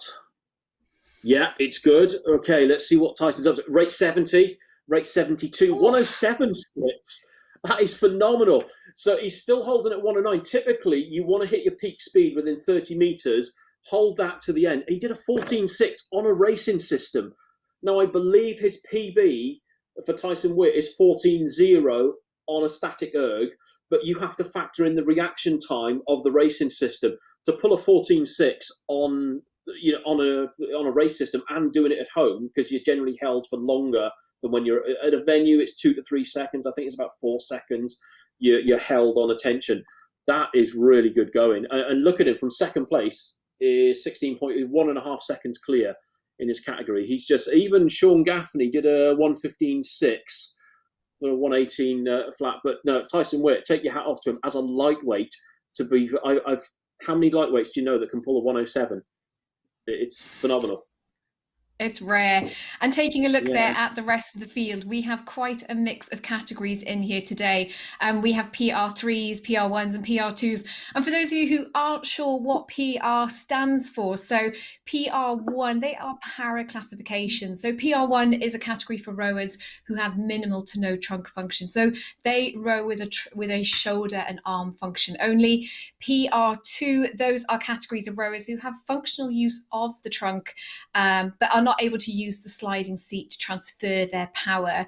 And then PR3 PD, so that is for rowers who have functional use of their legs, trunk and arms for rowing, and they can utilize the sliding seat. So just a bit of top up there of knowledge for everybody watching, as we have mixed categories in this field today. So on the left of your screen, you can see there the men's PR3 and women's PR3. So that looks like Sean Gaffney with a 118 and Mark Perkins, woof, that's close, with a 119 on that side of the field. Yeah, it's so funny. The stress that builds up on 100 meters is absolutely insane. But no sooner are we done with this, I think we're less than a minute away from the next race. It's all coming thick and fast at the moment. Yeah, absolutely. So the next race is going to be race 20. So this is a mixed category race as well. On your screen, you can see we're just waiting for the flywheels to settle. And this is a 2,000 meter race. So as we're watching them start, we will be watching the sixth form boys, sixth form girls, under 23 women and under 23 men, a 2,000 meter race. So we're just waiting for the starters instructions. But John, what kind of times do you think we're looking for in this 2,000 meter race? To be honest, tough to say really. It's, I suppose really you'll get a bit of an idea after about 500 meters, because it all depends what they're going to do. You know, they're going to go out of the blocks quick. But after about 500 meters, you'll start getting an idea, because generally that sprint, they'll put a couple of seconds in the bank. If they're then holding steady splits from about 1,800 to 1,500, you're potentially looking at their actual race pace that they're going to try and flatline and then maybe pick up at the end. And I quite like when we've got mixed categories within a race as well. It'll be really interesting to see how they finish compared to each other. So the start we'll be getting off to the start in a few seconds, but just a bit of a shout out, I think, there for Toby Reid. He is in lane 23, captain for Loughborough students. I'm sure they'll be rooting for him. So we are off the start of the 2,000 meter race here. We have sixth form boys, sixth form girls, under 23 women and under 23 men. And like we say, John, we can see them all competing against each other in the same race, but they are all competing within their own categories as well. So coming into the first 250 meters of the race, that looks like a punchy start there from Murray Oliver. How are we looking, John? Yeah, Murray dropped the split down to 122 out of the blocks, you know, so within about 40, 50 metres, he was pulling 122s, and now he's easing down, you know, into 134s, 135s. The thing to look out for, if he's holding consistent 135s, take a look at what his, when he hits 500 metres, see what the time is in the bank, because that little sprint at the start will have potentially put around about 2 seconds in the bank for him. That would be pretty useful now. Yeah. Yeah, so we're at 1,600. So we'll wait and see what happens when he gets to 1,500. Make a note of the time above, and that'll, because he's settling into 137s, 138s now. But he's probably going to go through the 500 meter in around about a 135, I reckon, or maybe a bit less than that actually. No, it looked like he went through in 133. So he probably puts, that's around about 4 seconds he put in the bank just from that sprint start, and then holding slightly faster splits. You would think from now he's going to settle into 37s and 38s and see if that's good enough to sustain to the end. Now, John, I think Murray's probably got form here as well. So he won the Scottish under-16, Scottish rowing indoor championships in the under-16 category in 2020. And that was actually his first competition. So a great way to start on indoor rowing. And then he was second in the British rowing indoor championships in the same year. So, and that was his first British home race. And then he's competed as well in the Canadian under-17s. He was third solid there. And actually, this is another athlete that's come from a different background. So he's from athletics, so from discus, and a keen rugby player. So I think Murray's got form there, but he looks like we've got Matthias Juris as well, just clipping at his heels. Yeah, if you notice, you've got both Matthias and, I'm going to be terrible with these names. Is it Tora? Is it in third place? I'm terrible with these names. Toro, Sorry about that. Yeah, go for it. Toro. We'll go for Toro. Yeah, they're both pulling. They're matching each other. 140 split. Slightly different rowing styles. If you notice, Tora is on rate 27, whereas Matthias is on rate 30. But they're both pretty much matching each other. And there's about a 5 meter gap between them. So they're going to be fully aware of the distance between them two. They're aware of who's in front and behind them. That's what they're seeing on the monitor. Even if they're not looking at the red racing screen, they will on their own monitor see the person in front and behind. But Murray has still got a commanding lead. To be still sitting on 139s, he's still outsplitting the rest of the field. So that 34 meter gap he's got to Matthias at the moment, that should, in theory, just slowly creep up to about 40 meters and beyond, over the next minute or two. Yep. So as you say, the next minute or two, and this is we are just over the halfway mark of the 2,000 meter sixth form boys, sixth form girls, under 23 women, and under 23 men's race. And the boats in dark blue, that's Nia Bullen there in the lead in the sixth form girls race. She's from Carmarthen Rowing Club, a very fine establishment, I have to say. Yeah. A slight bias there. Why not? Now she started rowing. She started rowing in May 2021, so hasn't been long into it, and she's absolutely flying. And Kate Haswell there just behind her. Now Kate is a junior pathway athlete. She's actually in the British fencing and pentathlon teams. She's on the injury bench for a few weeks, so this turning to rowing is keeping her fit. And she says she rather enjoys the challenge but not the pain. So Kate, don't worry, the pain is temporary on this. Once you get over the line, you will be feeling awesome once you've got your breath back. So Nia Bullen there winning at the moment in the sixth form girls 2,000 meter race, followed by Kate, and then in third there behind Kate. I can't see now on my screen, the little widget's just gone over. So in third place is Chloe Houston from Gladiator Training. So John, 500 meters to go. Murray Oliver still dominating in the sixth form boys race. But how are we looking down in the under 23s? We've got Simon Tora Joan Jakobsen sitting there, boat green 15. How's his race going? Rating 33. That looks solid. He's looking good, because if he's at rate 33 and still pulling 139s, he could be tracking for a sub 640, because generally 140 pace is a 642k. So if he's held consistent on this, you could be looking somewhere in that region. So let's see, he's 548, 549 with 250 to go. At 140 split, you're covering 100 meters in 20 seconds. So yeah, if he's getting to 6 minutes and there's 200 meters to go, then he's tracking for a 640. Which is a pretty big, for people, 7 minutes is a big barrier to break. The next big one is 640, because then you're going under 140 average on your splits. And the fact he's responding now and he's pulling 138, I would say his chances of dipping under 640 are looking good. Good. Well, his PB is a 6:33. Now, I don't know when he did that, but Simon Tora, he's got form in the shorter distances. So he was third in the European champs at 500 meters, Danish champ in the 200, and was fifth in the world champs at 500. So we'll see how he finishes now. But the 2,000 meters sixth form boys race has just finished there, and John Murray looks like he has dominated that race throughout and finished there in first place. How's the top of the field looking? Yeah, do you know what? I can relate that 6:28.6. The first time I ever went under 6:30, that was the exact time I rode, 6:28.6. So that's a number that just sticks in my mind quite a bit. We are talking 21 years ago when I did that mine, so it was a while back now. But actually 6:33.4, I've probably clocked that at some point as well.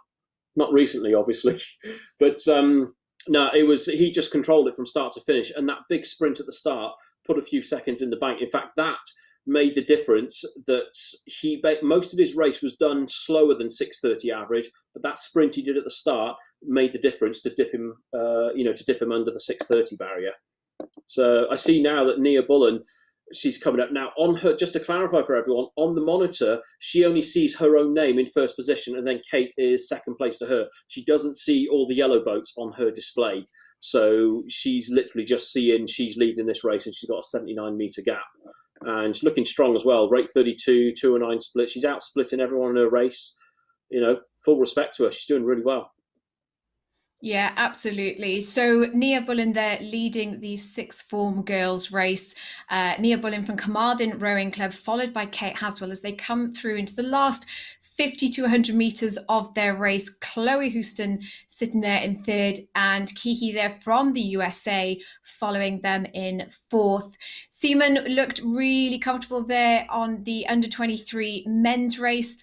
And our women's under 23s, we have Anya Panos finishing there, and followed closely by Sophie Hudson, who's actually recently finished cycling the North Coast 500 in Scotland.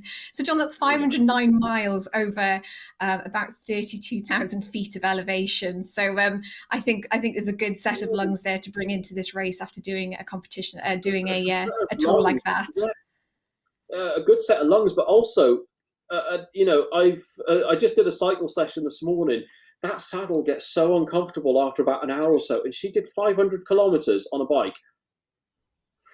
Wow, I don't know how she did it. No. She does that, and then she hops on a rower and pulls this time out as well. So we've got Kiki. Oh, Kiki from the USA. So again, she's on a different time zone to us. This is early in the morning for her. 209 split, and she's just coming up to the line in a 9:22.5. So very, very good going there. Brilliant. So as we bring Jack back in with a message from British Rowing, that was absolutely fantastic racing from sixth form girls, sixth form boys, under 23 men and under 23 women in the 2,000 meter racing. Plenty more racing coming up this afternoon. John and I will be taking you through the next few races, but we have Jack with a message from British Rowing. Thanks, Zoe.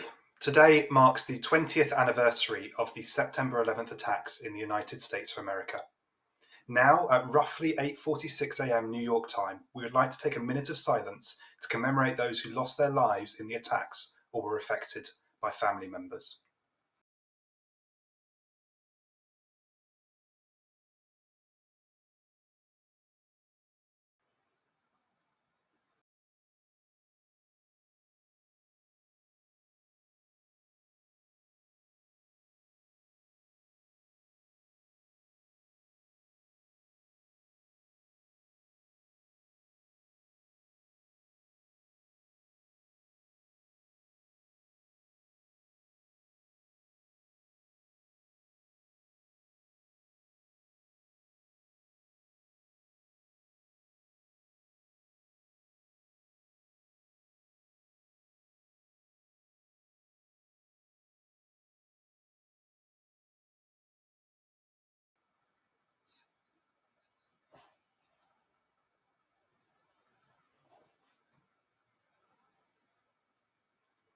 Well, welcome back to the British Rowing Virtual Championships 2021. We've got lots of racing in store to come up through today. We've had over 1,000 entries across all our events from 32 countries worldwide, including Australia, the United States of America, Brazil, South Norway, Canada, and Italy, and we're delighted to have you all with us. Don't forget, throughout the day, we're looking to hear from you, so please do share your experience on social media using hashtag BRVC21 on Twitter, Facebook, and Instagram, and we'll be looking out for your posts throughout the day and try to feature as many as we can on our live stream. But we're now just a couple of minutes away from our next race, so I'll pass you back to our commentators, Zoe and John. Zoe, what's next in the schedule?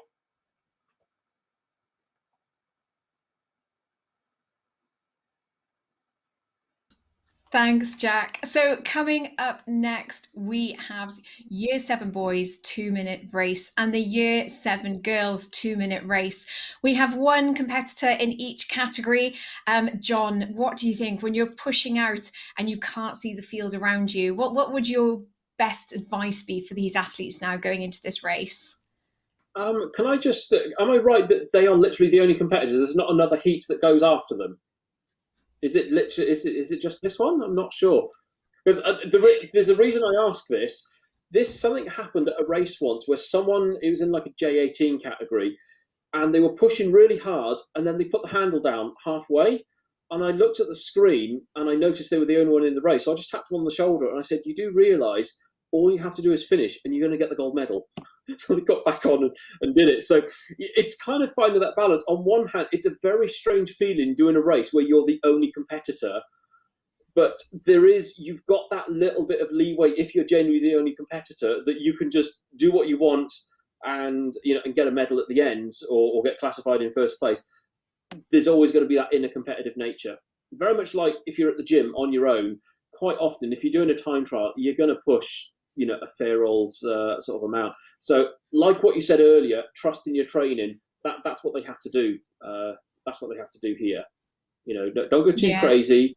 Just believe in what you've done, be aware of, what your abilities are and play to your strengths.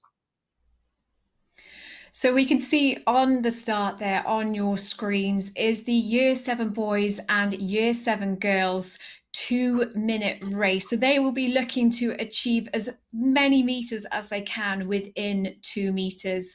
Now, the current championship record, so that's British Rowing Virtual Championship records, is 591 meters for Year 7 boys, and it is 539 meters for Year 7 girls. So they have the instructions on their screen, and just to confirm that this is the only heat of this race. So these are the 2 competitors racing, and they are off. So I think they will be looking to put the time down into the record books, into the history for their schools, their clubs, and for themselves. So let's see how they get off to this start. John, how are we looking? Yeah, it's looking good so far. I mean, typically when I remember a 2-minute challenge was a bit of an online challenge a few years back. Chances are they know what their average pace. I would imagine they've got the clock set to their average pace. So rather than looking at the meters ticking away, they're literally just focused on the time counted down, and they're probably breaking this into 30-second sectors, and they're pacing themselves that way, and they will know what average they need to hold in order to get. Well, with Thomas, you said, is it 596 is the British records? 591 is the championship record, 609 is the British record. Right, got you, yeah. So 609, when you think 600 metres on a 2-minute split, on a 2-minute race, you've got to average 140 pace for that. Yeah. So with the fact we're 50 seconds to go, he's at 201s. Okay, he's not going to be on that sort of pace, but then it could be that his personal best that he's targeting. He's targeting that. So I'm just looking at the notes here for Thomas.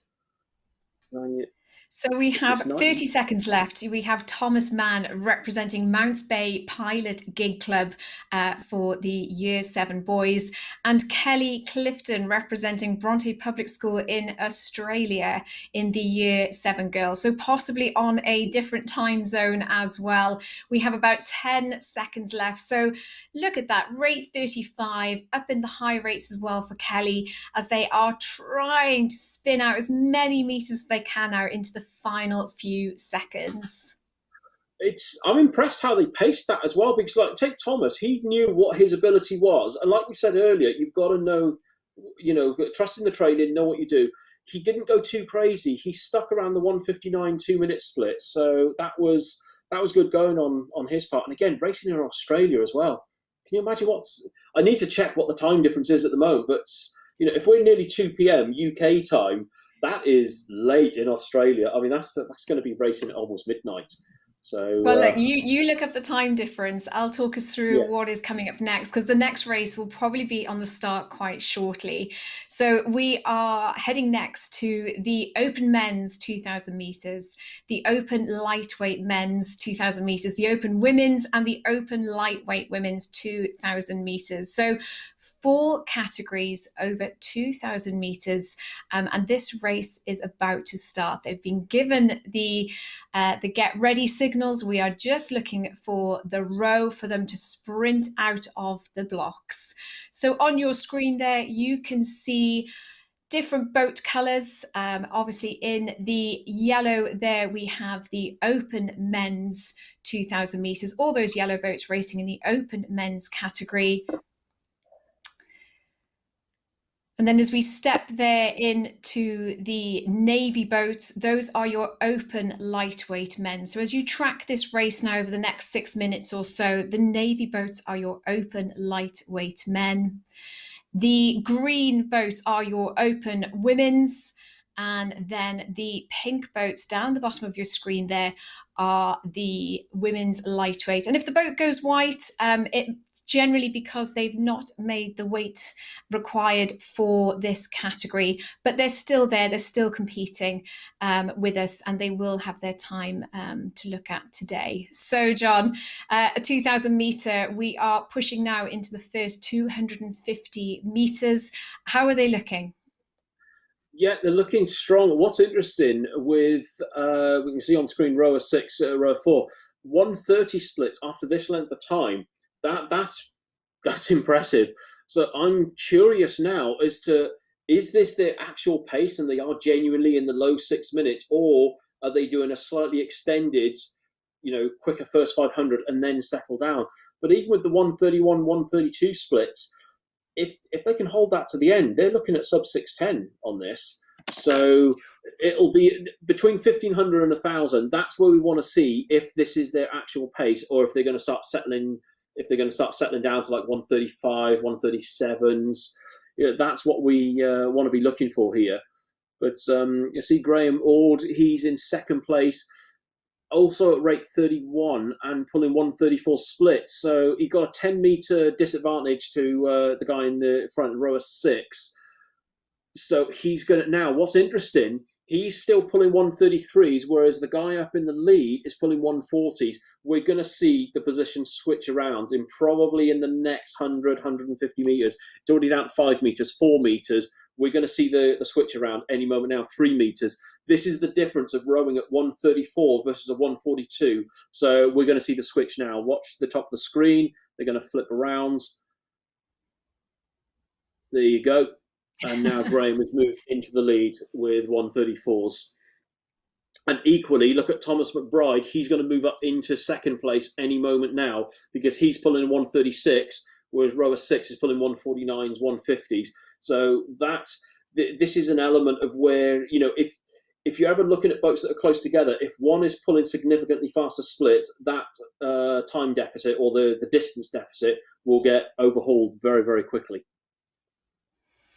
Yeah, and it looks like a commanding lead there from Graham Ord representing London Rowing Club with Thomas McBride and Mark Whiteman there just changing the running order there. Now Mark has a PB of 6:50. He started rowing in 2019 and is representing Fitness Matters today. So let's keep an eye how that top of the table looks. I think we've got our leads there from Graham Ord and Thomas McBride in the open men's 2,000 metre race. We have a chasing pack at the moment being led by Mark Whitman from Fitness Matters and Tom Baldwin just shortly behind him from Carmarthen Rowing Club. And he has a PB of 6:37, so pretty close for that chasing pack. So John, let's take a look a little further down the field at the other races that we have going on at the same time. So we have Rowing Nightingale from Tresco and Bryher Rowing Club. He's got a 6:37. Now, he's currently leading the open lightweight men's 2,000 metres. How are we looking there? Yeah, I mean, to be sitting on the 140 splits, that's he's actually hitting 139s now at rate 31. Your confidence is going to be good. If you've gone over 1,200, nearly 1,300 metres in the race, if your target is to dip under 640 and you're still seeing like 139s, 140s, 141s, you're there or thereabouts.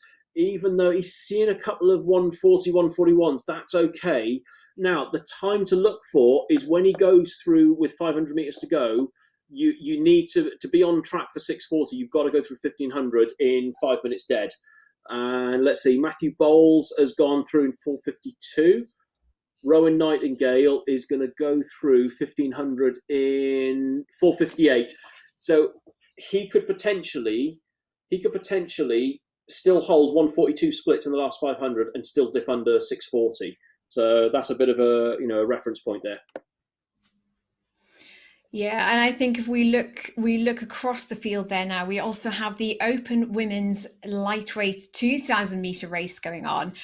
We have crew number 31 there. That's Jessica Pennington from Rob Roy Boat Club. She has a she's there competing against Julia Francesca Engel from Germany and Jennifer Humphreys from District Battersea.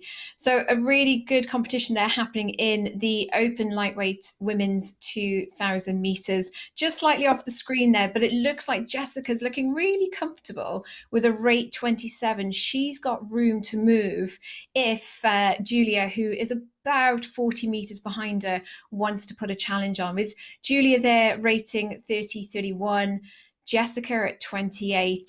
Well, how's that one looking for you? 50 meters and a few pips between it. What are we talking about? Graham at the top. I mean, that's rapid. A 6:12 finish time. They're the sort of times I never got anywhere near in training, sadly. So it's I've always been impressed with people that can hit those sort of pace. Again, Thomas McBride 6:25. These times are motoring. To be in the 6:20s is. You have to put a fair bit of training in to be hitting those times. So, fair play to them. 6:35.9 for Scott. George Rowe, 6:41. Oh, look at how close fourth and fifth was. Mark Whiteman and George Rowe, 0.2 of a second. That is so stressful on your monitor when you're that close to someone in the last 100 meters. You're literally throwing yourself at it, desperately trying to beat the person that you see on screen.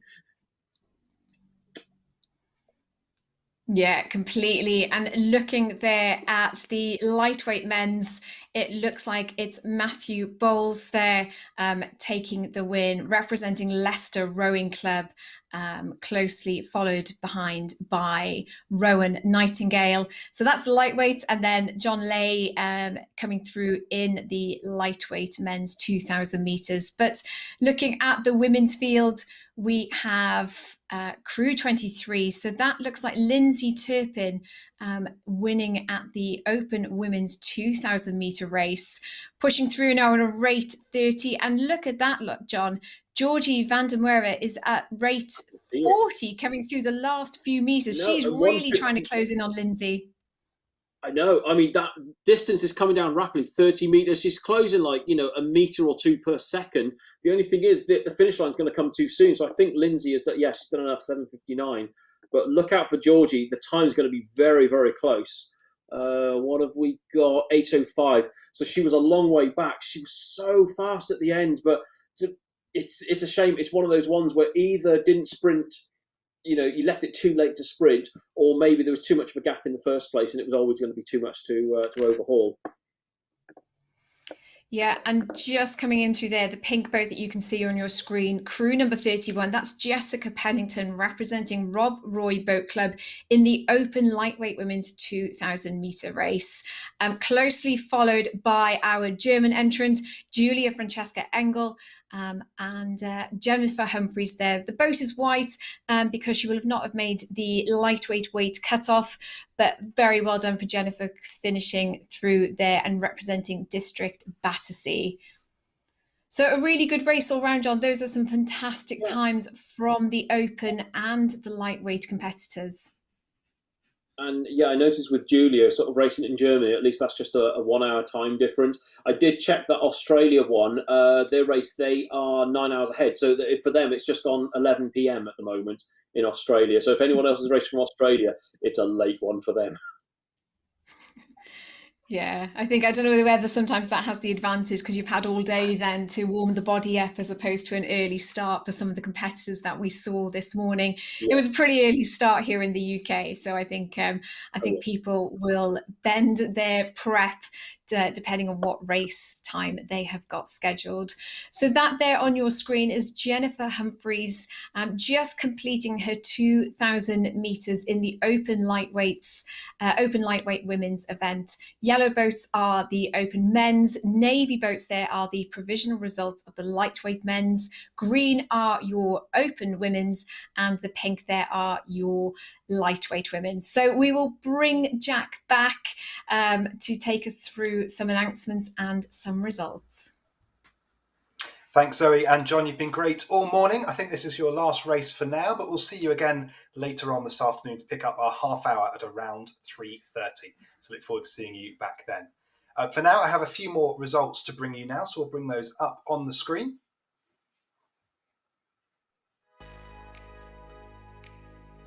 So this is the IAR2 men's 4 minutes. Richard Heather completed 740 metres to take the silver, and Chris Anslow covered 1,007 metres to take the gold. In the IAR3 women's 4 minutes, Ruth Freeman came second, covering 910 metres, but Rachel Williamson took the gold, covering 931 metres. That is a new British and world record, beating Rachel Williamson's own PB. But we'll talk to her in just a minute as she's coming back onto commentary. Next is the IAR4 men's 4 minutes. It was Andrew McEvoy who completed this in 1,035 metres in the 4 minutes. In the IAR6 men's 4 minutes, Warren Jones went 1,146 metres to take bronze. Mark Perkins took silver, covering 1,180 metres, and Maxime Bel-Salad covered 1,192 metres to take the gold. In the women's event of the same category, the IAR6 4 minutes, Raina Stroman covered 962 metres to take bronze, Kate Balding covered 1,047 metres to take silver, and Sally Reynard covered 1,050 metres to take the gold. In the IAR5 men's 4 minutes, Owen Malia covered 925 metres to take the gold. Then we look at the Masters 40 to 49 men's 2 kilometre. Women's 2 kilometre. Val Craft took the bronze in 7 minutes 25.5. Megan Johnson took silver in 7:21.9, but streaking ahead, Lean Beisland covered the course in 7 minutes 8.7 seconds to take the gold. Got one more result to bring you. This is for the Masters 30 to 39 women's 2,000 metres. Kate Baker did a time at 7 minutes 31.9 for the bronze. Steph Russell covered the course in 7:29.1 for the silver, but Eli Wood just pipped them to the post, a time of 7 minutes 17.9 to take the gold. Full results for all our races over the course of today are available online at britishrowing.org/BRVC. But someone who will be delighted with the result is joining me in our commentary team now, as Rachel and Fergus rejoin us for our next race. Rachel, a new world record and a new PB. How are you feeling? In shock. I've never felt so nervous before a race before. I don't know whether it's because it's at home or, there's no one next to you shouting in your face. But complete surprise. But I'm glad that event's done, because that's the one I really don't like. It's like a love-hate relationship. So, something must be working, because I didn't expect that at all. Absolutely. So you're with us for commentary now, but later on this afternoon, you're also racing in the 1 minute event. So you're looking forward to that one? Yeah, 1 minute's a doddle. You just got to go for it. No pacing, just smash it, and no care in the world. Just go all out. So that's the one I don't mind, because, you just go for it. There's no holding back. Well, great to have you with us, Rachel, and congratulations on your new record. Fergus, I think we're about 30 seconds away from our next race. Do you want to tell us what's next up on the schedule? Well, I feel it's quite an act to follow on from, Jack. Now, in the presence of a world record holder, in the presence of a legend, quite frankly. But this event coming up is the It's the year 10 boys. As you can see, we've got two competitors on screen. We've got that old tussle between Great Britain and Australia. Jim Gleed of Great Britain, Zachary Hyde of Australia. In the year 10 boys, their 5-minute race. You can see on screen there, we are lights out and underway in this two-horse gladiatorial battle between Zachary and between Jim. And we can see, as we've seen so often with the tactics, the splits are coming right down. We see from Jim there, 128, it's up at 35 strokes a minute. Zachary opting for a slightly more conservative approach there, Rachel. So how do you think we're going to see this one planning out, and how would you approach a 5-minute race plan? Probably with a bit of difficulty. My training goes at 4 minutes, so I would not be prepared for that extra 1 minute, to be honest. But again, these are young boys. They have all the energy. I'm sure they're going to absolutely smash it. Like the pace they're going at and holding at those times as well is amazing. So I would just say for the first couple of 100 meters, you want to obviously pick up that pace and then try and stick with a good sort of rhythm, good pattern for the majority, because it always gets you in that second half of the event. And then whatever you have left in the tank, go all out at the end. But as we can see, Jim's got really good pace going on, 1:35, 32 strokes, which is really good, actually. I think they're both holding each other. Again, it's always interesting when it's countries against countries, especially this duel that we have. It's, it'd be interesting to watch, just seeing how Zachary is going to pace it and just seeing if he can keep that going and then maybe get Jim in the second half of the event. Yeah, definitely. And actually, it was Jim who provided his PB for this before. His PB, 1,200 meters. Jim has previously gone over this 5-minute distance. We can see they were coming up to that 2 minutes in marker, and both Jim and Zachary well over that 500-meter marker. Jim thundering on towards 600 meters in. And Jim, he's not had a huge amount of time on the water. He started rowing in 2019. He's only really had one successful season on the water, picking up a few medals here and there at St Neots Regatta in singles and doubles as well, and plenty of racing in Cox Quads as well. But now he's turning his attention to the British Rowing Virtual Championships, using this perhaps as an opportunity to kick off his season, see what sort of shape he's in. And as we tick over that halfway point, Rachel, with 2.5 minutes to go, it's a commanding lead that he's got, coming up to about 800 meters or so. Really is. He's kept a really good pace, actually. He's not dropped off too much, but enough to keep that pace going for hopefully the next minute or so. And Zachary's holding in there. He's slowed down just slightly, but hopefully he can keep that pace going and he won't be sort of running out of steam towards the end. But again, Zachary, he's very new to this. He only started in 2020 lockdown, which is also amazing to see that, you know, during lockdown, it's had this effect that just because the gyms are closed, you can still have access to a machine one way or another, whether you're training at home. And it's amazing that you still have that, you know, that access. But it's great just to see, like, Jim, he is keeping this pace going. I've been watching him, 1:44. And yeah, I think we're good at the moment. It's come up to 1:30 to go. So maybe another 30 or so seconds staying at this pace. And then we'll see how the last minute goes and whether there's a little push to go or whether they're just going to keep this pace to the end. Because sometimes if you do push it, it can result in going slower. So it's all tactical. Definitely. So we're about a minute 10 or so to go, and I think at this rate, as I'm trying to do the maths in my head, I think Jim is well and truly on pace to smash his PB. And there we see he's got a minute to go, and he's just ticking over that 1,200 meter marker. So a great day out at the Virtual Championships for Jim as well. And continuing to stretch out, as Rachel, you alluded to, it's a really consistent race that he's running, seeing 31 strokes a minute. And we haven't seen much alteration in his splits either, sitting very comfortably somewhere between 1:45, 1:47. And it looks like he's going to continue to hold that now. We're less than 40 seconds to go or so he's probably a couple of 100 meters or so. So I think he's going to try and get as close as possible to that 1,500 meter marker. And Zachary as well, he's looking to step on again. We can see he's up to about 32 strokes a minute now.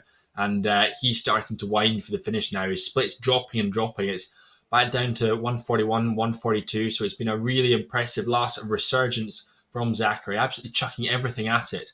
We can see Jim ticking over that 1450 marker. So he's got about 5 or 6 seconds left to see how close he can get to 1500 meters. But it's been a really, really strong row from him. And we can see there, we just get the official distances up 5 meters short of that 1500 meter marker. But a really strong performance there from Jim all the way through, Rachel. Really was. And just to keep that pace going, 5 minutes, it feels a lot longer. So it's all about pacing, trying to hold on to it. And I think they both did an amazing job for, you know, such a young age to be sort of so disciplined about their event as well. So I think they both did really well. They absolutely did. But now we're going to bring Jack in, who's going to take us through some of the posts, some of the action that has been on social media. Yeah, we've been keeping a close eye on your posts on Twitter, Facebook and Instagram, sharing your experience here at the British Rowing Virtual Championships using the hashtag BRVC21. So let's have a look at some of these posts. Here you go. Elick Wood says, to many, this is just a screen. However, this is my winning screen. The screen that tells me my score won me the Virtual Indoor Rowing Championships in my section. Also, another PB, just to mention it. Job changes, house moves, renovations, and general life makes training hard, but I do it. Sometimes it feels as if I'm getting nowhere. Days like today prove I'm getting somewhere and doing all right at it in the process. You absolutely are, and we're delighted to have you with us, Eli Wood, joining us for the British Rowing Virtual Championships. You can see her scores on her monitor there, a 17.9 over the 2,000 metre distance. Well done on your race this morning.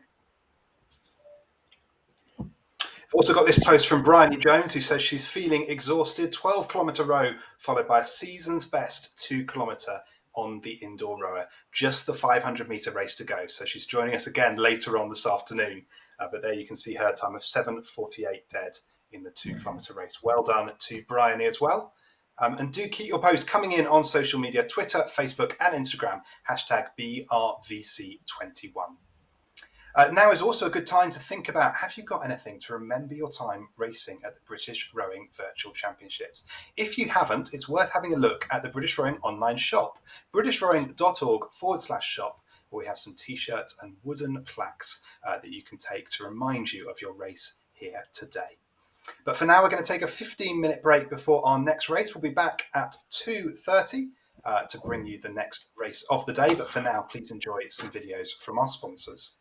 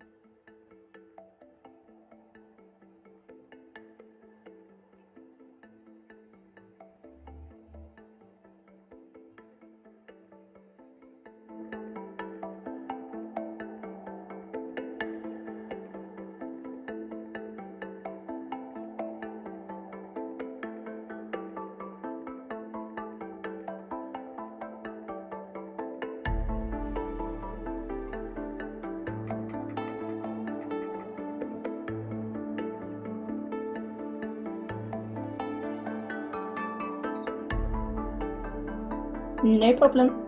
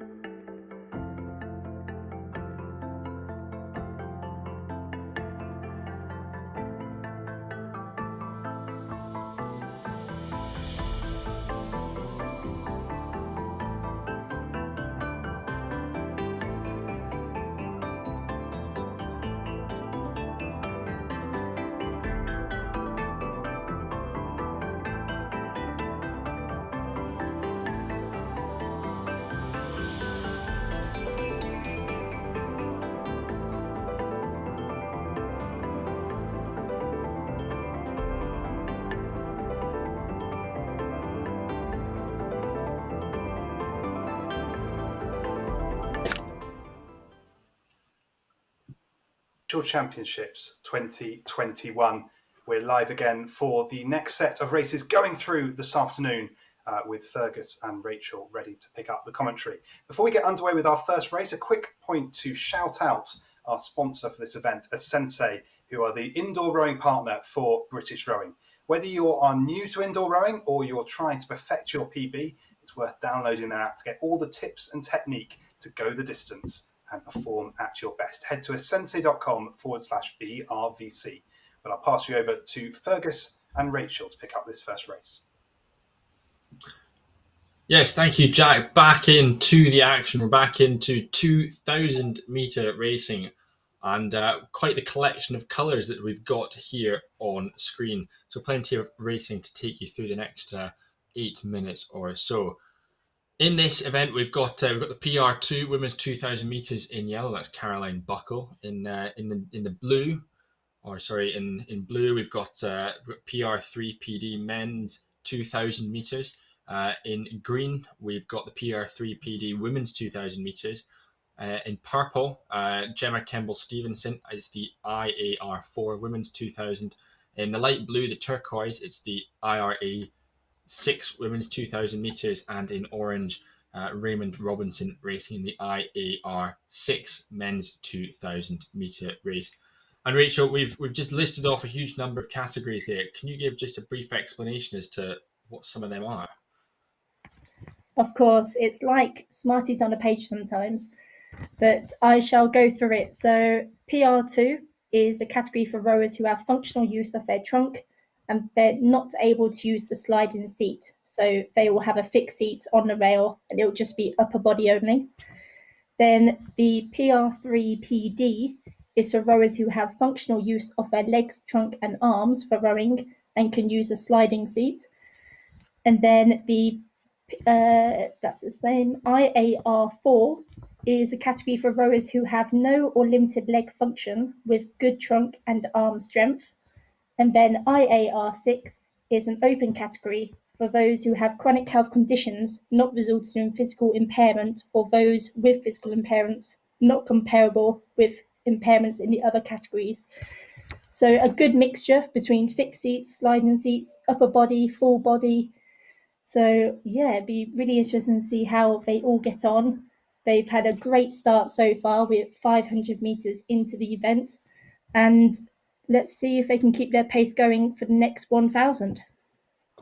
Yeah, definitely. I think one of the standout names that we've got here in this adaptive field is that of Caroline Buckle of Doncaster racing in the PR2 women's 2,000 metres. She's a British record holder, a world record holder in this PR2 category. And again, another one of these athletes who hasn't been competing for a particularly long period of time. Started rowing August, September time in 2019, and she's taken the adaptive rowing scene by storm, hasn't she, Rachel? She really has. And I know Caroline, she's a good friend of mine, and she has just dominated that category in every field going. And she truly is a superhero in that category. She's doing absolutely amazingly well. And just going down the race, we have Sean Gaffney, who's gone miles ahead at the moment. He's had a really good start. And he's actually had multiple PR3 world and British records. And he only started rowing in 2016. So again, not too long, but wow, he's taken over the field already with multiple records. And I think it's also worth noting in this field, Raymond Robinson racing in the IAR6 men's event, and Melissa Catherine Caduti racing in the women's respective event. She's an American athlete, but both of them, Raymond and Melissa, competing for the We Are Invictus rowing team as well. So fantastic to have them involved with adaptive rowing. Obviously, we've got Gemma Kemble-Stevenson rowing for Help for Heroes, and she herself started rowing in 2019 in preparation for the Warrior Games when they were held in Tampa in Florida stateside. So we've got a huge range of athletes who have been or who are sort of taking this para world by storm. And as we said, it's great to have them racing again here, thundering over that 1,000 meter mark in this multi this multidisciplined event. Well said. I was trying to think of a good word for when you get multiple classifications in one race. It can be a bit tricky sometimes, but it truly is amazing. And it's great to have not just the para classifications, but also the adaptive, where it's not quite in that para classification. It's not quite as black and white, but they still have these other abilities of how they can row. And that's the best thing about the row machine. It's that it's so adaptable for whatever your injury, illness, just strength. It could be absolutely anything, and anyone of any ability can take part. You just have to ask for help, find out how you can adapt the machine and how it's going to be most comfortable for you to take part in. And it truly is amazing and inspirational when you see athletes from these classifications taking part in these virtual events. I think one that we're certainly keeping an eye on as we come into the last 500 meters is Sean Gaffney. We've already mentioned his name. The championship record, the virtual championship record, stands at 6:40.3. The time obviously set from last year. So as we come up to the last 250 meters, really excited to see how close, whether or not he can beat that record. And the other one that we'll be tracking will be Caroline Buckle on the top of your screen, and potentially Valentina Zagot from Russia as well. So we've mentioned America, United Kingdom, Russia, all competing in this, and we keep banging on about it, but we're very proud to say that we've got over 1,000 athletes competing from 30 different countries around the world, and it's great to bring them all together for the virtual champs. But Sean Gaffney, he's getting up to the line. We're probably about 200 meters away, Rachel, and it's going to be close, I think, for that championship record. It really is. I've been watching the splits and they're starting to come down. It's getting quicker and quicker, and it's going to get right on to the end here. So we'll just see what he's going to get. Last 50 meters, last few strokes. There we go, 6:37.6. Amazing time, amazing. Yes, absolutely. And we've mentioned Valentina Zagot from Russia, another one that we'll be keeping our eye on. The championship record, again, 7:53. I don't think we're going to quite get the world record on this occasion for the PR3 PD women's event. That world record stands at 7 minutes and 3 seconds, but delighted to see her charging towards the line in what I think might just be a new championship record, a virtual championship record. But we'll keep our eyes peeled on that as well. We see on the bottom of the screen Raymond Robinson. Again, less than 200 meters to go, same as Stacey Denyer, Great Britain Stacey Denyer. She's racing the IAR 6 event, Raymond Robinson in the IAR 6 men's event. So the two of them nip and tuck as we come up to the line. Ben Marsden as well, racing. He was competing at Sean Gaffney in the PR3 PD event. The two of them coming up to the line as well. There we see Valentina up to the line in provisionally a new championship record. So huge congratulations to them. And a great deal of racing still going on. It really is. It's purely amazing just the pace they can keep going. And for 2,000 meters, it is one of those events that you have to be quite tactical about and commit to that pace, even though it can get really painful in that second half. But you just have to dig deep, and that's exactly what these athletes are doing. And we're just coming to the last 250 meters for Caroline Buckle, Gemma Kemble-Stevenson, and Melissa Catherine Corduti. So they're just starting to speed up, starting to get those paces quicker and quicker. And we'll just see how they got on the last 100 meters. Yes, 120 odd meters to go for Melissa. So probably about 15 big powerful strokes. We'll see her over the line. We see Gemma Kemble-Stevenson coming up to the finish line. Started rowing, as we said, in 2019 for those Warrior Games, and now Caroline Buckle. It's her turn to cross the finish line, just sneaking under that 9-minute barrier as well. And 50 meters now to go for Melissa Catherine Corduti, obviously representing the We Are Invictus team. Delighted to have her racing here at the Virtual Championships. And there she is coming up to the finish line. what we're going to do, we're going to bring Jack back in. Now we've had plenty of racing so far today, and I'm sure he's got plenty of results to take us through over the next minute or so, Jack.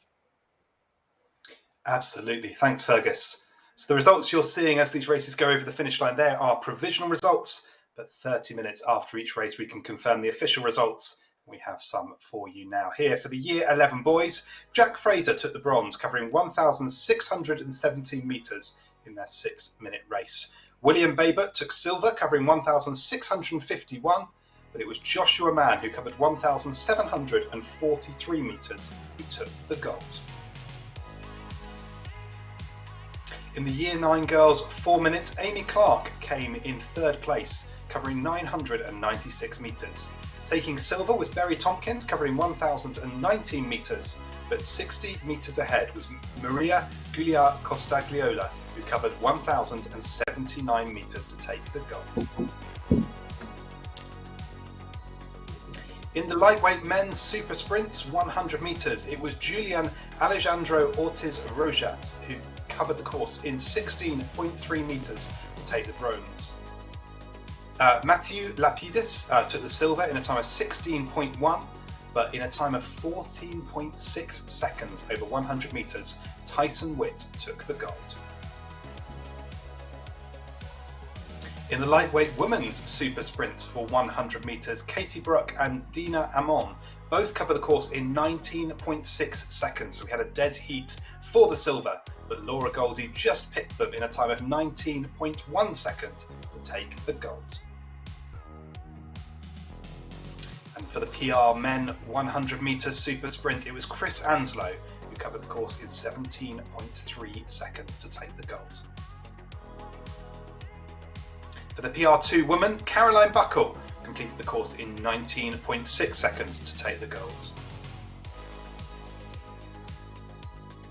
In the PR3 men's 100 metres, Mark Perkins came second, covering 15.8 seconds for the 100 metres, and Sean Gaffney took the gold in a time of 15.6, only 0.2 seconds separating these two men.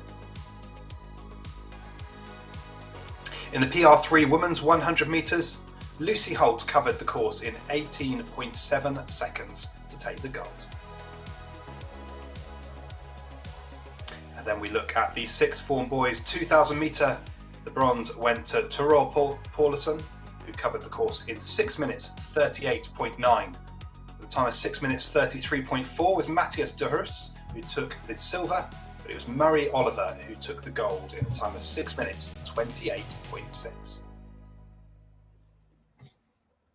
For the sixth form girls 2,000 metre, Chloe Houston came in bronze with a time of 8 minutes 52.8. Just a few seconds faster was Kate Haswell, a time of 8 minutes 49.2 got her the silver, but in the gold medal position in a time of 8 minutes 26 seconds, Nia Bullen. For the under 23 men's 2,000 metre, Simon Toro Joan Jacobson covered the course in 6 minutes 36.8 to take the gold. Next, for the under 23 women's 2,000 metre, Sophie Hudson came second in a time of 8 minutes 38.6, but it was Anya Paus who covered the course in 7 minutes 56.4 to take the gold. In the Year 7 boys 2 minutes, it was Thomas Mann who covered 495 metres to take the gold. I believe we've got one more result. This for the Year 7 girls 2 minutes, Kelly Clifton covered 469 metres in her 2-minute race.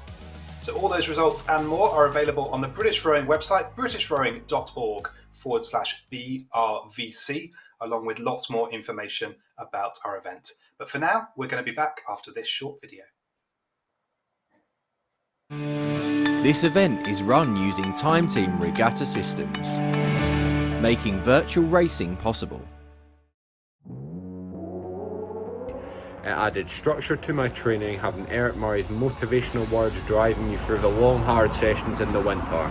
It helped me progress through the rowing stroke and add technique. Then I entered the Canadian National Championship, placing third, and this furthered me on my rowing journey. Then later this year I got accepted onto the British World Class Start programme on a probation period, and now I've entered the British National Championships again, so I look forward to doing that again.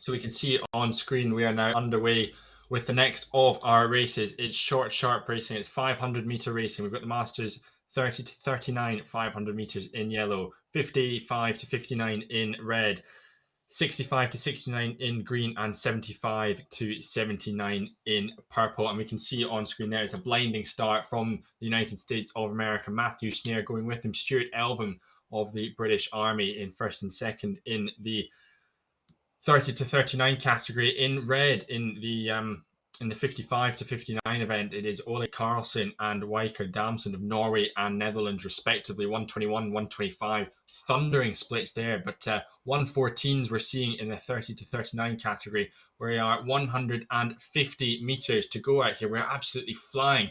In the green event, in the 65 to 69 event, Esa Nevlian of Finland, but out in front, absolutely thumping down these splits, 41, 42 strokes in it. Matthew Snare 16 meters ahead of Chris Blackburn now of Great Britain. Stuart Elvin just nipping back into second place. It's a really, really quick finish in this 500 meter event for Matthew Snare, Stuart Elvin, but just Chris Blackburn on the line, pipping Stuart Elvin by 0.2 of a second. Now seeing Ole Carlsen and Weiker Damson coming through in the 50 to 59 event. It was Esa Nevlian of Finland holding on in the Masters 65 to 69 event.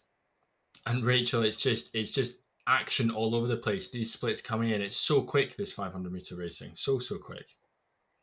It really is. You watch it and literally a couple of blinks later, it's finished.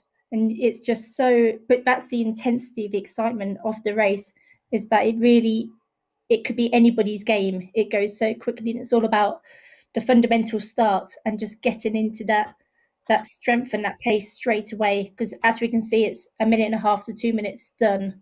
And purely is amazing, especially the different ages that we have. It goes all the way up to the men's 75 to 79 age category, which is purely inspirational to know that, it doesn't matter what age you are, you can still take part and do these amazing splits.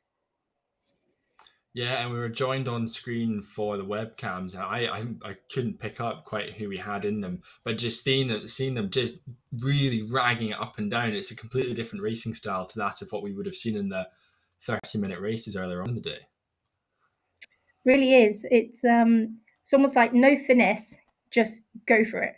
And I suppose there is a bit of finesse to it, but if you look at it, it's just, you just have to go all out and you go all power, everything, don't leave anything behind, because it is a sprint and there's no time to hold back, because that will affect your pace and your timing at the end. So you really do have to commit 100% into that event the whole way through.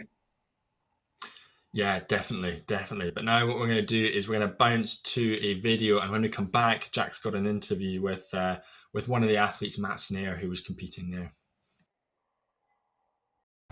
What if you didn't need the water? If you could bring the outdoor experience indoors? Elevate your indoor rowing sessions. With Exer, you can train on a high level in your own zone. The application has a range of challenging training schedules to follow and gives you detailed reports, but it goes beyond personal instruction. Exer is here to motivate you, to make indoor rowing fun, complete challenges, and attain rowing greatness. While training, you gain experience, achieve your most ambitious goals, and get to personalize your avatar. Want to get to the top of the leaderboard? Not without giving it your all. Compete with fellow rowers and your own statistics. Can you crush your goals? The data will tell you. Get rowing now on exergame.com.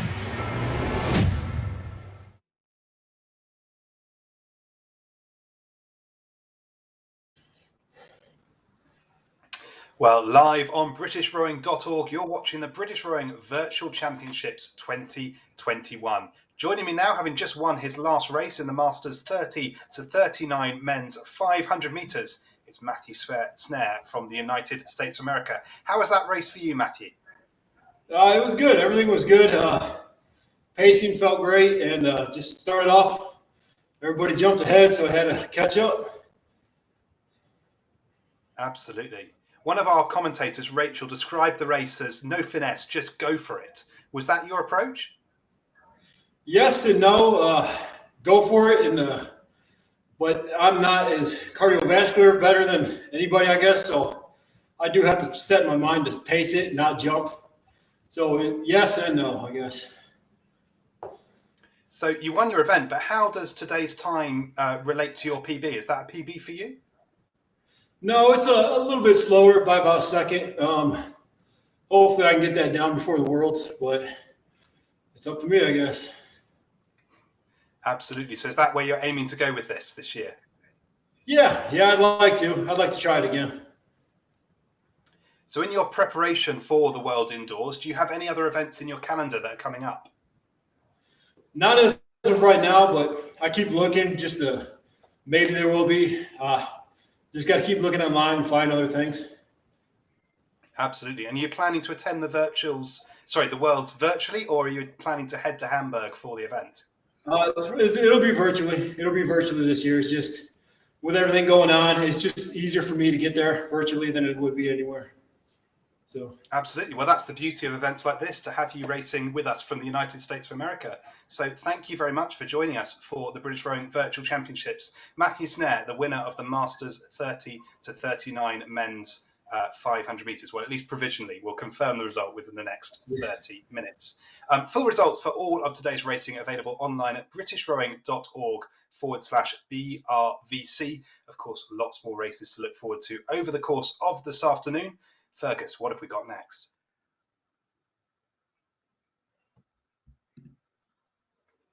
Oh, I think you're muted, Fergus.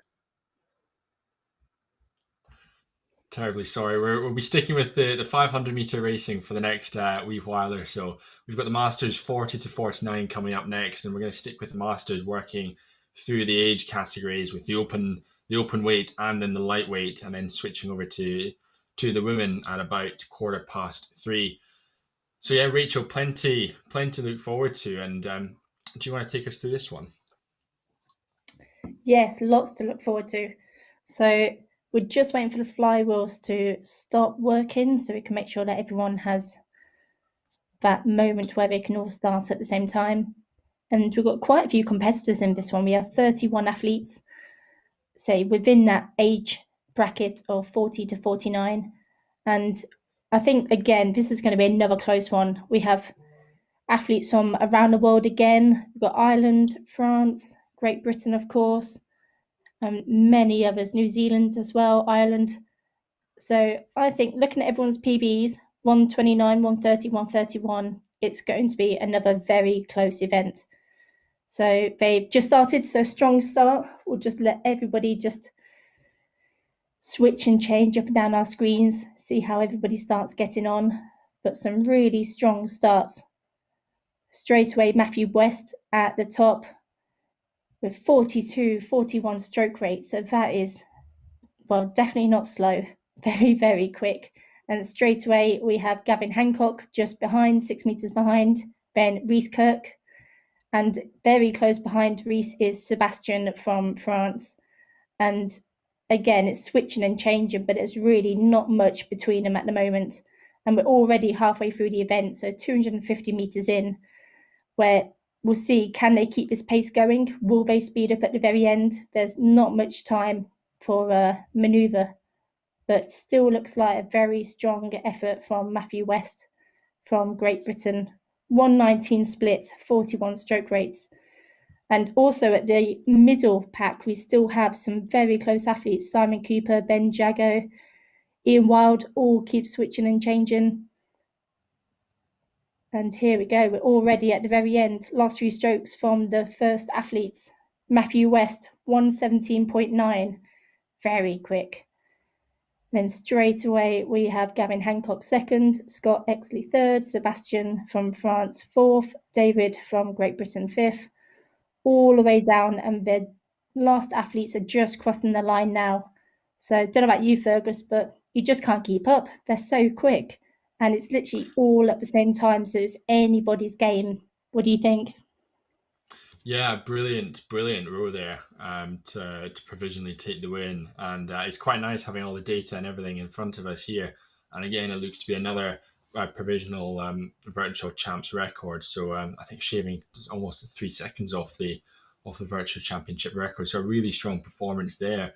And it's one that we're going to see just get more and more competitive, and each championship record getting harder and harder to beat as these goes on. Obviously, this virtual championships in its second year of running, born out of lockdown and the pandemic last year. But I think it's a really great addition to have to the calendar, and as we've mentioned, a great way to kickstart the season for some athletes, but also a really good benchmark for others who are perhaps more in the indoor rowing world or the CrossFit world, using this as a progression for them throughout the calendar year. Really is. It's amazing just to have this in the calendar, and again to actually access it virtually, especially during the pandemic. So it'd be great to obviously see everybody face to face eventually, but at least we still have the virtual side to get everybody still competing and still testing themselves and just seeing if they can match their PBs in a more difficult environment, potentially without the crowds and the atmosphere. But now we have come to the end of that race. We're going to go over to video next, and we shall see you at the next race. This event is run using Time Team Regatta systems. See results as they happen.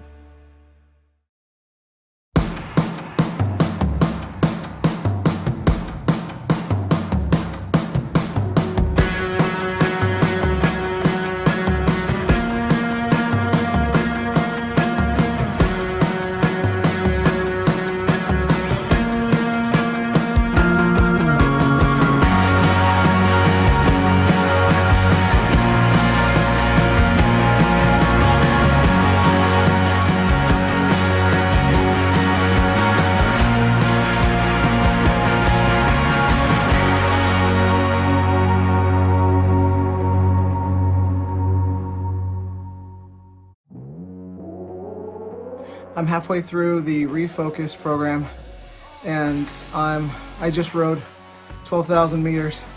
That's insane. When I first started, I couldn't row 500 meters without stopping, and now I'm doing 12,000 meters. That's bananas. A little bit about me. I have a master's in applied exercise science, a focus on strength and conditioning. I have a bachelor's in kinesiology, and I work in the fitness industry. I have literally replaced every cardio that I do with rowing because of asensei. It's program based. It goes progressively overloading, meaning you're not just taking class and class and class and just kind of running in one place. You're literally on a program to get you better. You're gonna see your times go down. You're gonna see yourself get stronger and faster, and it's absolutely crazy. I've tried so many different rowing programs, but starting with asensei, over the course of 4 or 5 months, my conditioning is 10 times better. I'm running circles around people at my boxing class, and it's crazy. I never thought I would find a program that's on my phone that could get me in this good a shape. So asensei and Eric Murray, thank you. You guys kick ass.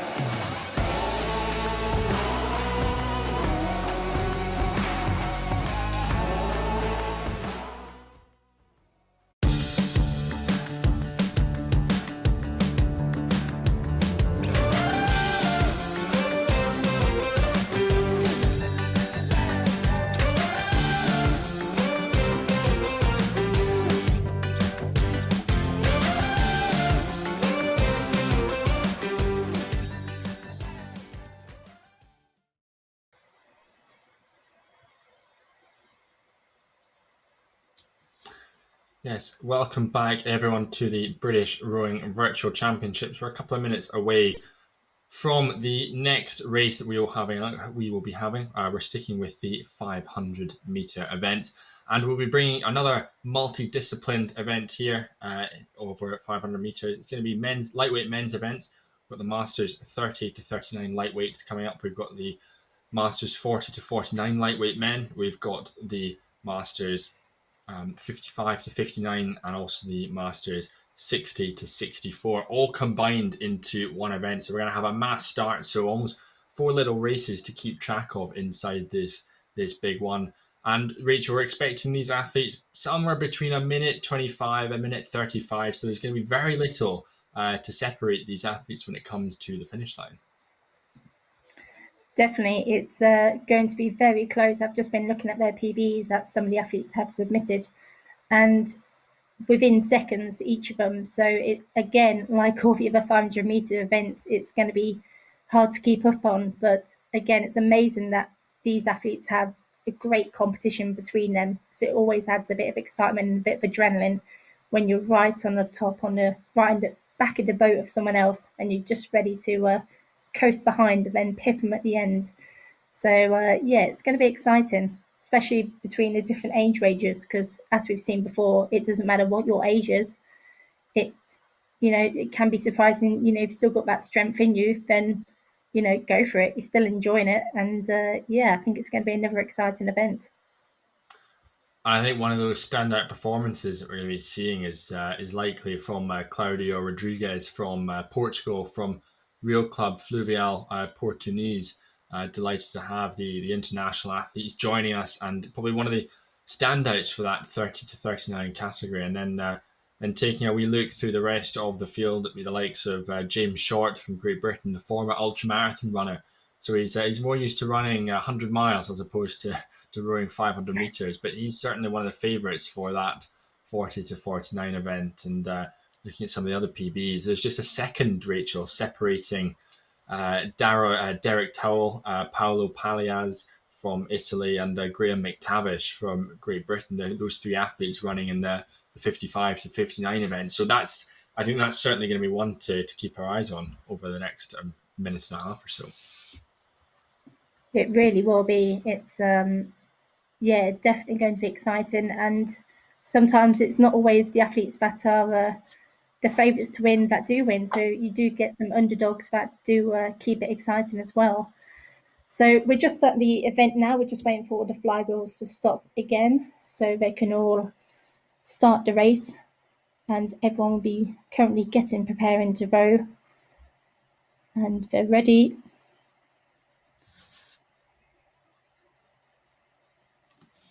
And there we go, they are off. No false starts, which is always a bonus for 500 meters. And we're going to see just how quick they can start this event. And we have Preston McAfee, sorry if I pronounced that wrong, but we have him on the webcam so we can see just how much effort is needed for this 500 meters.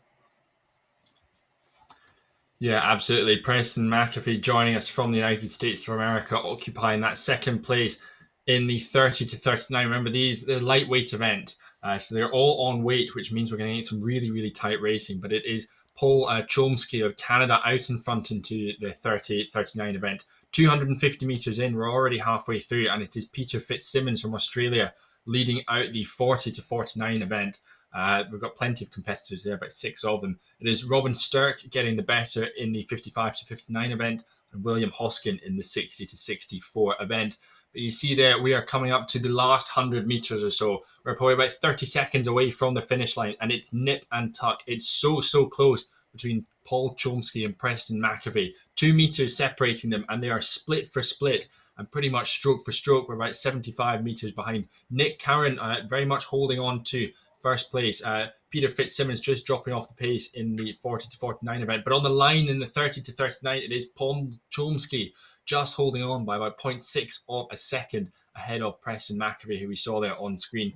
Martin Howe getting that third place finish. And in the 40 to 49 event, it is Nick Curran of Great Britain ahead of Andy Paulson. And we see coming up to the line Robin Stirk provisionally taking first place in the 55 to 59 lightweight event. And with about 2 strokes to go, Brian Court provisionally beats William Hoskin in the men's 80 event as well. So some really quick racing going on there, as we expected. It's short, sharp, and yeah, Paul Chomsky, some really quick times going down there, Rachel. Really is some impressive times. And Time Team I'm going to Regatta go quick to some Systems, videos. the timing partner of many events worldwide.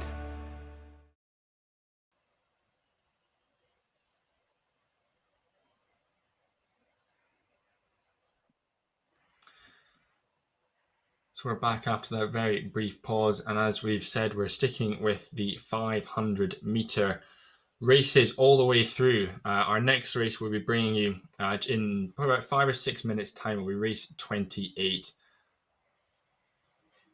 And then we've got the Women's Masters 40 to 49 event as well. And then that'll lead on to some more lightweight racing later on down the line at 25 past. And then we'll be bringing in the next of our 30-minute challenges at 3:30. So plenty of different racing to finish. But now what we're going to do is we're going to bring Jack back into the conversation after that those 500-meter races. Jack, we haven't got a huge amount of time to talk in between, what with these races happening so quickly. I know. It's a packed schedule this weekend with over 1,000 entries across all our events from 32 countries worldwide. And I don't know about you, but seeing people joining us from Australia and New Zealand, we've got Brazil, I think, joining later, Canada and Italy also represented.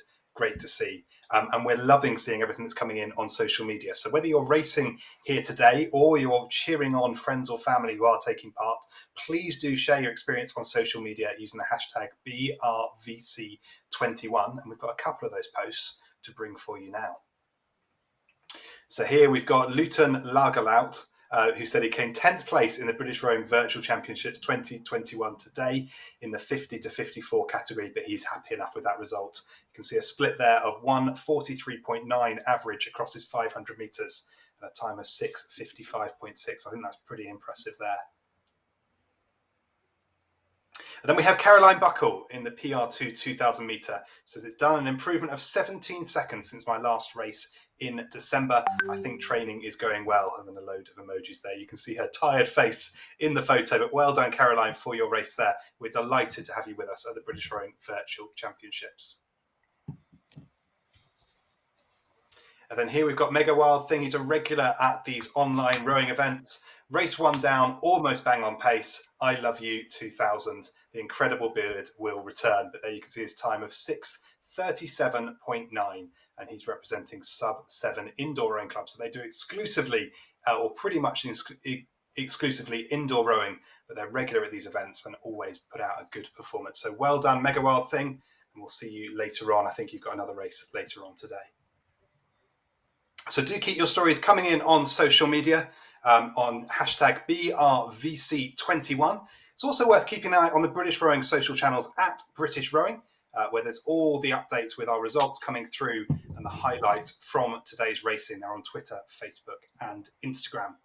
A good time to also shout out our title sponsor for the asensei British Rowing Virtual Championships. Asensei are British Rowing's indoor rowing partner, and we're delighted to have their support for this event.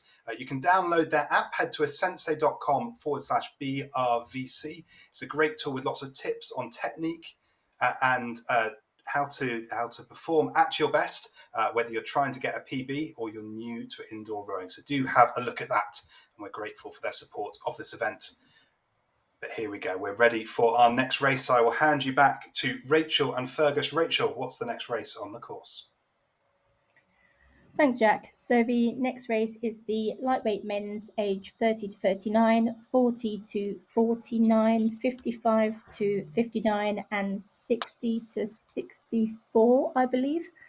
Lots of complete vast age differences, but again, it can be anybody's game. And we're just waiting for the race to start, and they're off. So it's going to be another quick event. As we've seen from the others, it really doesn't take long before the race is finished. But we've had a great start from Claudio Rodriguez up in that top 147 as the stroke rate. That's really quick. So that's a great start. And again, in the mix, we have the lightweight men's age 40 category, where we have really close again. You've got Matthew Bale, James Short, both from Great Britain, just on each other's shoulders. And then further down the pack, we have more international athletes. We have Paolo Palazzi from Italy, and just behind him, we have Derek Towell, who is just a couple of meters behind. And we're already halfway through the race, and it's going to be tight, especially the age 60 category. David Jubb and Emmanuel Romoli, that 1 meter difference, which could be anything in these short races. But we are coming into the last 100, 150 meters for the event. And again, the splits are so quick. So we'll see how they're all going to get on.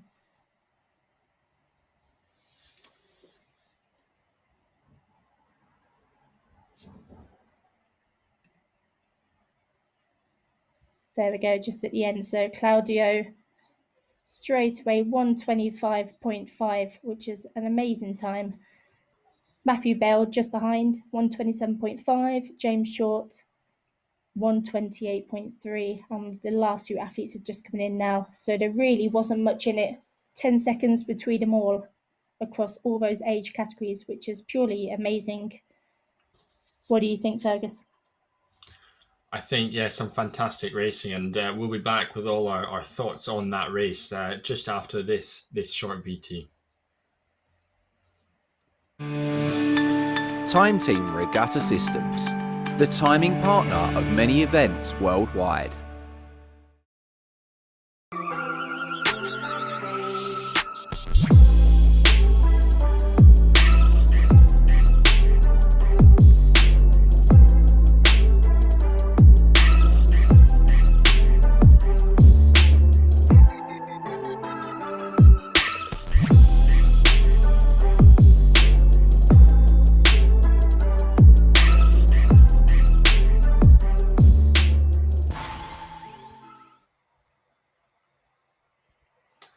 Yes, welcome back to the British Rowing Virtual Championships 2021, powered and sponsored by asensei. And first of all, my apologies to race number 27 for my confusion with that of race 28.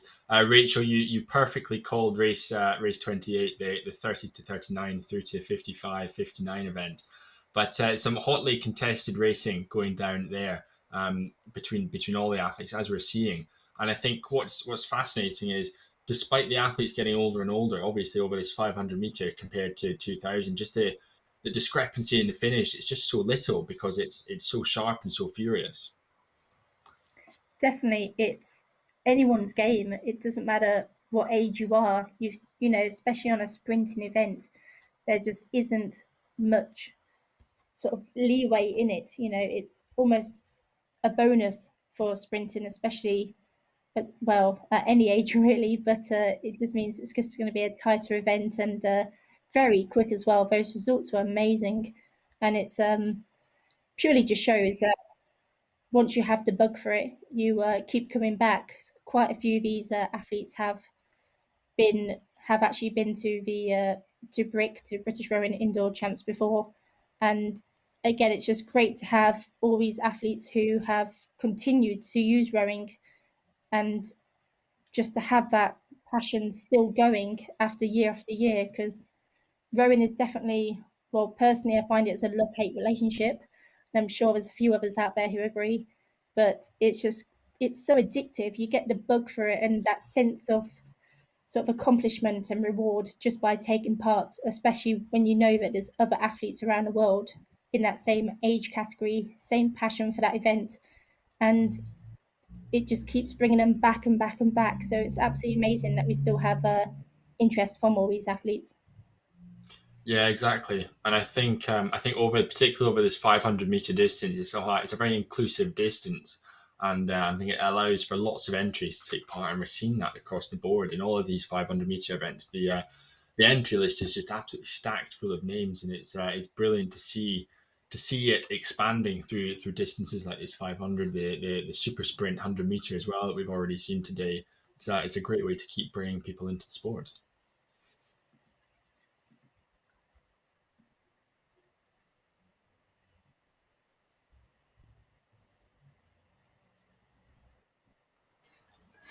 As commentators, I think we've seen, as you were saying, that the indoor rowing has grown from a side shoot of water rowing into a sport really in its own right. We now have clubs who dedicate themselves to indoor rowing, Mega World Thing and Sub-7 indoor rowing being one of the primary ones that we see at many of these events. And we're seeing people finding it as a way also to stay in touch with the sport. People perhaps rowed when they were younger, when they had a bit more time. Now they've got quite a demanding job, but they can fit a rowing machine in their house and they can use that in the evenings to stay in touch. I know that many of the athletes who compete at these events enjoy that opportunity to stay in touch with indoor rowing.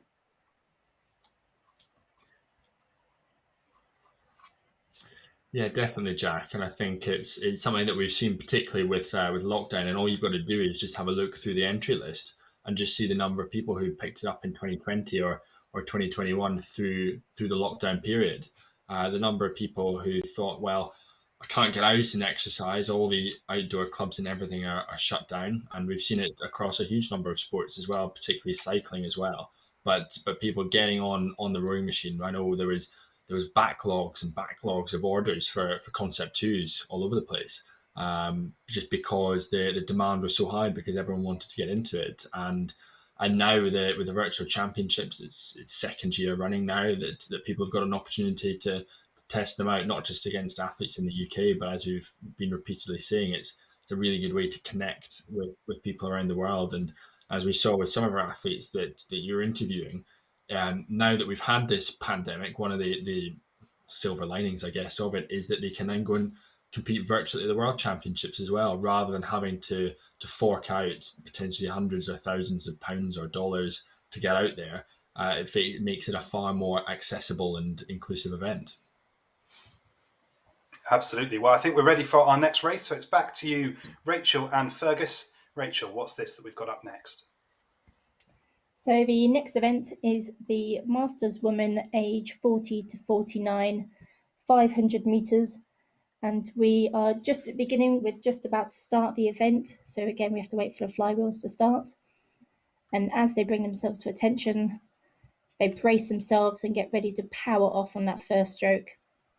And there we go, a very good start from everyone. No false starts again, which is always a bonus. They can get right into the event.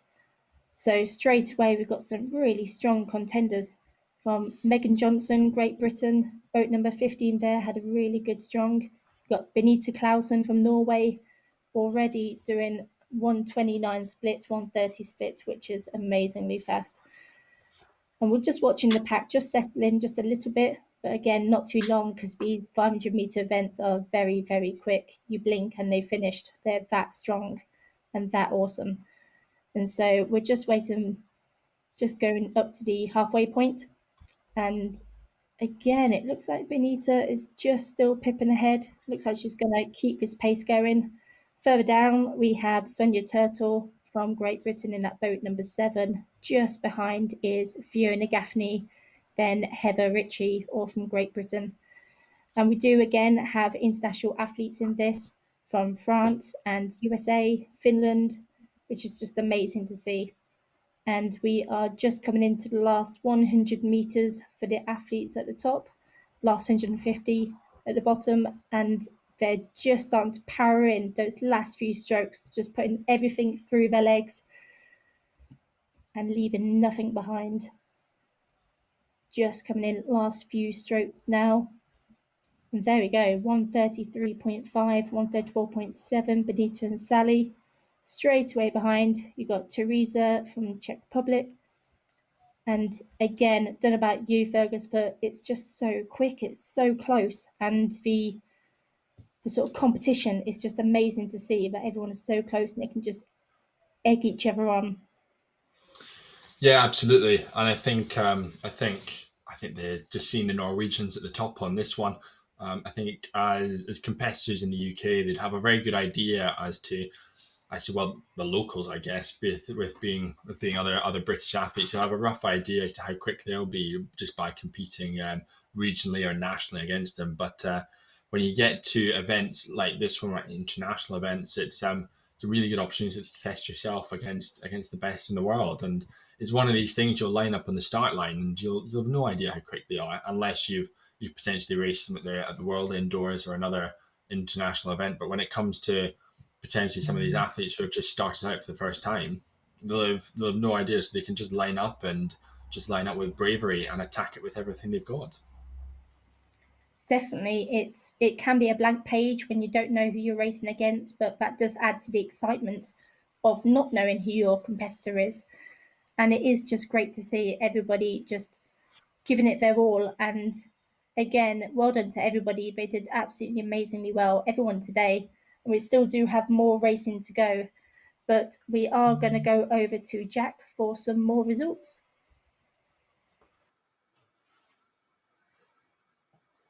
Thanks, Rachel. Yes, results of all our races today confirmed 30 minutes after the race finishes, and you can find them all online at britishrowing.org/BRVC. We have some more to bring for you now on the live stream with the medal winners.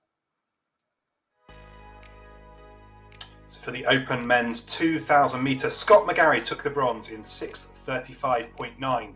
About 10 seconds faster. Thomas McBride took the silver in 6:25.3, but in a whopping time of 6 minutes 12 seconds dead. It was Graham Ord who took the gold. In the Open Lightweight Men's 2,000 metre, John Lay completed the course in 8 minutes 14.7 to take the bronze. Rowan Nightingale took silver in 6:39 dead, and 10 seconds faster though was Matthew Bowles who took the gold in 6:29. For the Open Women's 2,000 metre, Catherine Williamson came in bronze. Georgie van der Maan came in silver, a time of 8 minutes and 5.3 seconds. Lindsay Turpin took the gold, a time of 7 minutes 59.4. For the Open Lightweight Women's 2,000 metre, Julia Francesca Engel completed the course in 8:45.8 to take the silver. Jessica Pennington, though, took the gold in 8:27.2. For the PR2 Women's 2,000 metres, we saw her tweet just a few moments ago. Caroline Buckle completed the course in 8 minutes and 59 seconds to take the gold. For the PR3 PD Men's 2,000 metre, Ben Marsden came second, time of 7 minutes 52.9 seconds. It was Sean Gaffney who took the gold in 6:37.6. For the PR3 PD Women's 2,000 metre, Valentina Zagut completed the course in 7 minutes 42.8 to take the gold. In the IAR4 Women's 2,000 metre, Gemma Kemble-Stevenson completed the course in 8 minutes 56.3 to take the gold. And in the IAR6 Men's 2,000 metre, Raymond Robinson completed the course in 7 minutes 53.8 to take the gold medal. In the IAR6 Women's 2,000 metre, Melissa Catherine Kodutu completed the course in 9 minutes 18.8 to take the silver, but it was Stacey Denya who completed it in 8 minutes and 4.6 seconds to take the gold. In the Year 10 Boys 5 minutes, Zachary Hyde covered 1,400 metres to take the silver, but it was Jim Gleed who took the gold, covering 1,495 metres. We're 1 minute away from our next race, so I think it's time we say hello to our commentators to pick up what is next on the course. So welcome back to Alex and Will. Alex, what have we got up next in our schedule? So some short races, 500 metres, a few different categories. We got Masters lightweights for these different ages: 50 to 54, 65 to 69, 70 to 74, 75 to 79, 80 to 84, and 85 to 89. So a bit of a spread there. Yeah, really good mix. Should be looking for some good, exciting racing here, just over 500 metres.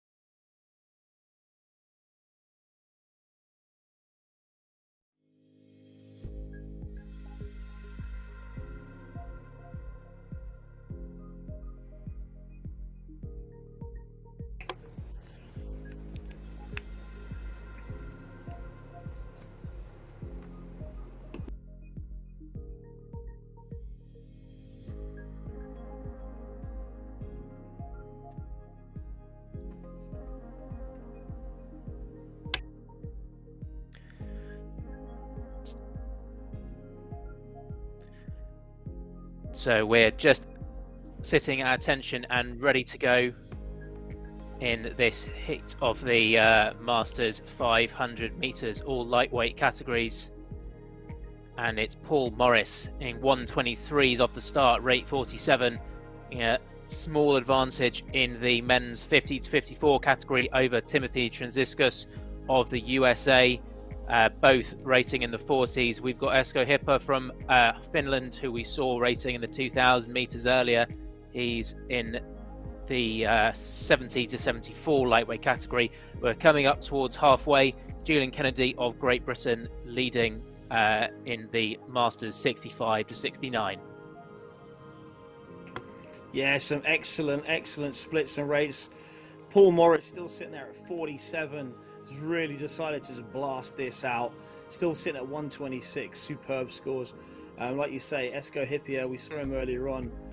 Just loves these virtual championships competing.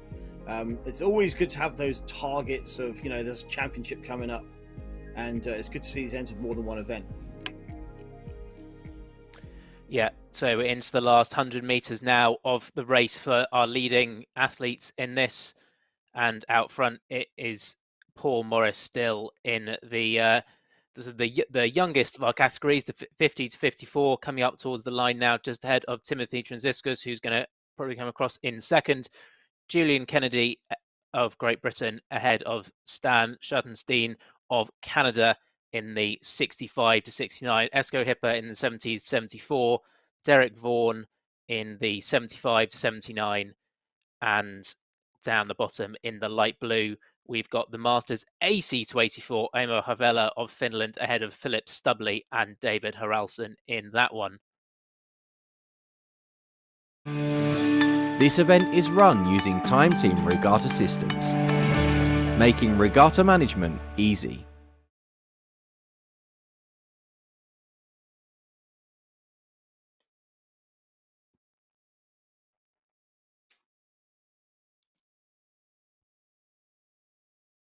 With Alex and Will now joining us in the commentary. What do you make of that last race, Will?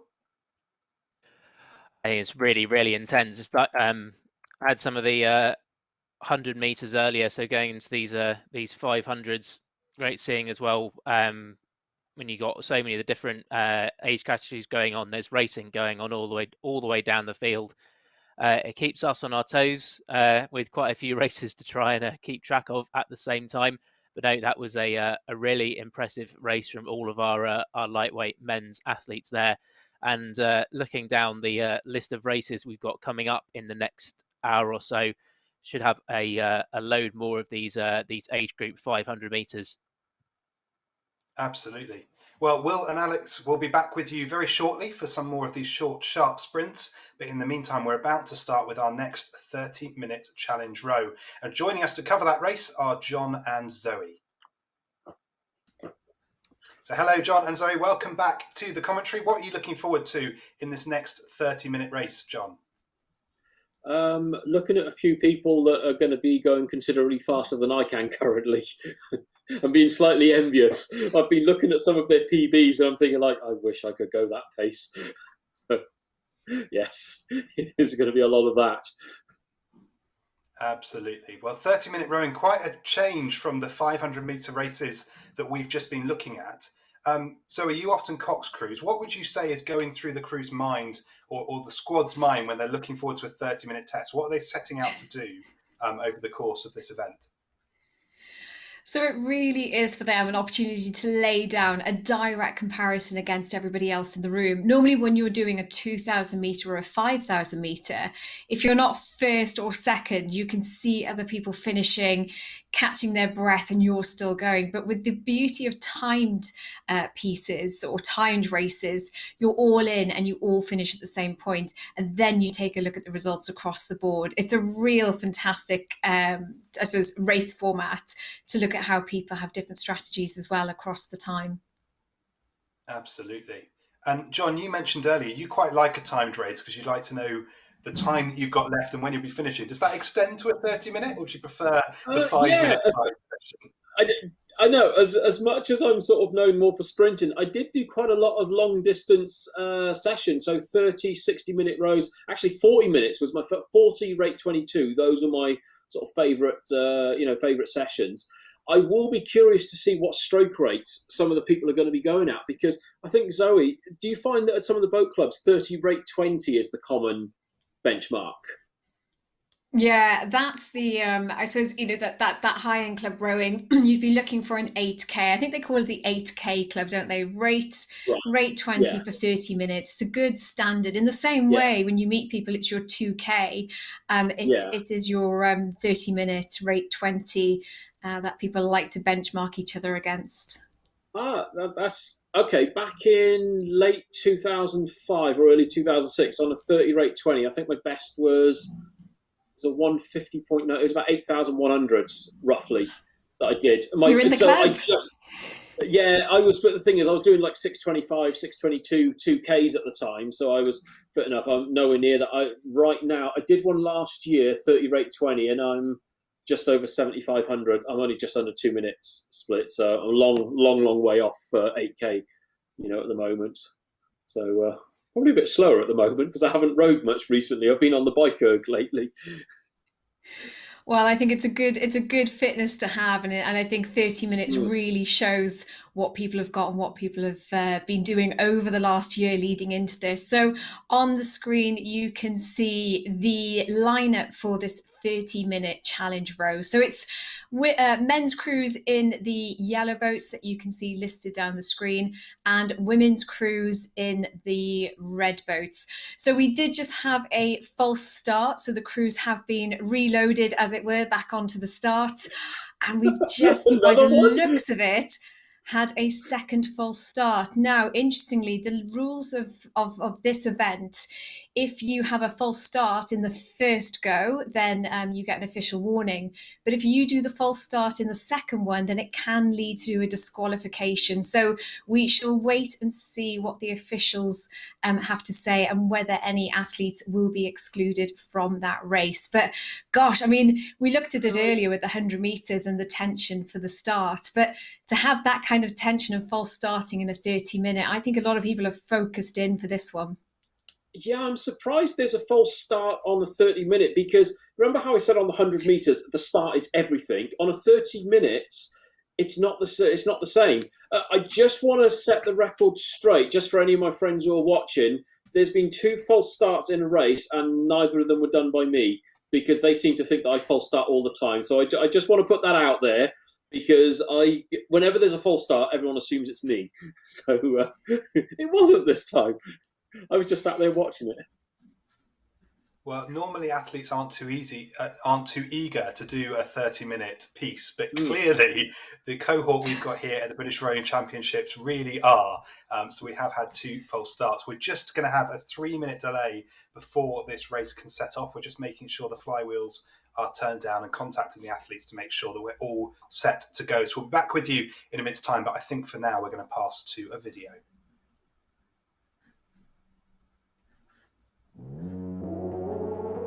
I'm halfway through the refocus program, and I just rowed 12,000 meters. That's insane. When I first started, I couldn't row 500 meters without stopping, and now I'm doing 12,000 meters. That's bananas. A little bit about me. I have a master's in applied exercise science, focus on strength and conditioning. I have a bachelor's in kinesiology, and I work in the fitness industry. I have literally replaced every cardio that I do with rowing because of asensei. It's program based. It goes progressively overloading, meaning you're not just taking class and class and class and just kind of running in one place. You're literally on a program to get you better. You're going to see your times go down. You're going to see yourself get stronger and faster, and it's absolutely crazy. I've tried so many different rowing programs, but starting with asensei, over the course of 4 or 5 months, my conditioning is 10 times better. I'm running circles around people at my boxing class, and it's crazy. I never thought I would find a program that's on my phone that could get me in this good a shape. So asensei and Eric Murray, thank you. You guys kick ass.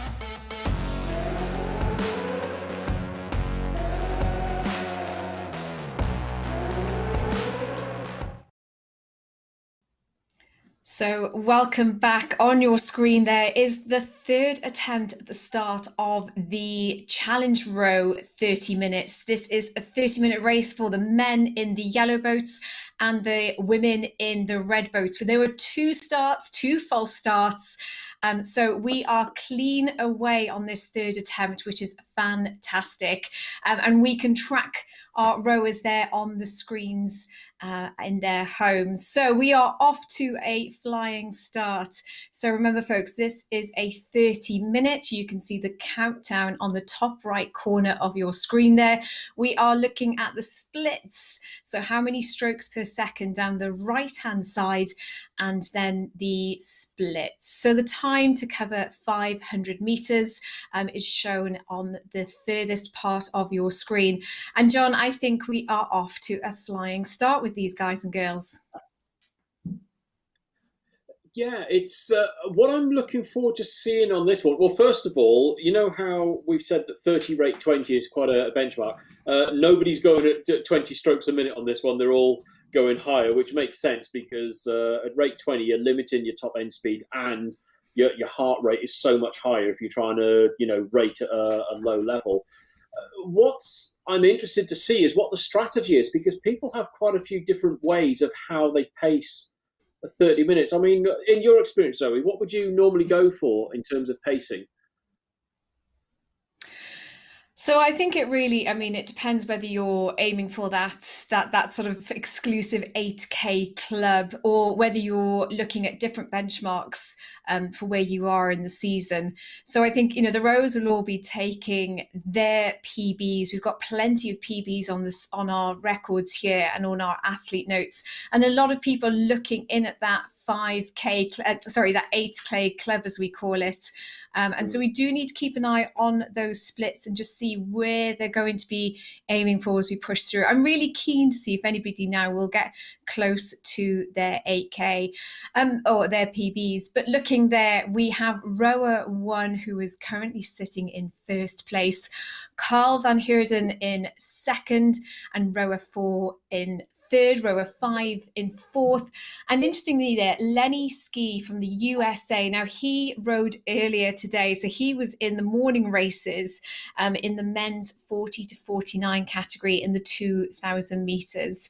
So we shall see how he's doing. And then down in the bottom of your screen there, folks, you have Stephen Knight on your left and Stephen Nutley on your right. So I will keep a track on how they're doing. But John, how are we stepping now into this? I suppose they're settling now into those splits and rates that we're probably going to see for the next 10, 15 minutes of the middle section of this race. Yeah, basically, 152.5 is the 8K mark, so that's what we want to look for. But we'll come back to this later because obviously we've got another race happening now. So if we could cut back to one of the other races, and then we'll give you an update in a few minutes on this 30-minute event.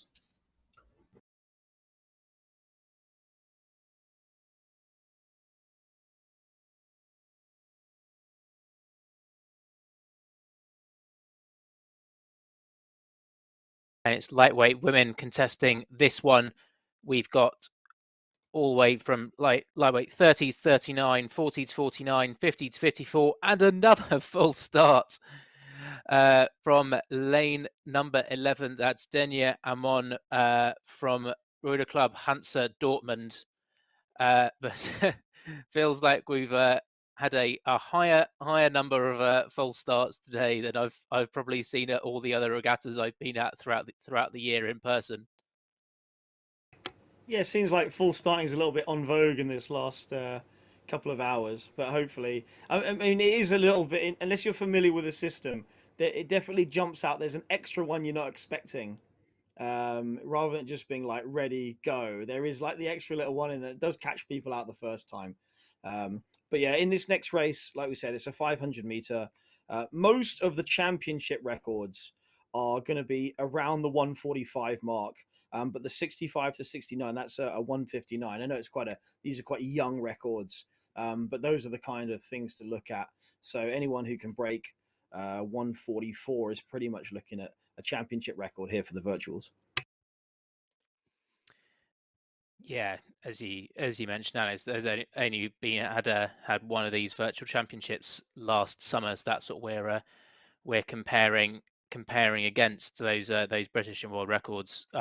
Pretty hard to top. I know we've seen some of those fall today already in some of the para and adaptive events, but hopefully we'll be getting back underway with race number 32 very soon. And just as I say that, here we go. We're at attention. And fingers crossed we'll be able to get away cleanly this time. Yes, there we go. There's the row. And all of our athletes are away without any issues. So we've got 11 he's contesting this one. And perhaps unsurprisingly, it's the 30 to 39 lightweights that have got out in front at the moment. And it's Kate Bruck currently going off at a 1:41, rate 37, just establishing a very slender lead over Laura Gioldi, who I believe we saw win the 2,000 meter race a little bit earlier on today. Yeah, for anyone that's been keeping up with the coverage, a few of these names are going to be familiar. Like you say, Laura Gioldi is certainly one of them. I seem to recall Vanessa McKinnon as well from Canada Racing. So these are 500s. We're not expecting them to spread out as much as a 2K. It's going to be pretty close. But unlike the 100s, there is a lot of strategy needed here. 500 meters, as we said, the championship record's about a 1:45. That's plenty of time for lactate acid to build up. So definitely important to get out hard, then settle, and then work out when you're actually going to go for home. So these athletes now looking like they're about 150 meters out. So this is going to be the time to move. There's a fantastic race going on in the green boats. The Masters 50 to 54 lightweight women, Samantha Ayres and Andrea Dixon. There's only 1 meter separating them, and I've seen the two boats flip-flopping all the way through the race. Samantha Ayres pulling a faster split now, and I think she might finally be extending a bit of an advantage. And at the top, it's Kate Bruck ahead of Laura Gioldi and Corinne Pins, but it's super close for that second place in the 30 to 39 lightweight. Coming up towards the finish now, Kate Bruck does cross the line first, but it's only 1.1 of a second in it. Corinne Pins of the Netherlands finishes ahead of Laura Gioldi in third. In the red race, 40 to 49, it's Vanessa McKinnon. 50 to 54, it is Samantha Ayres over Andrea Dixon by just 0.6 of a second. Denia Amon in the 55 to 59. Carol Alka of Great Britain in the 65 to 69. And then Patricia Hagan of the United States down the bottom in the 70 to 74 category. Absolutely fantastic performances there from all our athletes in the in these lightweight women's 500 meter races.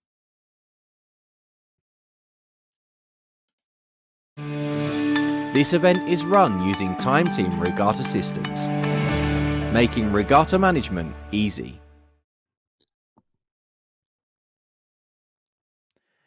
So some fantastic racing there in the 500 meters, and really strong races in all of those categories. So just 0.1 of a second separating silver and bronze for the in the 30 to 39 category, and once again getting loads of competition from different countries there, where we had Italy going up against Netherlands for the silver medal.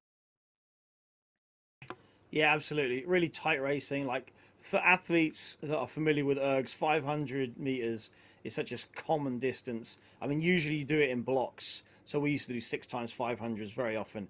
But certainly the very first one, you've all started at the same time and you're trying to sort of see, well, who's got to the end of that first one first? It's basically going to be that same concept. We're all starting at the same time. Who can get to the end of that 500 meters first? And it was great to see that racing. Like you said, 0.1 of a second between second and third in one of those categories.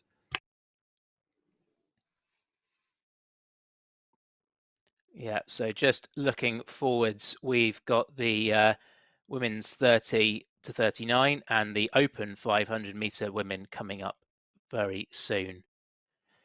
But we've got that race already on the start line. Just waiting for one of our athletes to for their flywheel to stop, and then we'll be getting underway with the Masters 30 to 39 women. Looks like we've just got the 13 to 30 to 39. No, none of the open competitors in this one.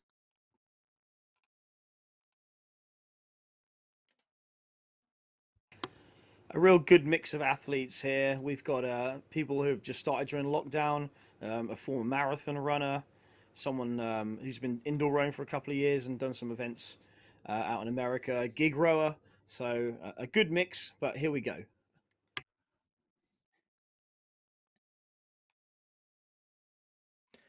So off the start then, and we've got Lauren Gammon in your picture down at the bottom, a fantastically decorated room there. It's like a bit of a rock and roll fan joining us from America.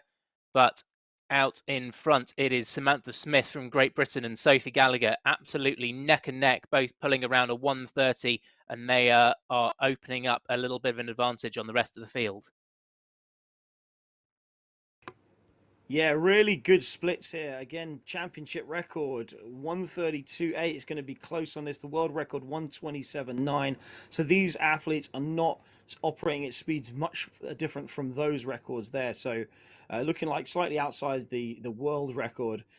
British record is 130.7. So that just gives you an idea of how quick these two are going. So Sophie Gallagher and Samantha Smith, they're about a meter apart, and those two are moving away from the field really, really quickly.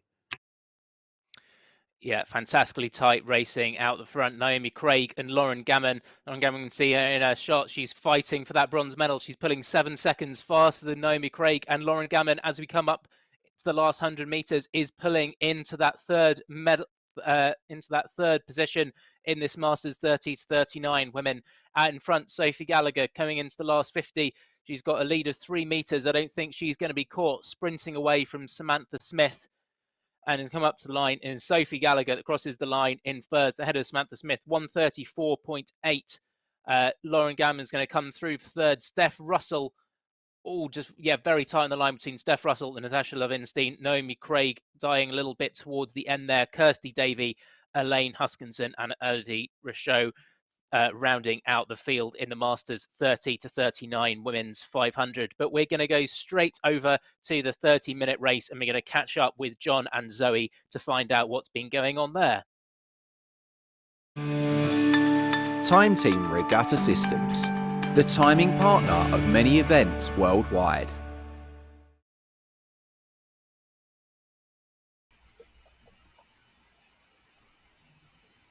Thanks, Will, and welcome back to the 30-minute challenge row. We are almost at that 15-meter mark of this 30-minute race.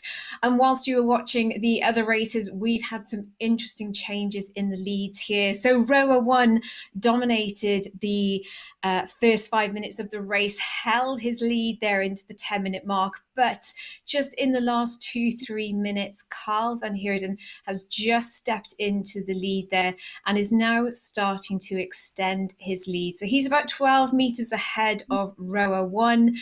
Interesting different rates there. So 26 from Carl van Heerden and rower 1 at rate 33. Stephen Nutley, who you can see in the bottom right corner of your screen, looks like he's there in his garage. He has moved up the table. So he was in 5th in the first 10 minutes and he is now sitting in 3rd place. So a really impressive change of lead since we last spoke to you.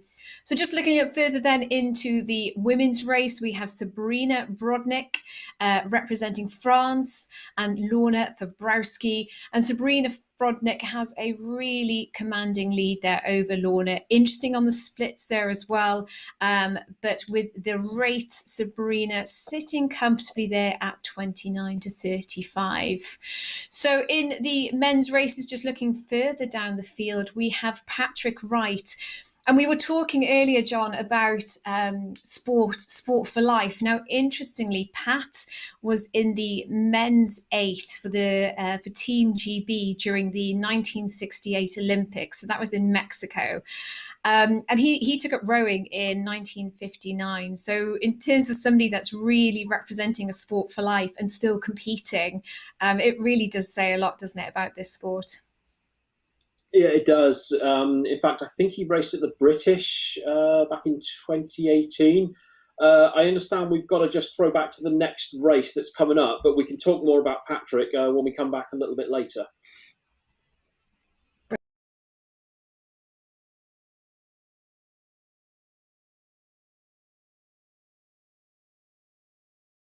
So thank you very much, John. We are just coming up towards our next race now, which is going to be race number 34, still sticking with the 500 meters into the open women's sort of 500 meters in various age categories. We've got 50 to 54 going all the way down to 60 to 64 representing in this next race, which should be getting underway very shortly.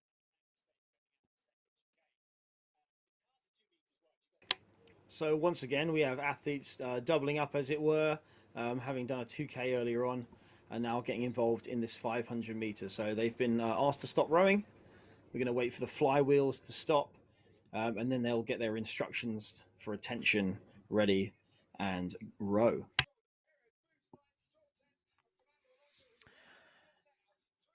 Yeah, so once again, we've got the younger categories at the top, and it moves down towards the bottom. So 50 to 54 is the yellow, red is 55 to 59, and green is 60 to 64.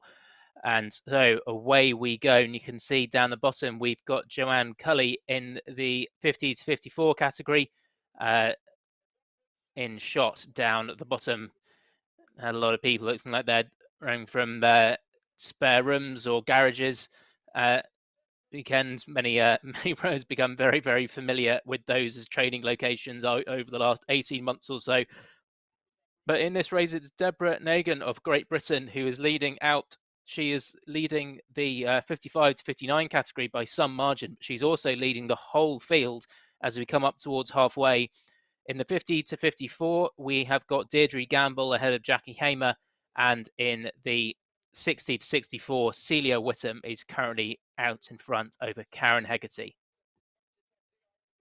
Yeah, I just want to say thanks to the athletes like Joanne Cully for having that webcam to give those insights into this, rather than we just watching virtual boats going across the screen all the time. It's great for them to do that. But Deborah Nagan still out in front of the whole field, well out in front of her race. But I guess closest race, Jackie Hamer and Deirdre Gamble, 3 meters in that. And there's also a really close race in those red boats, 50 to 59s. They're neck and neck between Benedict Rose and Avril McGee. Yeah, very impressive. But it's Deborah Nagan from Kingston Rowing Club, medalist at the British Indoor Championships in 2017, 18 and 19. She picked up a gold in 2017, and I think it looks like she's going to pick up a gold here at the British Rowing Virtual Championships. Coming up towards the line now, very impressive row in the 55 to 59. Jackie Hamer ahead of Joanne Cully and Deirdre Gamble in the 50 to 54. Benedict Rose and Avril McGee coming up in the 55 to 59. And it's Celia Whittam and Karen Hegarty down at the bottom in the green race in the 60 to 64.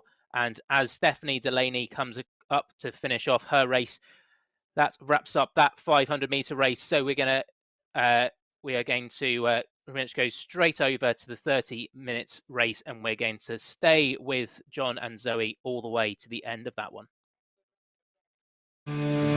This event is run using Time Team Regatta systems.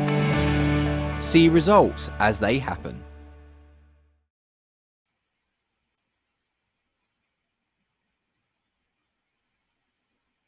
So we are back.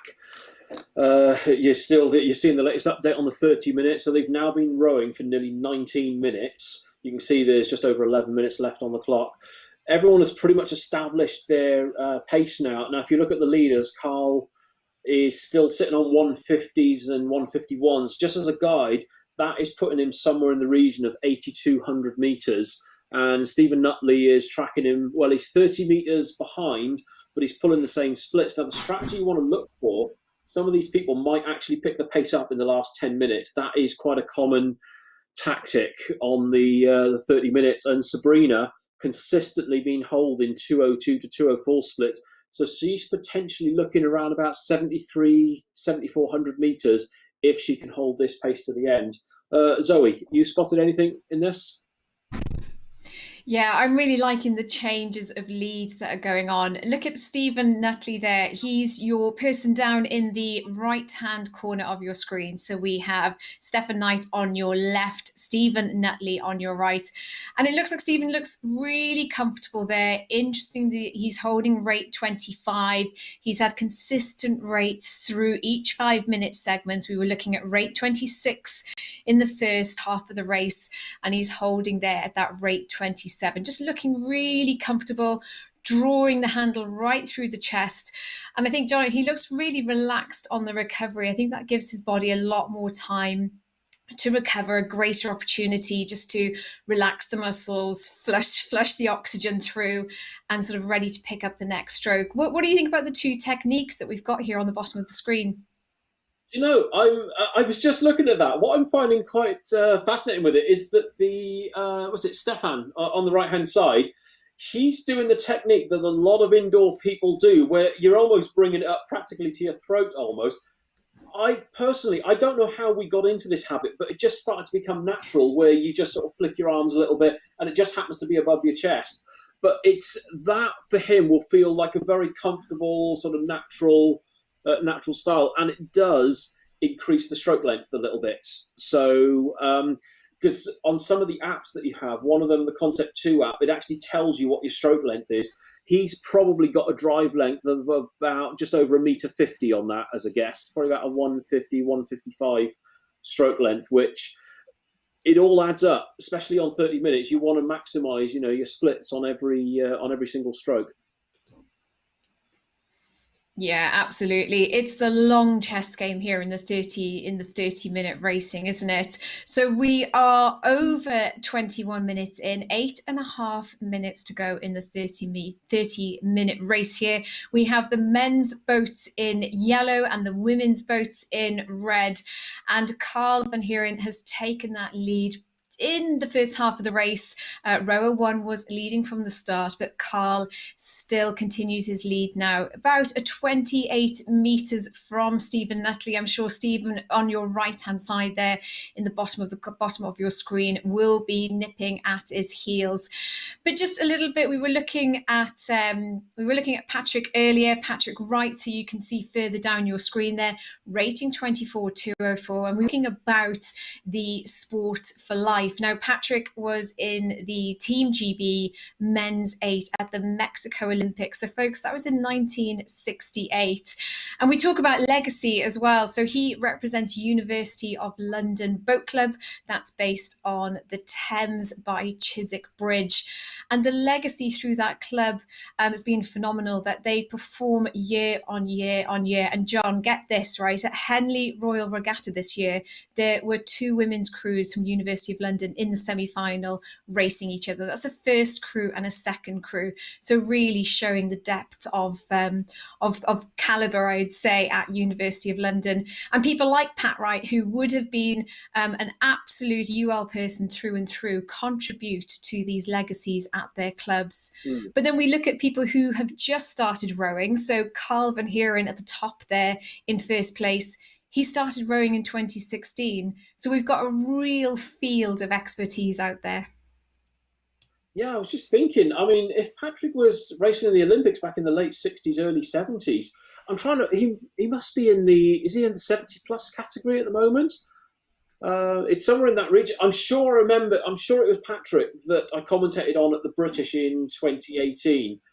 And I think it just highlights there's no retirement age in rowing. No matter what your sport in history, you could be at Olympic level. You can go into your 70s and your 80s. In fact, I'm trying to encourage my dad to get back into training. He's 80 next year, so he might be entering this event next year. You never know. We'll get on it. But anyway, we've got 6 minutes to go. However, there is another race starting, so we're going to hop over to that, and then we'll come back to this in the last couple of minutes.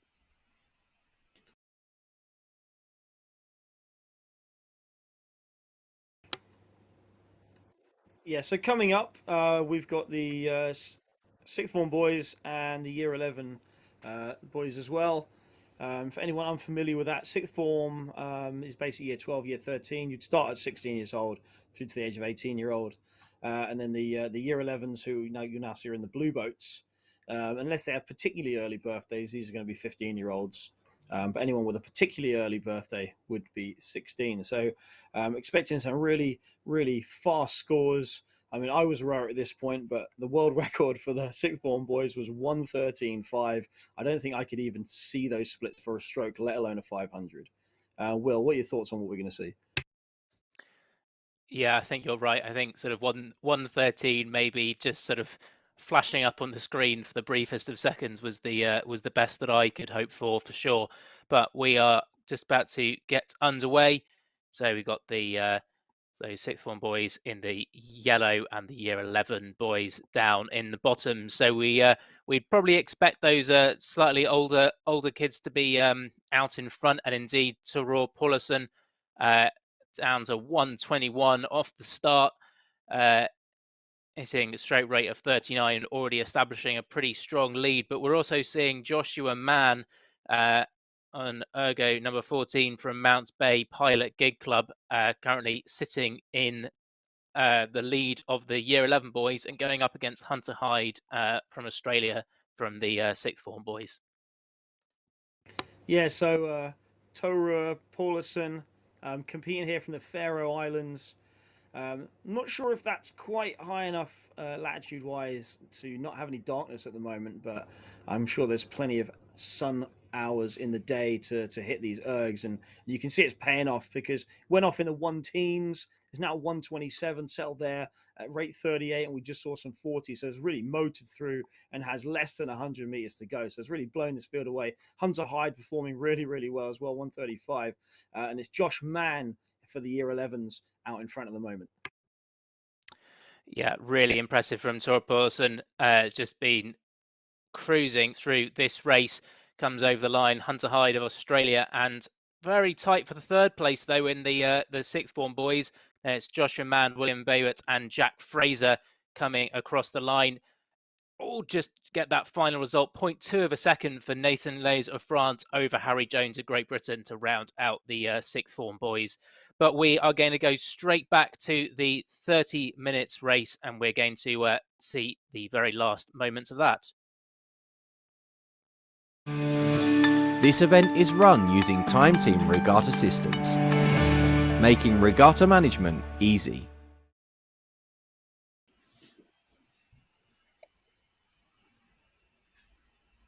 Right, we're definitely into the business end of the race now. Technically, the last 10% because we're inside 3 minutes to go. At the top end of the field, if you notice, Carl is still consistently holding 150 splits or just under. Just as a guide, that puts him somewhere in the range of around about 82. Maybe he might be pushing close to 8,300 meters. That's the target you want to look for. Now, Stephen Nutley he's matching him on splits, but he's 27 meters behind.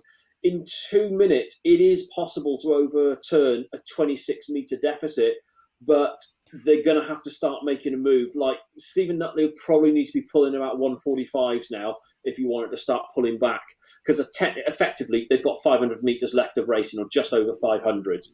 Whereas if you look at Sabrina for the women, she's still holding 203 splits. So what's your take on this, Zoe? Sabrina's been very consistent through this, 202s, 203s the whole way. Yeah, really consistent, and consistent on her rates there as well. She's not really had to step up to hold that split, to hold that output. I think she looks like a really solid 30-minute rower. Lorna as well has been maybe 3-4 pips higher on the rate, and is maintaining that as well. We've seen some people take these races at a much higher rate and not sustain the speed throughout, but Lorna is doing really well there. We have to give a shout out as well to Ian Badcock. Now, he representing Mayflower Offshore Rowing Club. And he says in his notes, he actually says he's usually last in most races he enters. So Ian, you go boy, you are absolutely not last. You're doing absolutely brilliantly. And he started rowing in 1972 at the age of 16 in Galleys of Shanklin Rowing Club on the Isle of Wight. So again, a real mix across across the group. But John, as we now come down to the last 45 seconds of this 30-minute race for the challenge row men and women, we have Carl van Heerden, who has led all the way through, and Stephen Nutley, who you see in the bottom right corner.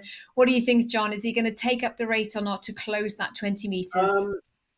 Well, he's dropped the rate. He was hitting 145 splits, but unfortunately, so is Carl. So effectively, I mean, okay, it's down to 20 metres. What's interesting, Matthew has just leapt into second place. Literally had talk about timing perfection, but look at his pace. 136 splits at rate 32, literally with less than 10 seconds to go. But Carl has responded with a 134 as well. But, I mean, what a finish order. I'm curious to see what the total distance is going to be. We're going to get it updated now on screen. 82.66 from Carl. I mean, that's huge. In fact, in terms of average pace, a 150 dead would be 8,200 metres. So he averaged in the 149s for that one. So that takes some doing. It's been a while since I've gone. When was it? 2015. I just about got around that pace, and now I'm nowhere near it. So very envious. No, that was a great performance from Carl van Heerden. His PB is 8,300 metres for a 30-minute. And he is in his late 30s, so I think we will be seeing plenty more of Carl at these races. But great to see Stefan Knight and Stephen Nutley, our two rowers that had their webcams on for us in the bottom of their screens, at home in their garages by the looks of it. Some of our athletes we've seen today have had coaches or family supporting them in these races, but for those two men who are doing it solo in their garages, they're probably catching their breaths now. But on reflection, I think we've seen some great races. A shame for Stephen Nutley just to be pipped in the last few seconds there by Matt, but what a performance. Yeah, I usually find, I mean, in those closing sets, you generally, I don't know about you on 30 minutes, but I remember on my PB, I was feeling the lactic from over 10 minutes out. I think 10, 12 minutes to go. If I remember, at 8 minutes remaining, that's when I had to make a decision. Was I going to try and really sort of knuckle down and really hurt myself? Or was I just going to sort of like try and hold station? I thought, oh, what the hell, let's just throw myself at it. So I was at like a 148 split and I pulled it into the 147s. But I was collapsed on the floor. It wouldn't surprise me if half the ones in that race, they're still on the floor right now. And if they've got any friends nearby, they've probably got a towel trying to sort of revive them a little bit or move their legs a little bit or something like that so they don't seize up. So, yeah, I do feel for them. People are in a lot of pain currently. Good performances, though. Well, thanks, John and Zoe. Great to have you covering the 30-minute race there for us. And thanks for all your help throughout the day, bringing us commentary for the British Rowing Virtual Championships. We're going to say goodbye to you now. We're going to pass back to our next race, which is due to set off in just a few moments' time. So we'll pass over to Alex and Will, who are ready to pick that one up. This is the PR, well, several different categories here. So I'll let Will introduce this next race. Thank you, Jack. Yes, we're moving into the 1-minute races now. As mentioned, we've got multiple of the sort of Paralympic and adaptive categories here. So 1-minute timed event, similar to the 30-minute, but just how far can you go in that 1 minute? And many athletes who've been seen competing already. Rachel Williamson, one of our commentary team, broke her own world record in the single arm earlier, and she's gone flying off the start here in the IAR 3 category. Lucy Holt, she also set a record earlier in the 100 meters. They're going for another super short event here. And Stacey Denver currently leading in the blue race, which is the IAR 6 category. Yeah, just that 1 minute burn. You can just sort of get out hard and just hang on just about. That's kind of the limit. 1 minute is the limit on that. Close up the front here, Lucy Holt leading the whole field. I know we have the subcategories just out in front of Stacey Denyer, really close. Stacey Denyer actually rating 55 at the moment. So really burning there, coming to those last few seconds. And you can see as it all kind of shakes down, you can see all the people, because we had various categories, all the number ones at the top are the ones who've provisionally won their category. And then you can see lower down as well the rest. Yeah, really impressive performances there. 308 meters for Lucy Holt.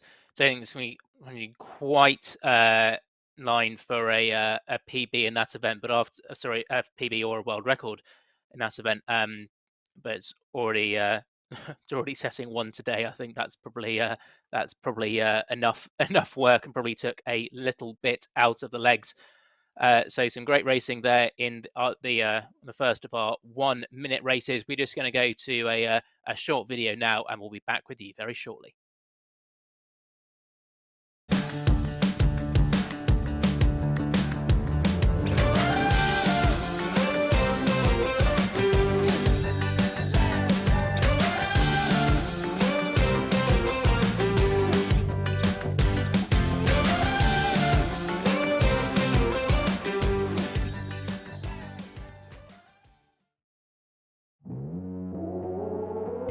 It added structure to my training, having Eric Murray's motivational words driving me through the long hard sessions in the winter. It helped me progress through the rowing stroke and add technique. Then I entered the Canadian National Championships, placing third, and this furthered me on my rowing journey.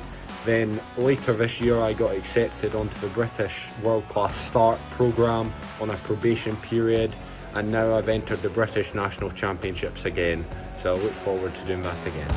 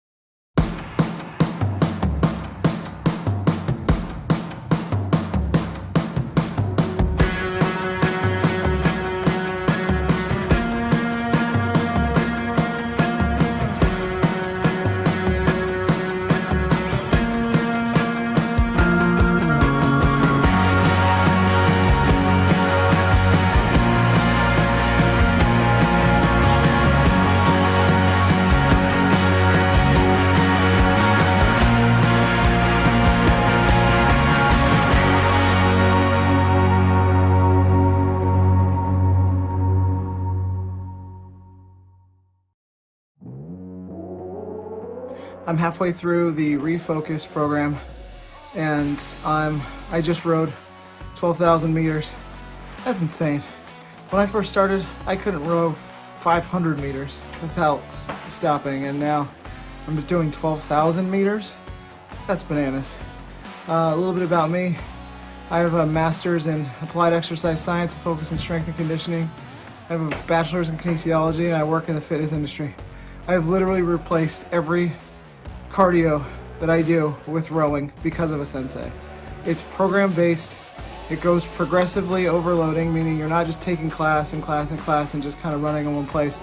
You're literally on a program to get you better. You're gonna see your times go down. You're gonna see yourself get stronger and faster, and it's absolutely crazy. I've tried so many different rowing programs, but starting with asensei, over the course of 4 or 5 months, my conditioning is 10 times better. I'm running circles around people at my boxing class, and it's crazy. I never thought I would find a program that's on my phone that could get me in this good a shape. So asensei and Eric Murray, thank you. You guys kick ass.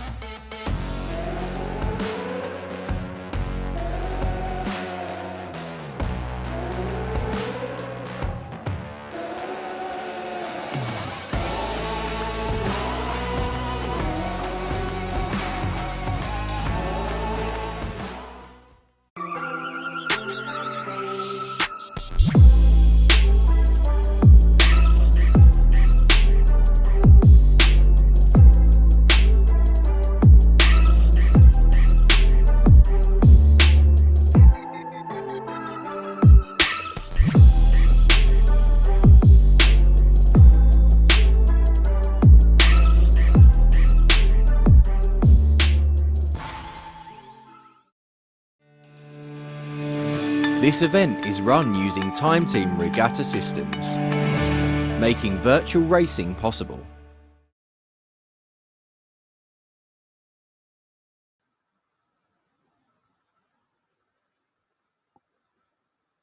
Welcome back to the British Rowing Virtual Championships 2021. We're 2 minutes away from our next race on the course. Some videos there from our sponsors. A great time to say a thank you to our production team working away behind the scenes, Time Team Regatta Systems, providing the software that allow this event to take place, and Stream Remote Production, who are providing the helpful hints in our ears that guide us through this live broadcast. But Will, let us know, what have we got coming up next? So we're counting down towards the end of the day. There's only 5 races left, if you can believe that. We are going back to the 500 meters now, and we've got some more of the sort of junior boys categories coming up. So we have got the year 10 boys, year 8 and year 9. So pretty much going sort of J14, J15, J13 as well, actually, the age categories. Yeah, so year 8s start at the age of 12, and they'll turn 13 during that academic year, and then the year 10s start at the age of 14 and will turn 15. So those are the 3 age groups we got in here. You can just see the lineup, which is cut away. We'll come back to that in a moment. I think the race is due to start in about a minute's time. But interestingly, in this, unlike with some of the older categories where you find people have picked up rowing during lockdown, a lot of these athletes are attached to rowing clubs. So one of them I saw was from Trentham, Newark. We've also got someone from the Windsor Boys School who have looked like so good at Henley Royal in the Forley in their quads the last few years. So some talent from reasonably big name rowing clubs in this race. So Will, as a water rower who's transitioning to rowing on indoor, what are the differences to racing on a rowing machine versus maybe racing in a boat? What are you changing about your technique? What are you changing about your race plan to do the distance on a rowing machine? Well, I think if you think about technique, if you're a water rower and you spend a lot of time on the erg, you're using that time on the erg as a way to get better at being on the water. So you're always being conscious about the technique that you have on the rowing machine matching as closely as possible what you do on the water. If you're just training to do well in indoor rowing races, then that's not as important because there's no balance, there's no rhythm with other rowers when you're on an indoor rowing machine, so you can kind of do what you want and what works best for you to get the best speed. John mentioned earlier during the 30-minute race the sort of number of athletes that you sometimes see with a big lean back and sort of pulling the handle right up to their neck like this. And if you tried that in a boat, it would be really tricky. You probably have quite a high chance of catching a crab and getting your blade caught in the water. But when it comes to in the rowing, it doesn't really matter. All that stuff that as a junior rower you get taught about sequencing and sort of doing arms, body slide, all that stuff.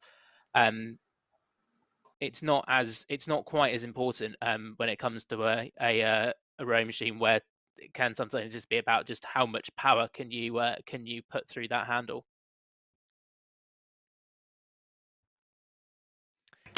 So we're on the start now, and so we're just waiting for our athletes to stop rowing. There they have, so they're sitting ready. The start sequence has been started. They're at attention, and off we go in the year 10, year 8, and year 9 boys. Yeah, so Ronan Parry is the sole year 8 we have here, in boat 8 conveniently. The 2 in yellow, those are the year 10s who have gone off really closely, 120s for both of those, and again a really tight start for the year 9s.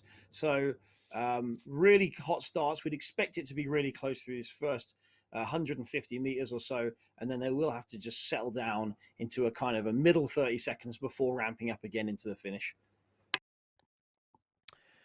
Yeah, so probably not surprised that we're seeing those year 10 boys, the J15s, just a little bit quicker than the year 9s. But we got a really tight race, just 2 meters separating the top 3. Carter Horrocks sitting ahead, but it's James Dutton who is in third. He's got the fastest split at the moment, and I think he's moved himself up in second. And I think if we keep looking for another second or so, he is going to move into the lead of the year 9 boys. Fantastic race from James Dutton of Great Britain, moving ahead of Carter Clifton and Carter Horrocks.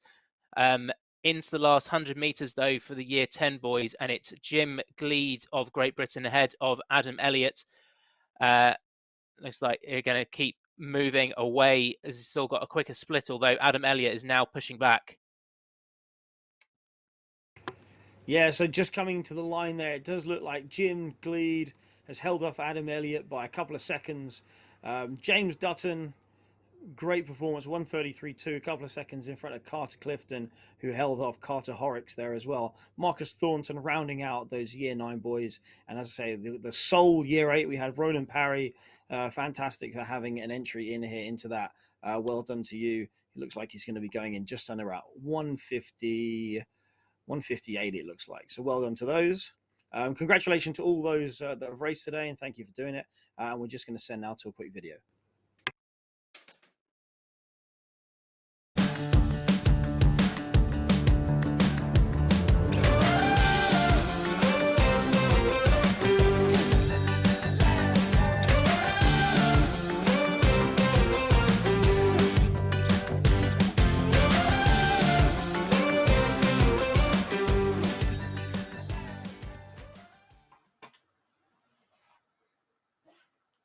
Live on BritishRowing.org, you are watching the British Rowing Virtual Championships 2021. We're coming into the last few races of the day, but that does mean, of course, we've got a lot of results to bring you from earlier races. So let's dive right into those. Here are the medal winners for some of our earlier events. First up from the Masters 30 to 39 men's 500 metres, Stuart Elvin takes the bronze medal in 1 minute 18.7. 0.2 seconds faster was Cliff Blackburn, who took the silver, but it was Matthew Snare who took the gold in 1 minute 16 dead. In the Masters 55 to 59 men's 500 metres, Peter Clowes took bronze in 1 minute 32. Weeka Dawson took the silver in 1 minute 27.2, but it was Ole Carlson who took the gold in 1 minute 22.1. In the Masters 65 to 69 men's 500 metres, Richard Stevenson took the silver in 1 minute 33.8, and ahead of him was Isa Navelinian, who completed the course in 1 minute 27.9 to take the gold. In the Masters 75 to 79 men's 500 metres, Patrick Wright came second at a time of 1 minute 54.3. He was beaten by Roger Stainforth at a time of 1 minute 42.5. In the Masters 40 to 49 men's 500 metre, in bronze, Scott L. Exley, a time of 1 minute 21.5. Gavin Hancock took the silver in 1 minute 20.2. It was Matthew West who took the gold in 1 minute 17.9. In the Masters 50 to 54 men's 500 metres, Martin Howe took the bronze in 1:23.7. It was a 1:23.3 that took Preston McCaff to silver, but Paul Chomsky won the race in 1 minute 22.7. In the Masters 60 to 64 men's 500 metre, Andy Poulsen got bronze in 1 minute 35.1. Mohammed Shahzad took the silver in 1 minute 34.7, but 4 seconds faster was Nick Cowan who took the gold in 1 minute 30.1. In the Masters 70 to 74 men's 500 metre, two competitors. Jonathan Hill took the silver in 2 minutes and 3.6 seconds, and ahead of him was Robin Sturck, who took the gold in 1 minute 37.3. But I believe we're about ready to get underway with our next race, so I'm going to pass you back to our commentators now. Alex, what's next up on our schedule? So we've got another one of these 1 minute races that features the para classifications and the adaptive classifications. So you can see at the top the key. So only one in the PR2. We've only got one athlete in the IAR2. One athlete again in the IAR4. Quite a few athletes in the IAR6, including Mark Perkins. Oh, no, Mark Perkins is not actually here, but he was due to race and was the Invictus captain in Sydney. But quite a few in the IAR6, and then at the bottom there, IAR5, Owen Malia. So a bit of a range, but just going underway now. So I'll just hand over to Will. Yes, and this is a bit of a guide. Basically, the the classifications for the IAR categories go from 1 to 6, 1 being the most severe level of impairment, 6 being the least. So probably expect to see those IAR 6 athletes, the ones in the pink, being a little bit ahead of the rest of the field. And in fact, we can see Warren Jones in lane number 10 and racing 44 in a space of 1:30. But Maxime Belsayard of France as well. Really tight race going on in the men's IAR 6 category. Just 20 seconds left. They're exchanging the lead with pretty high level of frequency. Carlo Fabio Marcello Calcagni in the men's PR2 is also putting in a really strong race, especially for a PR2 rower. But as we go over that 1 minute line, it is Maxime Belsayard over Warren Jones by just 2 meters in the end, with Carsten Berthold Stefan in third position. Carlo Fabio Marcello Calcagni in the men's PR2, Chris Anselo in the men's IAR2, Andrew McAvoy in the men's IAR4, and Owen Malia down the bottom from Malta in the men's IAR5. So some really quick and intense racing there in the para and adaptive categories. There, many of those athletes who've already competed once or twice already today in some of our other races. So really, really impressive to see some this sort of doubling or tripling up. When just one of these races can really take it out of you, and it can be hard to find your peak performance for more than one race in a day. Yeah, and I think as well, it's just great how rowing has thrown its doors open to so many different categories.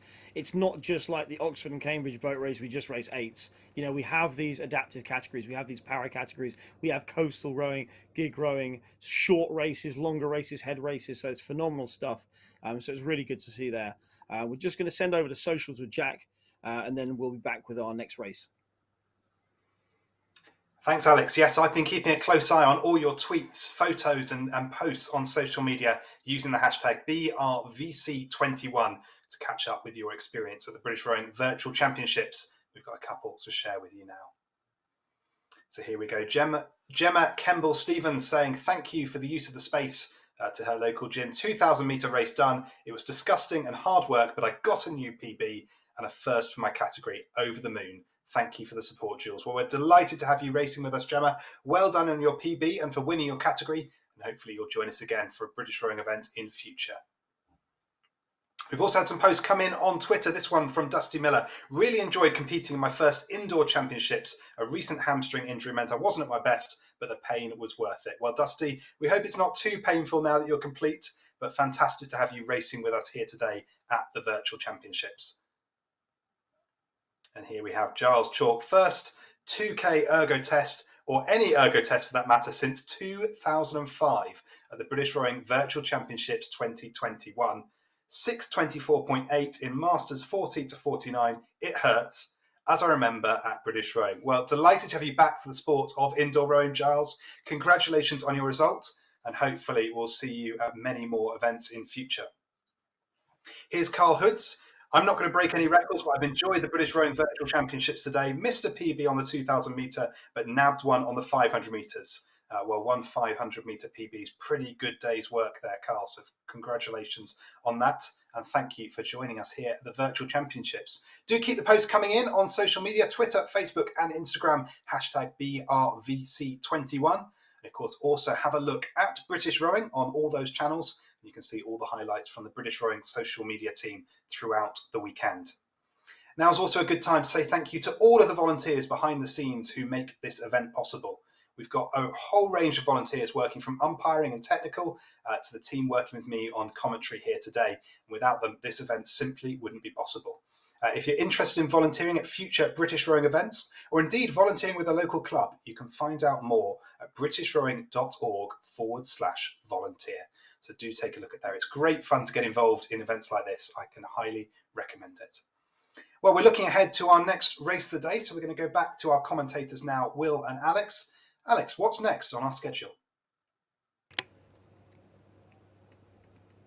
So what we have coming up another set of 500-meter races.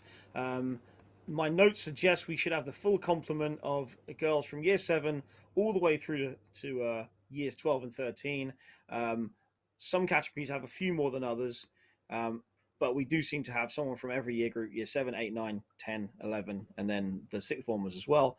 Some names we've seen earlier on as well, so good to see them racing for a second time. But it should be another hotly contested race just coming up very soon. I know from my experience of doing commentary that junior athletes tend to be very competitive and really rise to the occasion of a race, don't they, Will? Oh yeah, absolutely. And there haven't been a huge number of opportunities for junior races this year. I think most of the in the open and age group categories, I think you see that there's a real split between people who come from an on-water rowing background, people who just do indoor rowing in the gym. I think in the junior categories, we tend to see it's much more just people from that on-water community, not exclusively, but I'd say probably a much higher percentage. And there haven't been that many opportunities for juniors to have raced over the last sort of two full seasons. So this is a really good opportunity for some of those athletes to get a good chance to get some racing in the legs. And even though it's racing from home or from their clubs, you still want to use it as an opportunity to kind of practice going through your racing routine, your nutrition, your sleep, sort of when you start warming up, your stretching, everything that you do, executing a race plan as sort of part of your race, that you can then use those skills to take into either further indoor races or races on the water. It's all really, really important. Absolutely. And for school age rowers, the rowing year tends to operate around the school year. So we would see this event as quite early on in their race schedule for this year, wouldn't we, Alex? Yeah, for sure. Being a secondary school teacher myself, I was very tired this week because it was the first full week back. So these athletes probably have also just had their first week back at school. So the earlier wake-ups, a little shock to the system, but hopefully it meant they were up plenty early today to be, fed and ready to race. Because like Will was saying, this is another really good opportunity to put all those protocols in place. When do you warm up? What do you do between? Because as I said, some of these are racing more than once today. That in between races, that's quite a common feature if you go to regattas, having multiple rounds within a day. Like, what do you do between those rounds? How do you just sort of take the weight off your feet and relax, rehydrate? But it's good that I said this is a shorter race. Earlier on, I think these guys were doing sort of the 4-minute and 5-minute races. So a slightly shorter one. This should be taking them less than 2 minutes. But yeah, always good to be able to compete with yourself as much as with anyone else. So many of these junior athletes, the nature of rowing at school will be that they are also water rowers. And Will, you were talking earlier about how the rowing machine is used as a tool for training as a water rower. It's a really useful tool for that, both to build endurance, but also it's actually quite a good tool for developing technique in a static position, isn't it?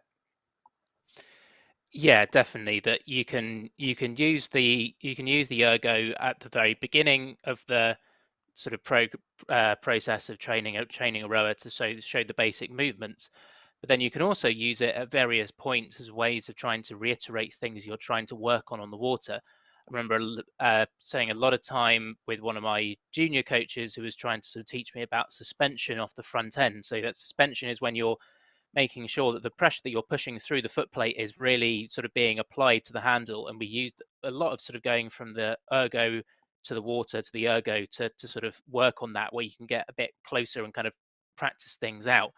But it looks like we're almost ready to get underway with this race. All of the flywheels are stopped, and I think we'll be getting underway very, very soon. Yeah, so the different colours are showing you we've got different categories within here, all racing against each other. But it's just, we just look at who's out in head. We do try and break it down, but we also look at who's out in head as a whole. So some names that will be familiar from earlier on, like Berry Tompkins for sure is a name familiar from earlier on. So they've just been told ready, and they'll just be taking their last few moments, last breaths before the row comes up. And then there we go.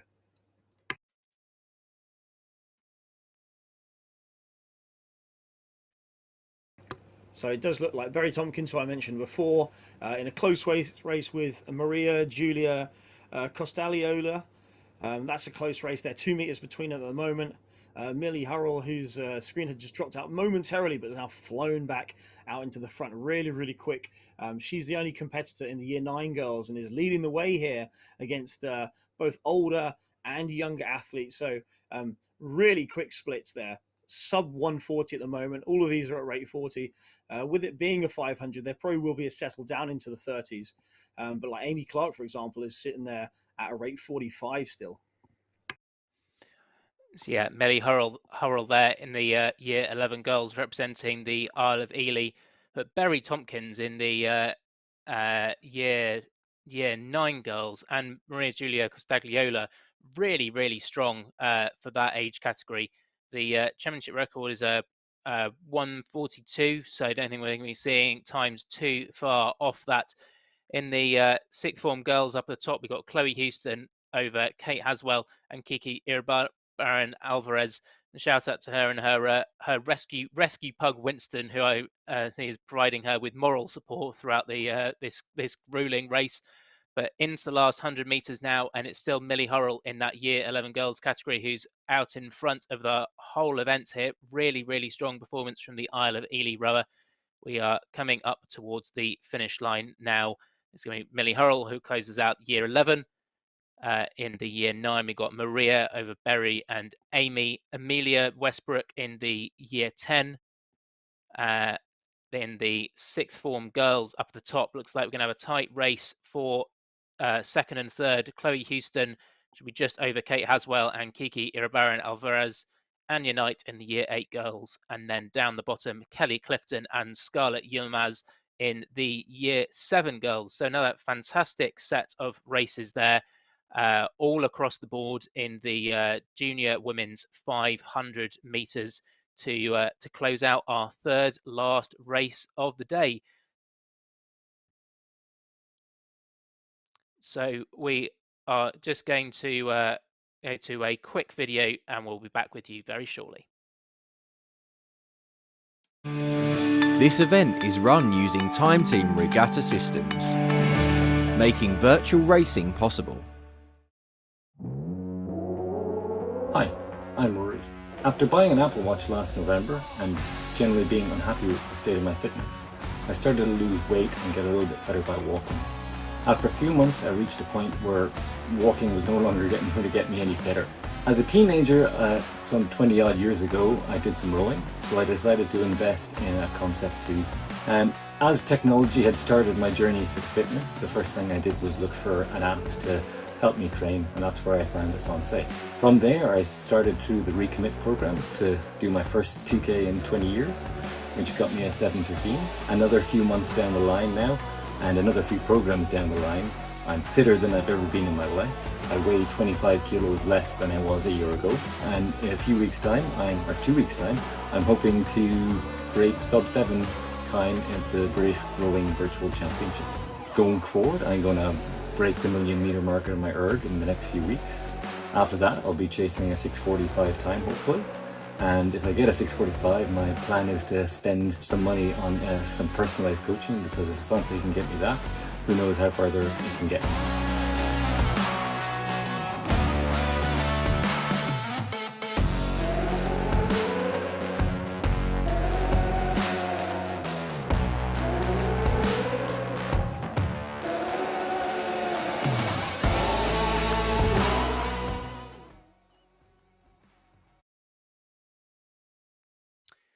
So some great racing there in the junior women's 500 meters.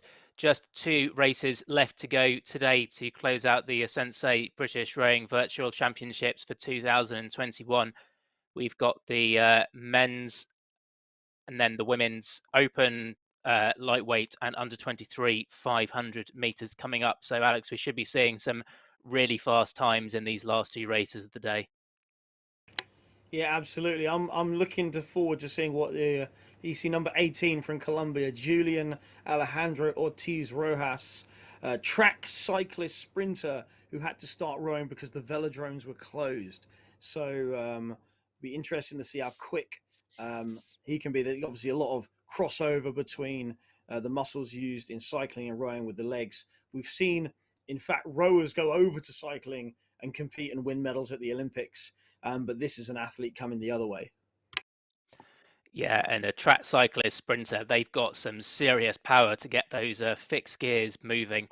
If you want to have a look at something terrifying, Google Robert Forsterman legs. He's a German track cycling sprinter, and his legs are probably about the size of my chest. So yeah, they've got some real power. So looking to see what Julian can do in this race here. So we've got the open category there in the yellow, the lightweights there in the red, and then the green down the bottom. That's the under 23 category. So they're sitting at attention, and away we go. So it looks like a clean start here. And Scott McGarry got the flywheel moving really quickly down to 120. Luke Shallcraft down to 116 there just for a second. So we got having some really, really fast, aggressive starts here in the, especially in the open category.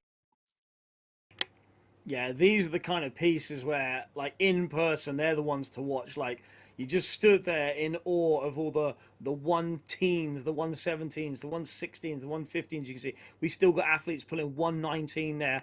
Right at the top, it's tight. 120, 121, 119. Still, like, just not an inch given. And you're always just trying to take. Now this is going to be explosive. Look, they're way through halfway already. 200 meters to go. Like, these meters are just disappearing in the open weight there. And the guy I mentioned before is leading in the lightweight men's as well.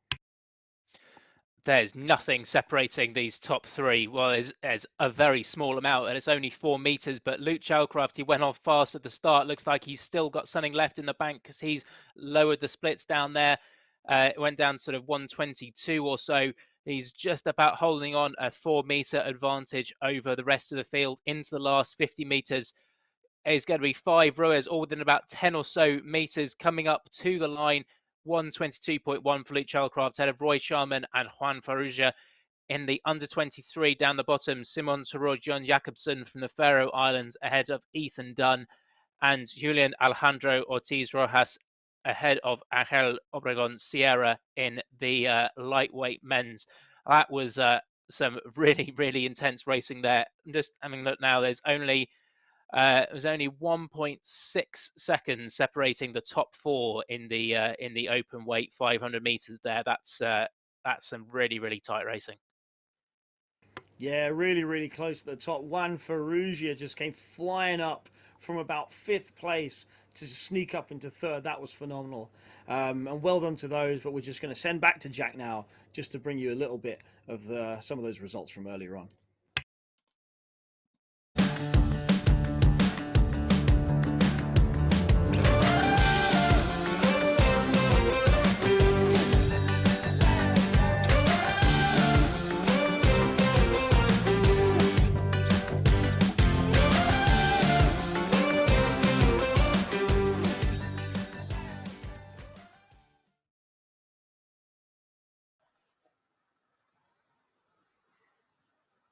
Thanks, Alex. We're going to dive into some results in just a second, but before we do, we want to say a big thank you to asensei. They are British Rowing's partner for indoor rowing. They're also the title sponsor of this, the asensei British Rowing Virtual Championships. But it's great to have them with us, supporting us with this event.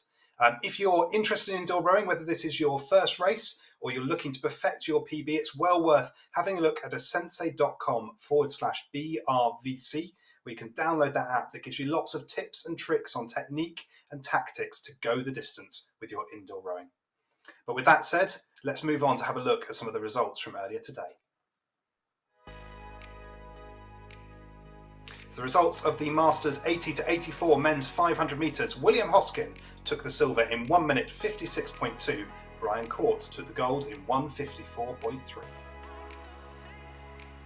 In the Masters 40 to 49 women's 500 metre, Teresa Hereshova took the bronze in 1 minute 37.7. It It was Sally Lancaster who took the silver in 1 minute 34.7, but Benita Clausen took the gold in 1 minute 33.5. In the 50 to 54 lightweight men's 500 metres, Chris Newbury took the bronze. Timothy Transinkans took the silver, a time of 1 minute 33.9, but it was Paul Morris who took the gold in 1 minute 26.9.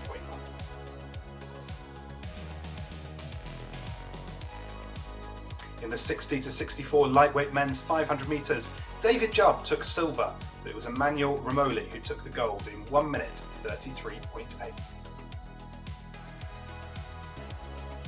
In the Masters 65 to 69 lightweight men's 500 metres, Stan Schattenstein took the silver in 1 minute 40 dead, but it was Julian Kennedy who took the gold in 1 minute 38.5.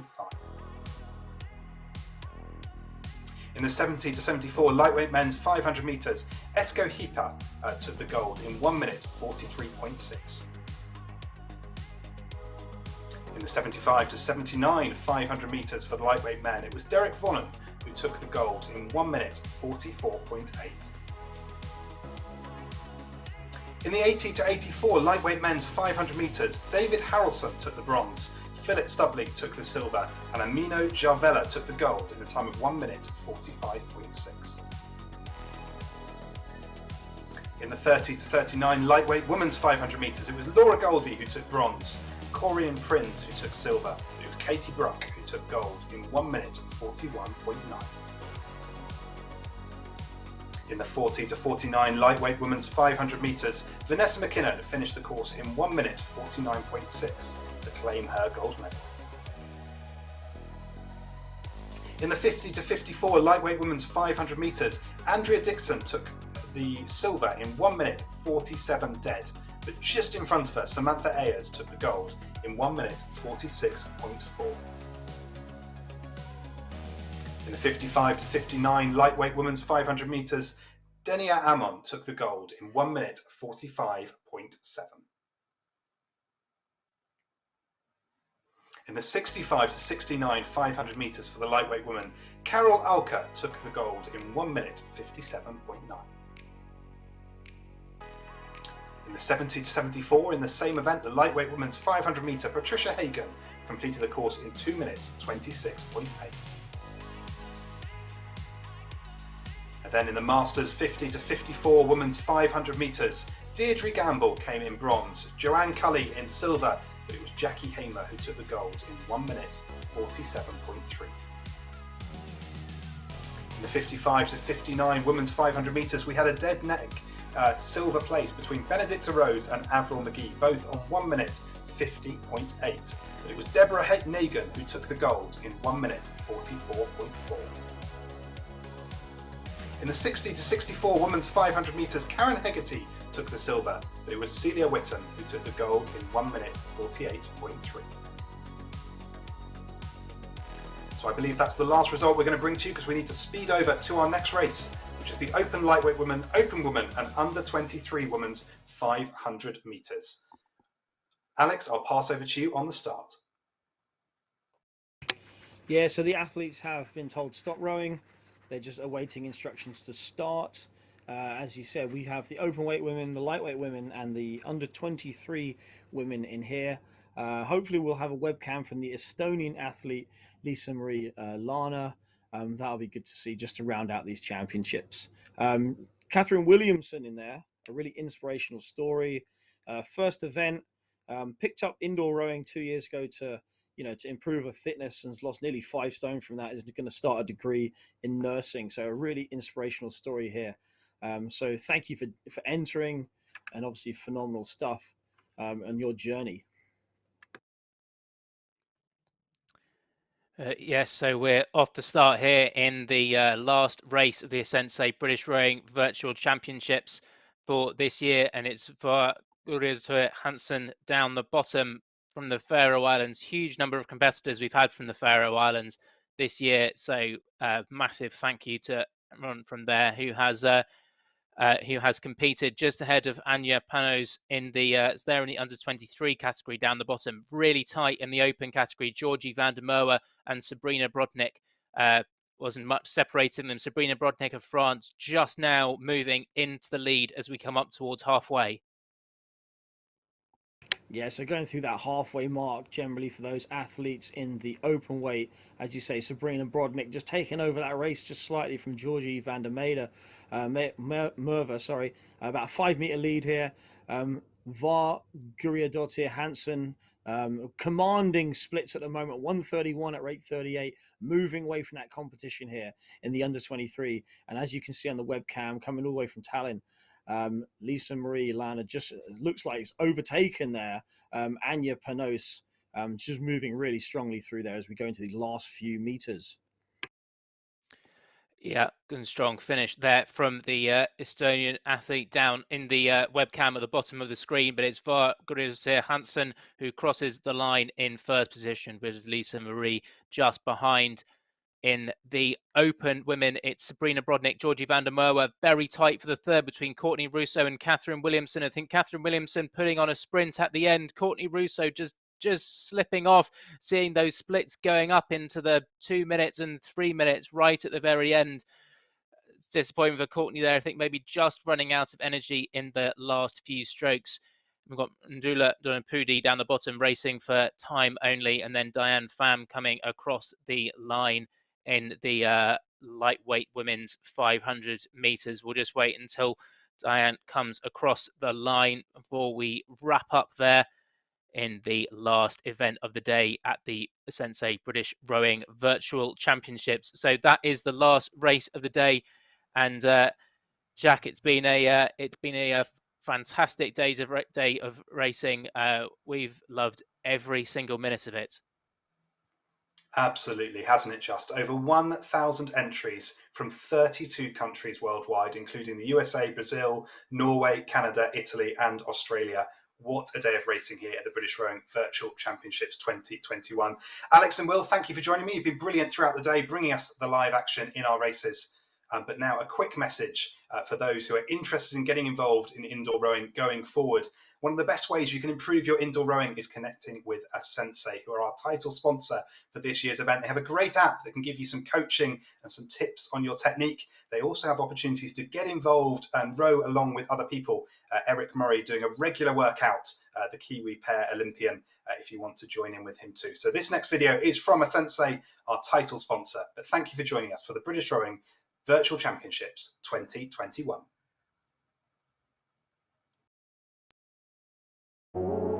Hi, I'm Rory.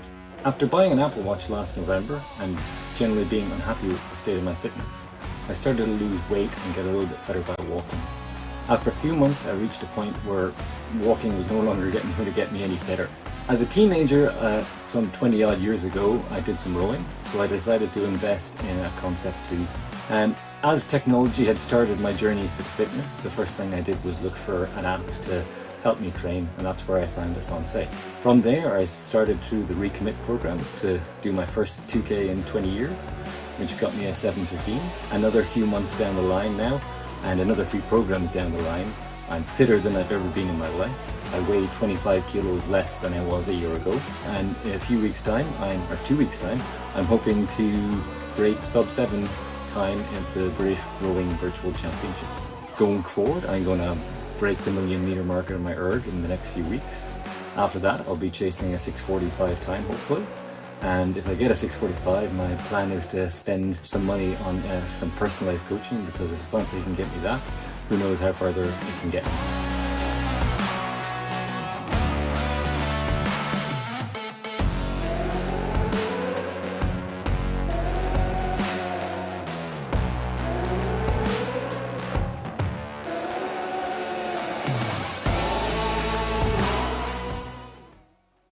Well, that brings an end to our live coverage of racing for the asensei British Rowing Virtual Championships 2021. But the fun continues in our online league at britishrowing.org, which is open until 5 p.m. tomorrow. If you've been inspired by today's racing, why not get on a machine at your local gym to see what you can do and enter your times into our live league tables. We have a whole range of events you can take part in, from 100 metres right up to a 30-minute endurance row. Also, don't forget to save the date for the biggest event in indoor rowing. The Mizuno British Rowing Indoor Championships will return on Saturday, the 11th of December this year. Keep an eye on the British Rowing website for more details and entries opening soon. Going back to today's live action, full results from all our races will be published online at britishrowing.org. We'd like to say a huge thank you to our title sponsor, Asensei, for all their support with this event. Don't forget to head to asensei.com/BRVC to find out more and take your indoor rowing to the next level. We'd also like to say thanks to all the people behind the scenes who have made this event possible. Events like this rely on the enthusiasm and dedication of our wonderful volunteers and British Rowing staff. From admin, race control and welfare to our technical, commentary and production teams, it is of course a whole lot of fun. So if you'd be interested in volunteering at a future event, you can find out more about all the opportunities available at britishrowing.org/volunteer. But that's all from me. I've been your host, Jack Dryden.